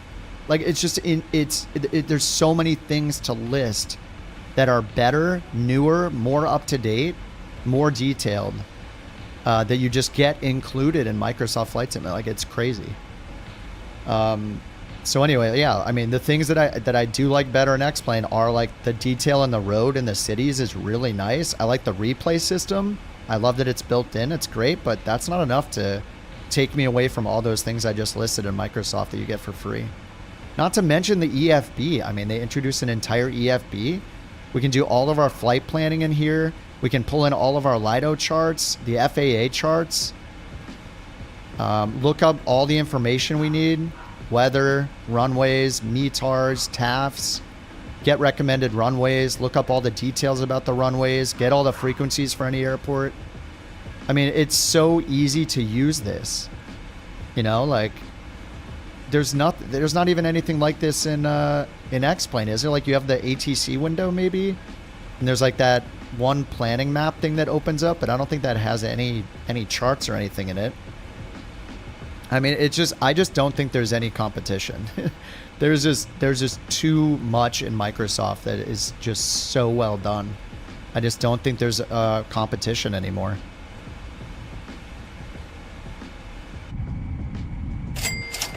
ザ BORKCOIN は 6 miles. What? EVZEREN. I think that means that Dev Zarin won the BorkCoin. Thank you very much. Thanks for the Bork reports. All right, they told us to, while I was listing off everything and gushing over Microsoft Flight Sim, because I'm a paid Microsoft shill, I forgot the descent instruction here. Descent to maintain 14,000, they said. All right, 14,000. Anyway, yeah, I still keep X-Plane up to date. Like, I just updated it the other day, loaded it up. Like, I love how fast it loads. You know, there's stuff like that. There are things that are great about it, but it's just not enough to take me away from this. It's just too good. It's not even about the graphics either. Like, just the fidelity of the planes, the avionics, the plethora of options you have in Flight Sim. And that's not even counting bush flying and first person mode and ground vehicles and fun stuff like that you can do. Like all the rotorcraft, like the Joby. There's just so many things you can do. And anybody that bush flies, I don't know why you would want to do anything other than Microsoft Flight Sim if you're flying low altitude. It's just, there's no competition for the VFR stuff. The level of detail on the ground is just absolutely crazy. And all of this, literally everything that I just mentioned in this whole rant about how good Flight Sim is compared to X-Plane, it's all included. You literally don't download anything. Nothing I've mentioned in all of those. Yeah, I didn't even mention the challenges, the career mode, the weekly stuff, the photography challenges. Like, yeah, it's insane. And I haven't even mentioned one thing in that entire list that you have to download a mod for. Literally everything I just said is included as soon as you install the sim. The charts, the EFB, all those modes, all those planes I was talking about, all the avionics I was talking about, the ground detail, the graphics, like, it's all included. And it only gets better from there once you start buying payware like PMDG, the Phoenixes, you know, black square planes for GA or FS Reborn, the A2A Comanche. Like, the list just goes on and on and on and on. It's insane. All I ever hear about X-Plane is like, you need to fly these 2 planes. It's the flight factor and the TOLUS, and don't forget to install these 25 mods so you can see other players, injected traffic, and have something that doesn't look like, you know, 20-year-old Minecraft ground scenery. It's just like, I don't know, dude. Like, no thanks. Sounds like so much work to just get it to look somewhat decent. And then what? I'm going to fly an IFR flight in one of those 2 planes and then be like, well, I kind of want to do something different, so I don't want to fly those 2 planes. Like, I don't ever hear about an incredible GA flying and sightseeing and, you know, bush trips and all the stuff you can do in Microsoft Flight Sim. Like, it's very strictly made for like people that want to fly those 2 planes to major airports only with worse graphics. Like, sorry, it's rough, but like, that's just the truth. It's how it is. I bought both of them. I bought both of them with my own money. It's just, sorry, like, it's not going to steal me away from this. I wanted to do better. I wanted to get improved. There are some things I wish Microsoft Flight Sim had that X-Plane has, like the replay, built-in great replay system. The roads in Microsoft Flight Sim look like garbage most of the time. The cities that are melting look like crap most of the time, so I turn that off. But besides those few things, there's just no competition.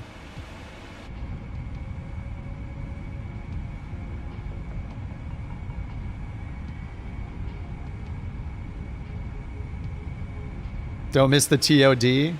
No, yeah, I'm good. I put it in. I barely made it. Sell us a slap chop? That's the other thing. You can just try it for $1 or whatever on Game Pass. Like, try it for 2 weeks for the $1 for the Game Pass free trial or whatever. It's not like out of reach to even try the sim and see how it runs on your computer and see if you like it. You know, you have to... Is there a demo for X-Plane actually? I don't even know. Maybe there's a demo for X-Plane. But I mean, you can just get it on Game Pass for 2 weeks or a month and try it. It's like not really an excuse, except if, you know, you just are going to assume it sucks despite everything anybody ever says about it. X-Plane does have a demo. Nice. Yeah, I forgot. I remember buying X-Plane 11 in 2020. And then a few months into that, Microsoft Flight Sim came out. 2020 came out. I was like, oh, this is awesome. A whole new sim. Let's try it. Never looked back, really.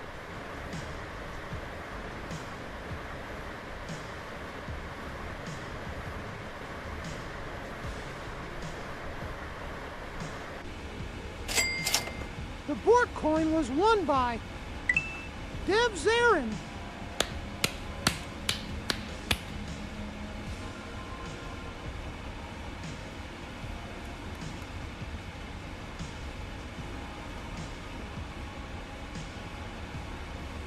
So many Borks tonight. Yeah, she just here going nuts. All right, let's check our landing en route performance here. Runway 33 is what we're expecting. And they said... yeah, they said they're landing runway 33. All right, so 33, import, flaps 25. It's a pretty short runway, I thought. Oh no, is it 10,000 feet? No, I thought it was like a 6,000 foot runway. Oh yeah, 10,000, nice. Let's do auto brakes too this time. That last one felt a little long. Couch tree 23 heavy, turn left, heading 190, vectors for the approach. All right, auto brakes 2. And we'll go with Turn knit, left, flaps heading 25. 190, couch 323 heavy. All right, left turn 190. Couch tree 23 heavy, altimeter 2951, expect radar vectors for RNAV runway tree. 2951. Altimeter 2951, expect radar. All right, 2951 is set. Runway 33, couch 323 heavy. Couch tree 23 heavy, turn left, heading 190, descend maintain 8000. Turn left, heading 190, descend maintain 8000, couch 323 heavy.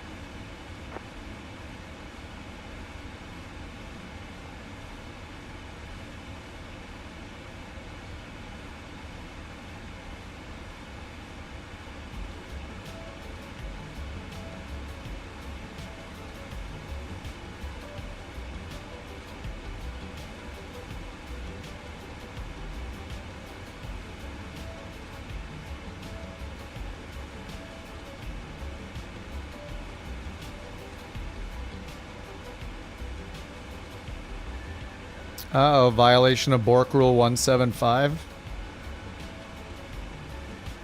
Landing data VREF is set. Minimums.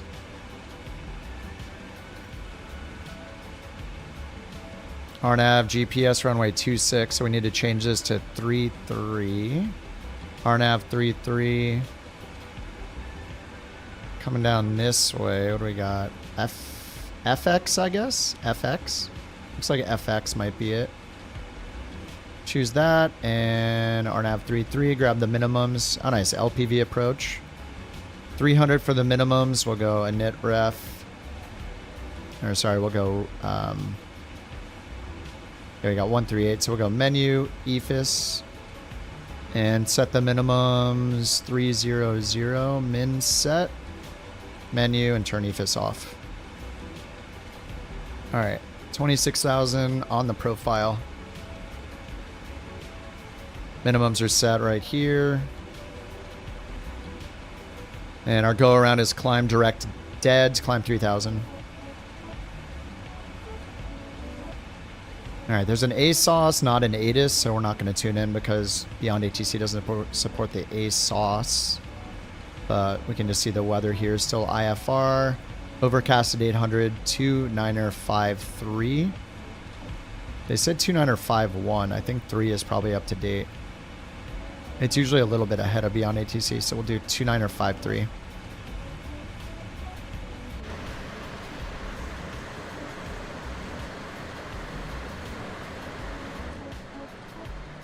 Couch tree 23 heavy, turn left, heading 135. Turn left, heading 135, couch 323 heavy. Left heading 135.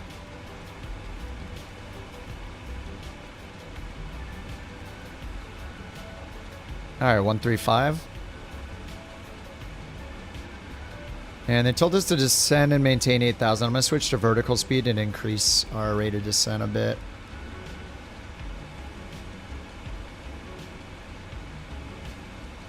Insufficient fuel. All right, landing data, VREF, and minimums are set. Approach briefing we just looked at. Altimeter is set, but we haven't changed to it just yet. Waiting for 18,000. Ground speed is 376 right now. Couch tree 23 so 38 heavy, divided by 2, right, 2,400 feet per minute-ish. Turn right, heading 185, couch 323 heavy. All right, 185. Oh, I think the puppy was, I think she was getting super angry because she's thirsty. She's pushing her bowl around. I can hear it, so I'm going to get her water real quick. Hopefully we're good. Be right back. I'm just going to pour her some water.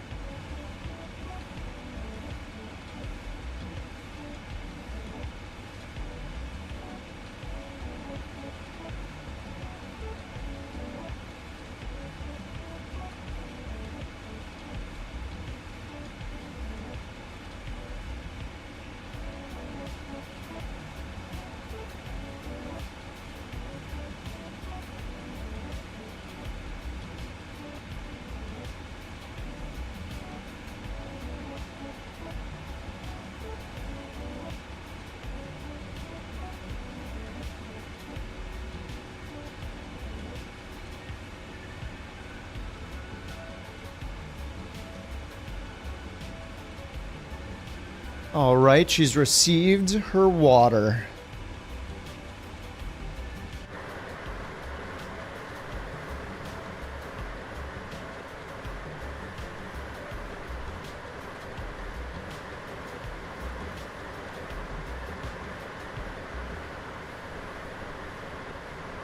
Took care of who?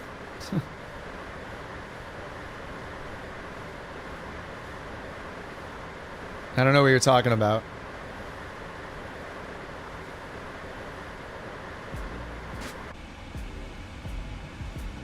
What happened? What did I miss? I left for literally 1 minute. You Bork banned somebody? What do you... I don't know what you mean. What's a Bork ban?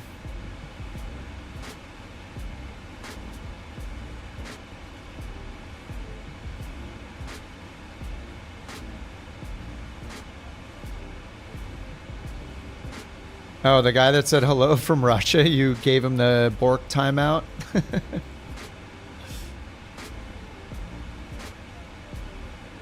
Alright, we're almost at 18,000 feet. Standard altimeter. It says insufficient fuel. That's just based on the reserves, I think. But we'll double check here. Prague. We're going to have 18,000 pounds of fuel. How much do we burn in this thing anyway? I don't even know. Whatever, we got enough fuel to get there. Maybe that's it. Let's see, how much are we burning? Heavy. Descend, maintain 6,000 feet. 6,000.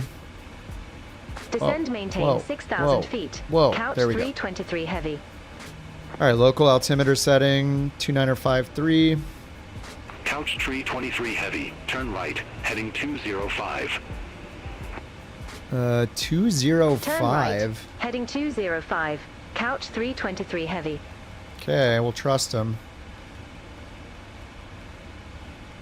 205.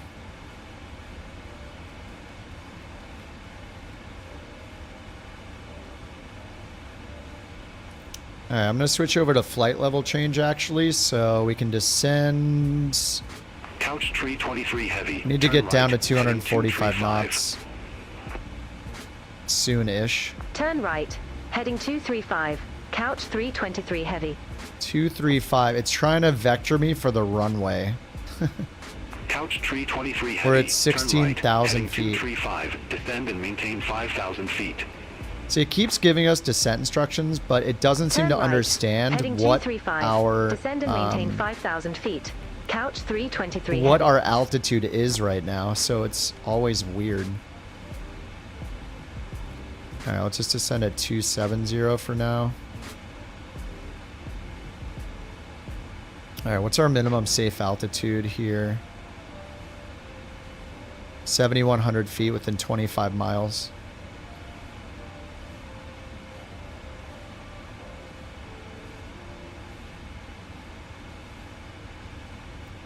All right, so I have EFX or FX 3,800 or above. If I hit that, like we're so off the profile, I'm going to turn outbound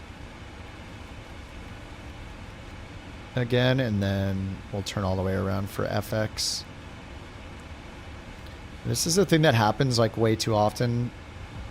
I think, I mean, it might be my fault, like when they told me to descend originally. Maintain 3,800. 3,800. See, they just keep going on as if I'm at the previous altitude they assigned when I'm nowhere near it. They just don't care what altitude I'm at.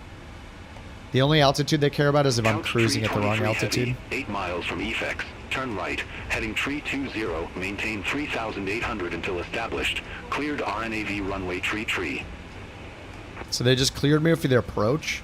Turn right. And I'm like, heading 320. I mean, how far out am I right now? 3,800 until established. Cleared RNAV runway 33. Couch 323 heavy. I mean, we're like a good, I don't know, 25 miles out, 20 miles or so, 20, 25 miles. And we're at 13,000 feet.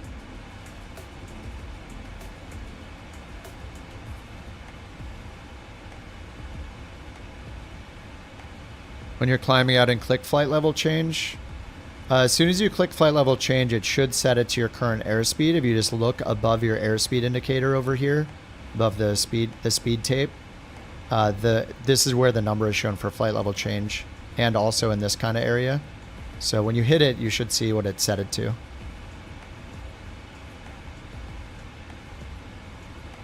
But if you're climbing out and you just turn on the autopilot, the default mode will hold your roll and your attitude, your pitch. So it'll basically hold you where you're at, where you're aiming and where you're turning.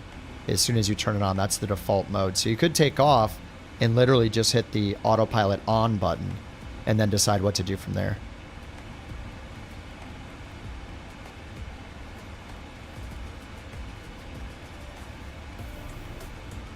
All right, I'll bring it down to 245 knots, and then if we turn around now, let's see what happens.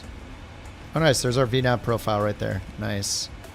All right, VNAV path. Oh, that was so lucky.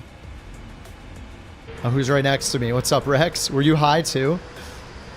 Were you guys all also high? All right, we're turning around, and now we're going to be back on our VNAV profile.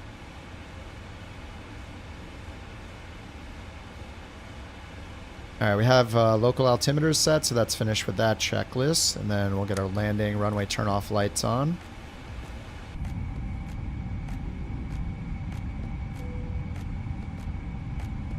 Now, this is Deer Island.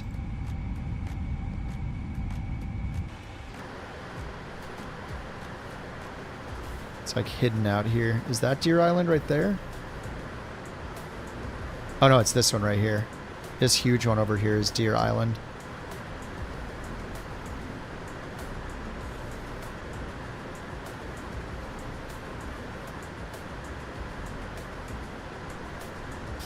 You wish they'd make Euro Truck Sim look this great?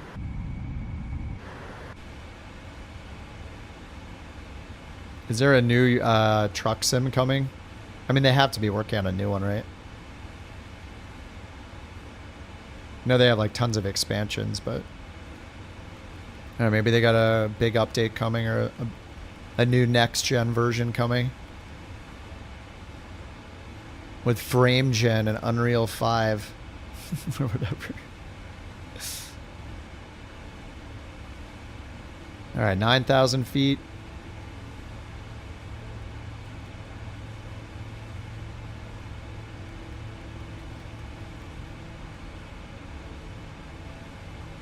The BTU, the big truck update.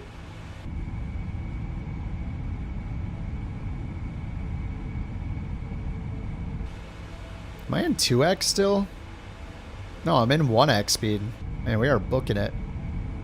Just how close you are to the clouds, it feels like we're going so... I mean, we are going fast, but you know.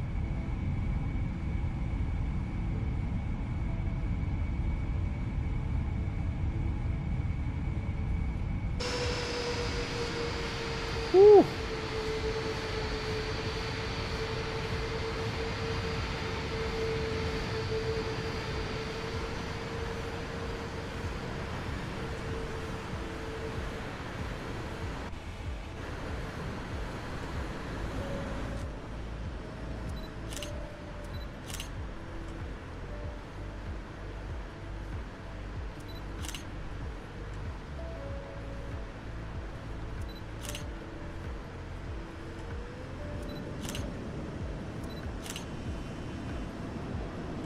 What's up, low-tech?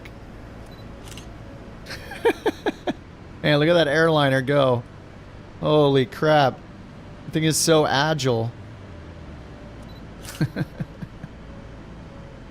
That's insane.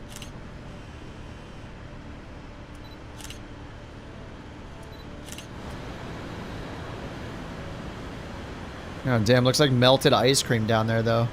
Do I need photogrammetry on? Is that why it doesn't look so great? This is what I hate about the photogrammetry dilemma. Like, do I turn it on and see melting buildings, or turn it off and have some areas that don't look as good on the terrain? Super annoying. Old Karen? Old Karan? What's up, dude? Welcome. The shot of the mountains? Yeah. Let's see if it improves them or not with photogrammetry enabled. You just leave it on and don't zoom in on cities? Yeah. Yeah. Even from a distance, though, the cities look like just so bad with photogrammetry.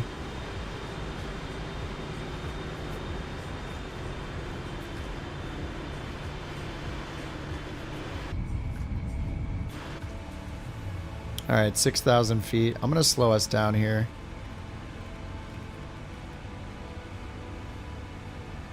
Slow us down to our flaps up speed.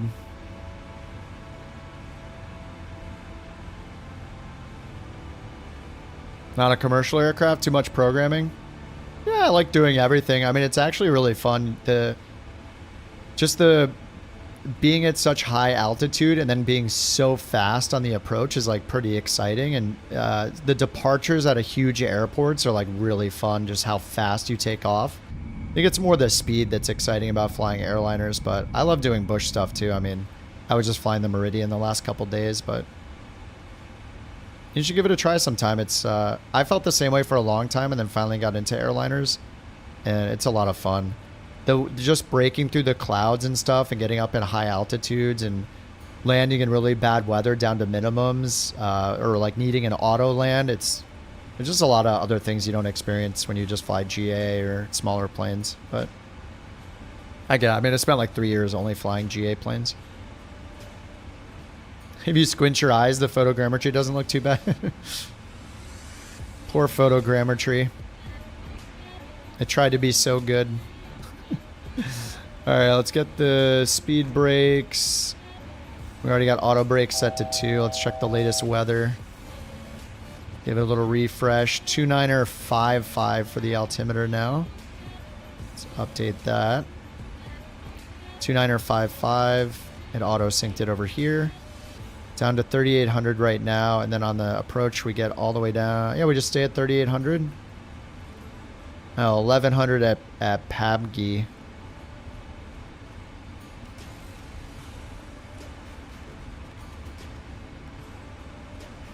Alright, well, we'll see how it does on the approach here. I'm just going to hit approach.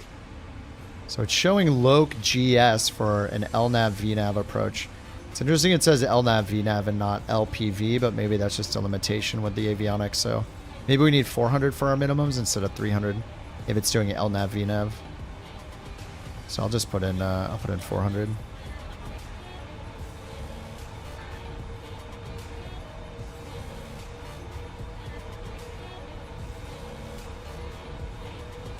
All right, 400 barrel minimums are set. I didn't put our rings. We're like 20 miles out, right?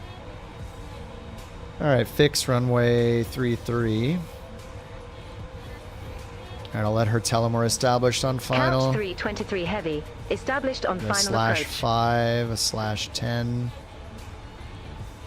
Couch tree 23 heavy, affirmative. All right, here comes the 10-mile ring. I'll just do flaps 1 for now. Sim update 3. It's pretty good. I had to, like, people seem to need to uninstall random things so they don't crash. Like, for me, GSX seemed to be crashing me, and so did the not Beyond ATC, the Navigraph AirAC data. I had to uninstall the default AirAC data from Navigraph. Now, I don't know 100% if those are what was causing the problems, but like when I was crashing a bunch, I uninstalled the Navigraph one and then I stopped crashing. And then I was using GSX and it crashed me like 2 or 3 times in a row as soon as I brought the cargo loaders up. So I uninstalled it and then it stopped crashing. So I don't know for sure, but that seemed to help. Frequency change approved. Couch 323 heavy. 2,500. All right, flaps 5 and let's go 5 speed.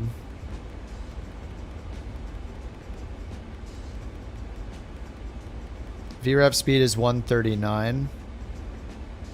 So 144 for final. Go around if we need it is straight ahead to deads. Climb 3,000. Okay, so we got LNAV, VNAV path on, LOC glide slope, even though it's LNAV, VNAV, so I don't know. I don't know how this thing does with these kind of approaches. Landing lights and runway turn off lights are off. They said frequency change approved, so we'll just clear ourselves to land, get the taxi light on. Coming up on 5 mile final. Let's get our gear and flaps. Flaps 15, gear down.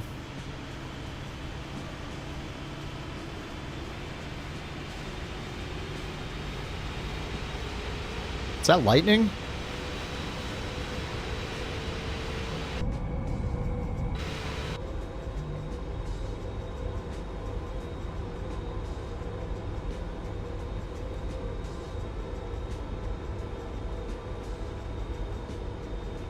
Alright, let's go flaps full and then just put in our final speed.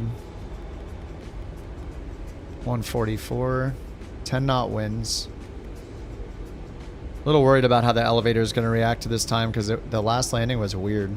8 knot, 9 knot headwinds, and 5 from the left. Yeah, it just says LNAV, VNAV path. We'll sync the heading bug straight ahead. I see the runway right there. And if we need to go around, it's going to be 3,000. Alright, let's get the autopilot off.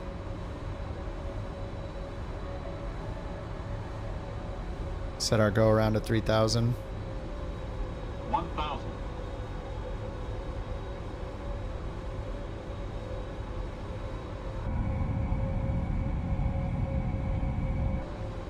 You always feel a bit out of trim, yeah.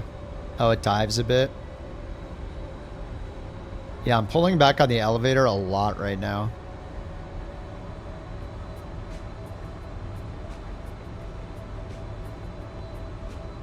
Thing definitely feels heavy, even though I have like almost nothing in it.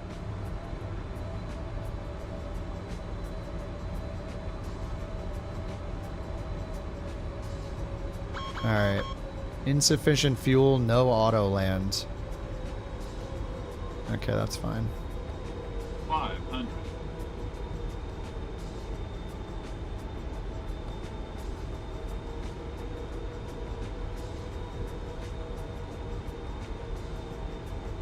Approaching minimums. 11 knots from the left now. Of course.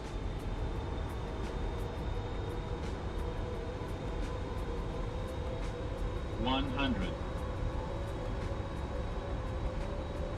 50. 40. 30. 20. 10.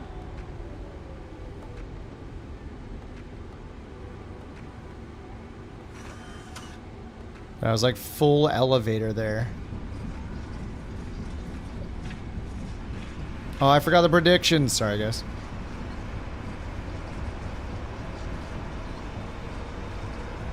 I robbed you guys of crabs all night with no predictions.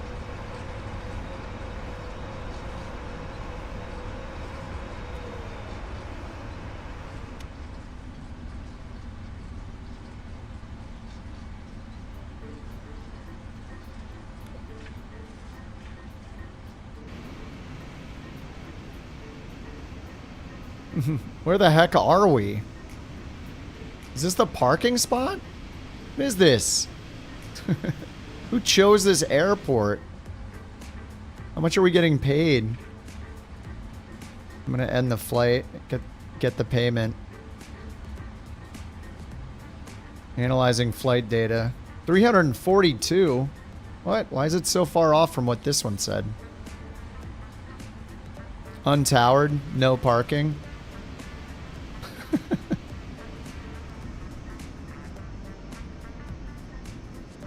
Alright, we got a couple landings to watch before the replay.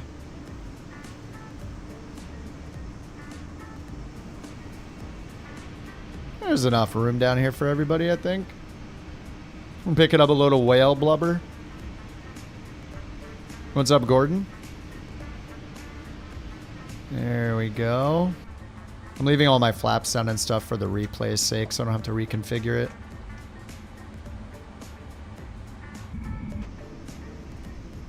Let's see what you guys are up to.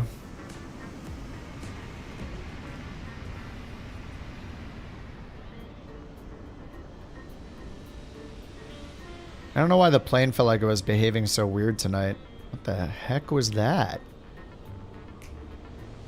Did I just see a ball of light go past? No idea. Oh, Wolfie's in the Max. Heck yeah. Kind of miss flying the Max. If they just fix how weird the engines look, I feel like everybody would be happy with the plane, right? The model's great. It actually flies fine. They made trim improvements. We're going to need to get a Couch Max livery. Whoa, Rex. Oh, is Rex going around? Oh, he's in the F-22. Doesn't look like an F-22. Dev's in the Tomcat. Doesn't look like a Tomcat. Overties in the F-18. Looks like an F-18. I don't understand. Why doesn't it just replace the other two planes with this one that is loaded in the sim? Instead of a Bonanza. It already has the F-18 loaded. Just replace both the other military jets with an F-18 so at least they don't look silly. Why is it so difficult? Oh, nice. Alright, let's get the replay going. Damn, you're in the middle of nowhere.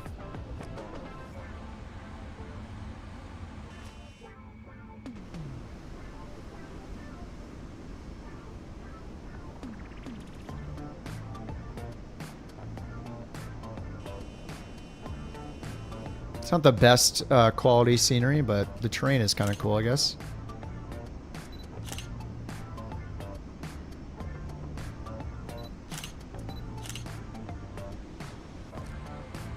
Alright, let's switch outside, watch some replays, and go to bed. Well, I'm not going to go to bed, but I'm going to be done.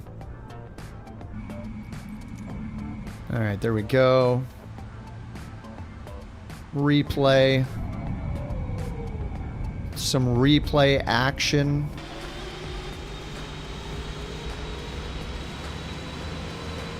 There we go. This was not a very good landing at all. Definitely not. All right, how far out am I? Here, let me trim this. We'll hit pause. Fast forward. Trim it right there. All right, resume. All right, everything's configured. Beautiful. Yeah, JT, we're just messing around, dude. Social skills are negative 12. No, man, you're good.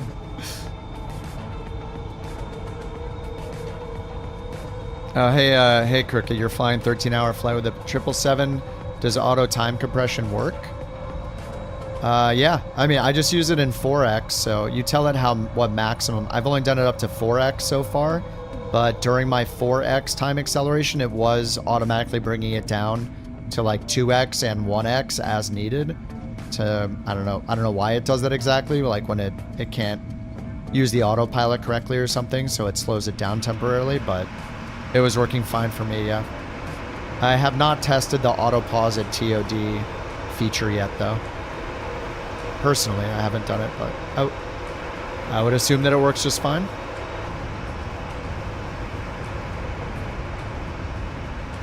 Yeah, it's gonna be super quiet. Are you leaving? It's just is it in a few days? I know it's got to be less than a week that you're leaving. On the 5th, okay. So is that next Wednesday?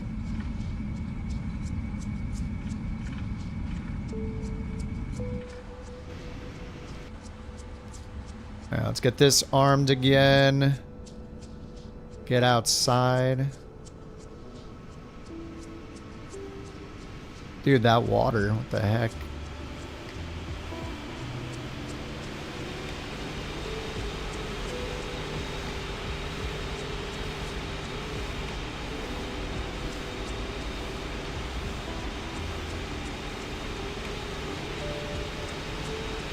Full PowerPoint on your first day there, yeah. 100%. Would I be willing to try to say intentions again?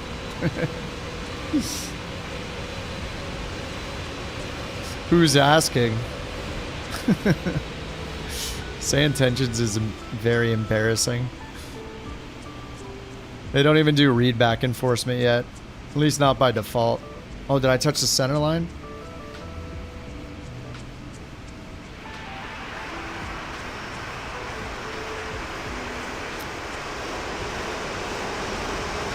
You tried some of my tower replies? What do you mean?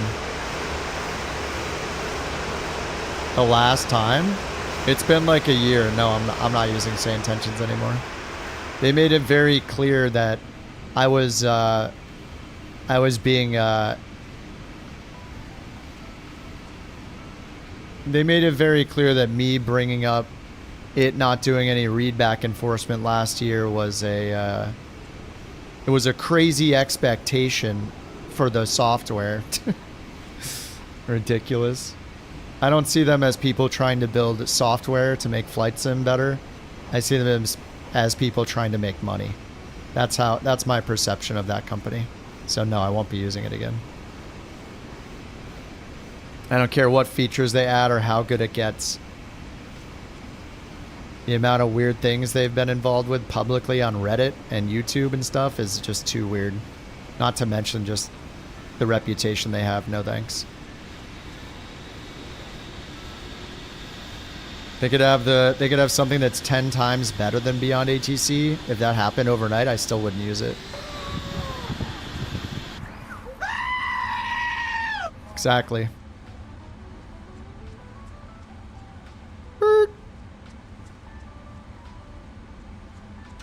If a product is suddenly showing up everywhere and all these streamers are using it after it being out for like a year and a half, and those streamers were barely using it or never really using it, why do you think they're all suddenly using it? Because they're getting partnerships and stuff that they're announcing. They're getting sponsorships they're announcing. If it was good, they would have been using it and stoked about it for the last year and a half that it's been out. So they clearly haven't been interested in it until recently, right? Who do you not see suddenly showing up on tons of streams just all of a sudden is Beyond ATC, because everybody's already using it. Like there's a very, very clear and obvious difference between the two.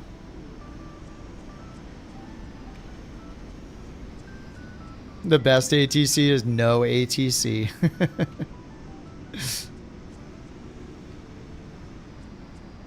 So yeah, when somebody's like trying to throw a product at you over and over and over and over again through as many posts and sponsorships and whatever and promotional things and I'm trying it for the first time, like suddenly after a year and a half and there's so much spam about it, like that's a marketing effort is what that is. It's not tons of people that are genuinely excited about it saying, hey, this is great. I'm using it. I paid for it myself and I'm using it and I love it. That's not what you're hearing. Making money is a bad idea, really? Yeah, that's exactly it.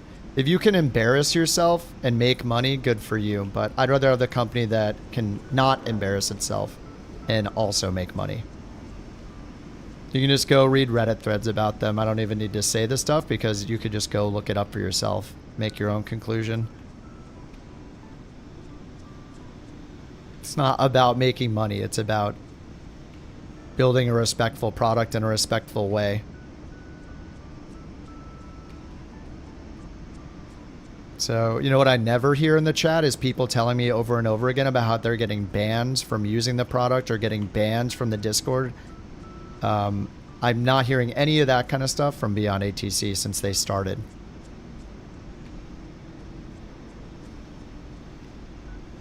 There's only one of the two that I hear all that stuff and see all that stuff about. That's the pattern. So yeah, I recommend Beyond ATC. That's what I recommend. Yeah, make a good product and, you know, have a good reputation. Don't embarrass yourself on Reddit by posing as your own customers with fake accounts and get caught in it, caught in the lie and then admit to it. You know, stuff like that is pretty good to avoid, I'd say. I respect people that don't get caught posing as their own customers on Reddit, talking a product up. That's cringy, and so yeah, I don't support that. All right, guys. On this light, happy note, GG's. Thanks for flying along as always. Do I know the timeline of VF? No, I don't know anything about Beyond ATC VFR. Nope. I know exactly what you know, which is I know exactly what you know, which is whatever's with the experimental version, because I pay for the supporters edition, and there hasn't been an experimental build for a bit. So yeah, I'm hoping maybe they're ramping up for some big update. I hope, but I'm excited for it. I mean, they're probably working on the GSX thing. But yeah, VFR is going to be amazing if they do half as well as they did on IFR. I mean, I have my complaints about Beyond ATC IFR. Like, it does feel like there's been more and more bugs. Like, since the LLM was a cool improvement, but it feels like there's been some regressions with bugs and things. So I want it to be more altitude aware. But still, I mean, in general, it's still great to use. I still enjoy using it. If I didn't, I just wouldn't be using it at all. I would just stop using it. So overall, like, if I'm not testing the built-in ATC and the changes they made in that, I'm still bringing up Beyond ATC pretty much every time, especially when I'm doing IFR. So it's great. Late night stream? Yeah, I guess so. It's only 11:30 here. It's not super late. If you screw up, can you fix it? Well, you know how it is. If you screw up a lot, you got to do a lot to repair it. So, you know. Maybe? Sure, maybe there's some way they can do it. I have no idea. I don't have any advice for them because I don't care to give any advice to them. Alright guys, GG's. Jake says you're in the best part of the sim. If you like learning in the beginning, you'll love the sim for sure. Yeah. Oh yeah, you're talking Arakan, yeah. Yeah, I mean, when you're motivated and you're having fun learning, that's great.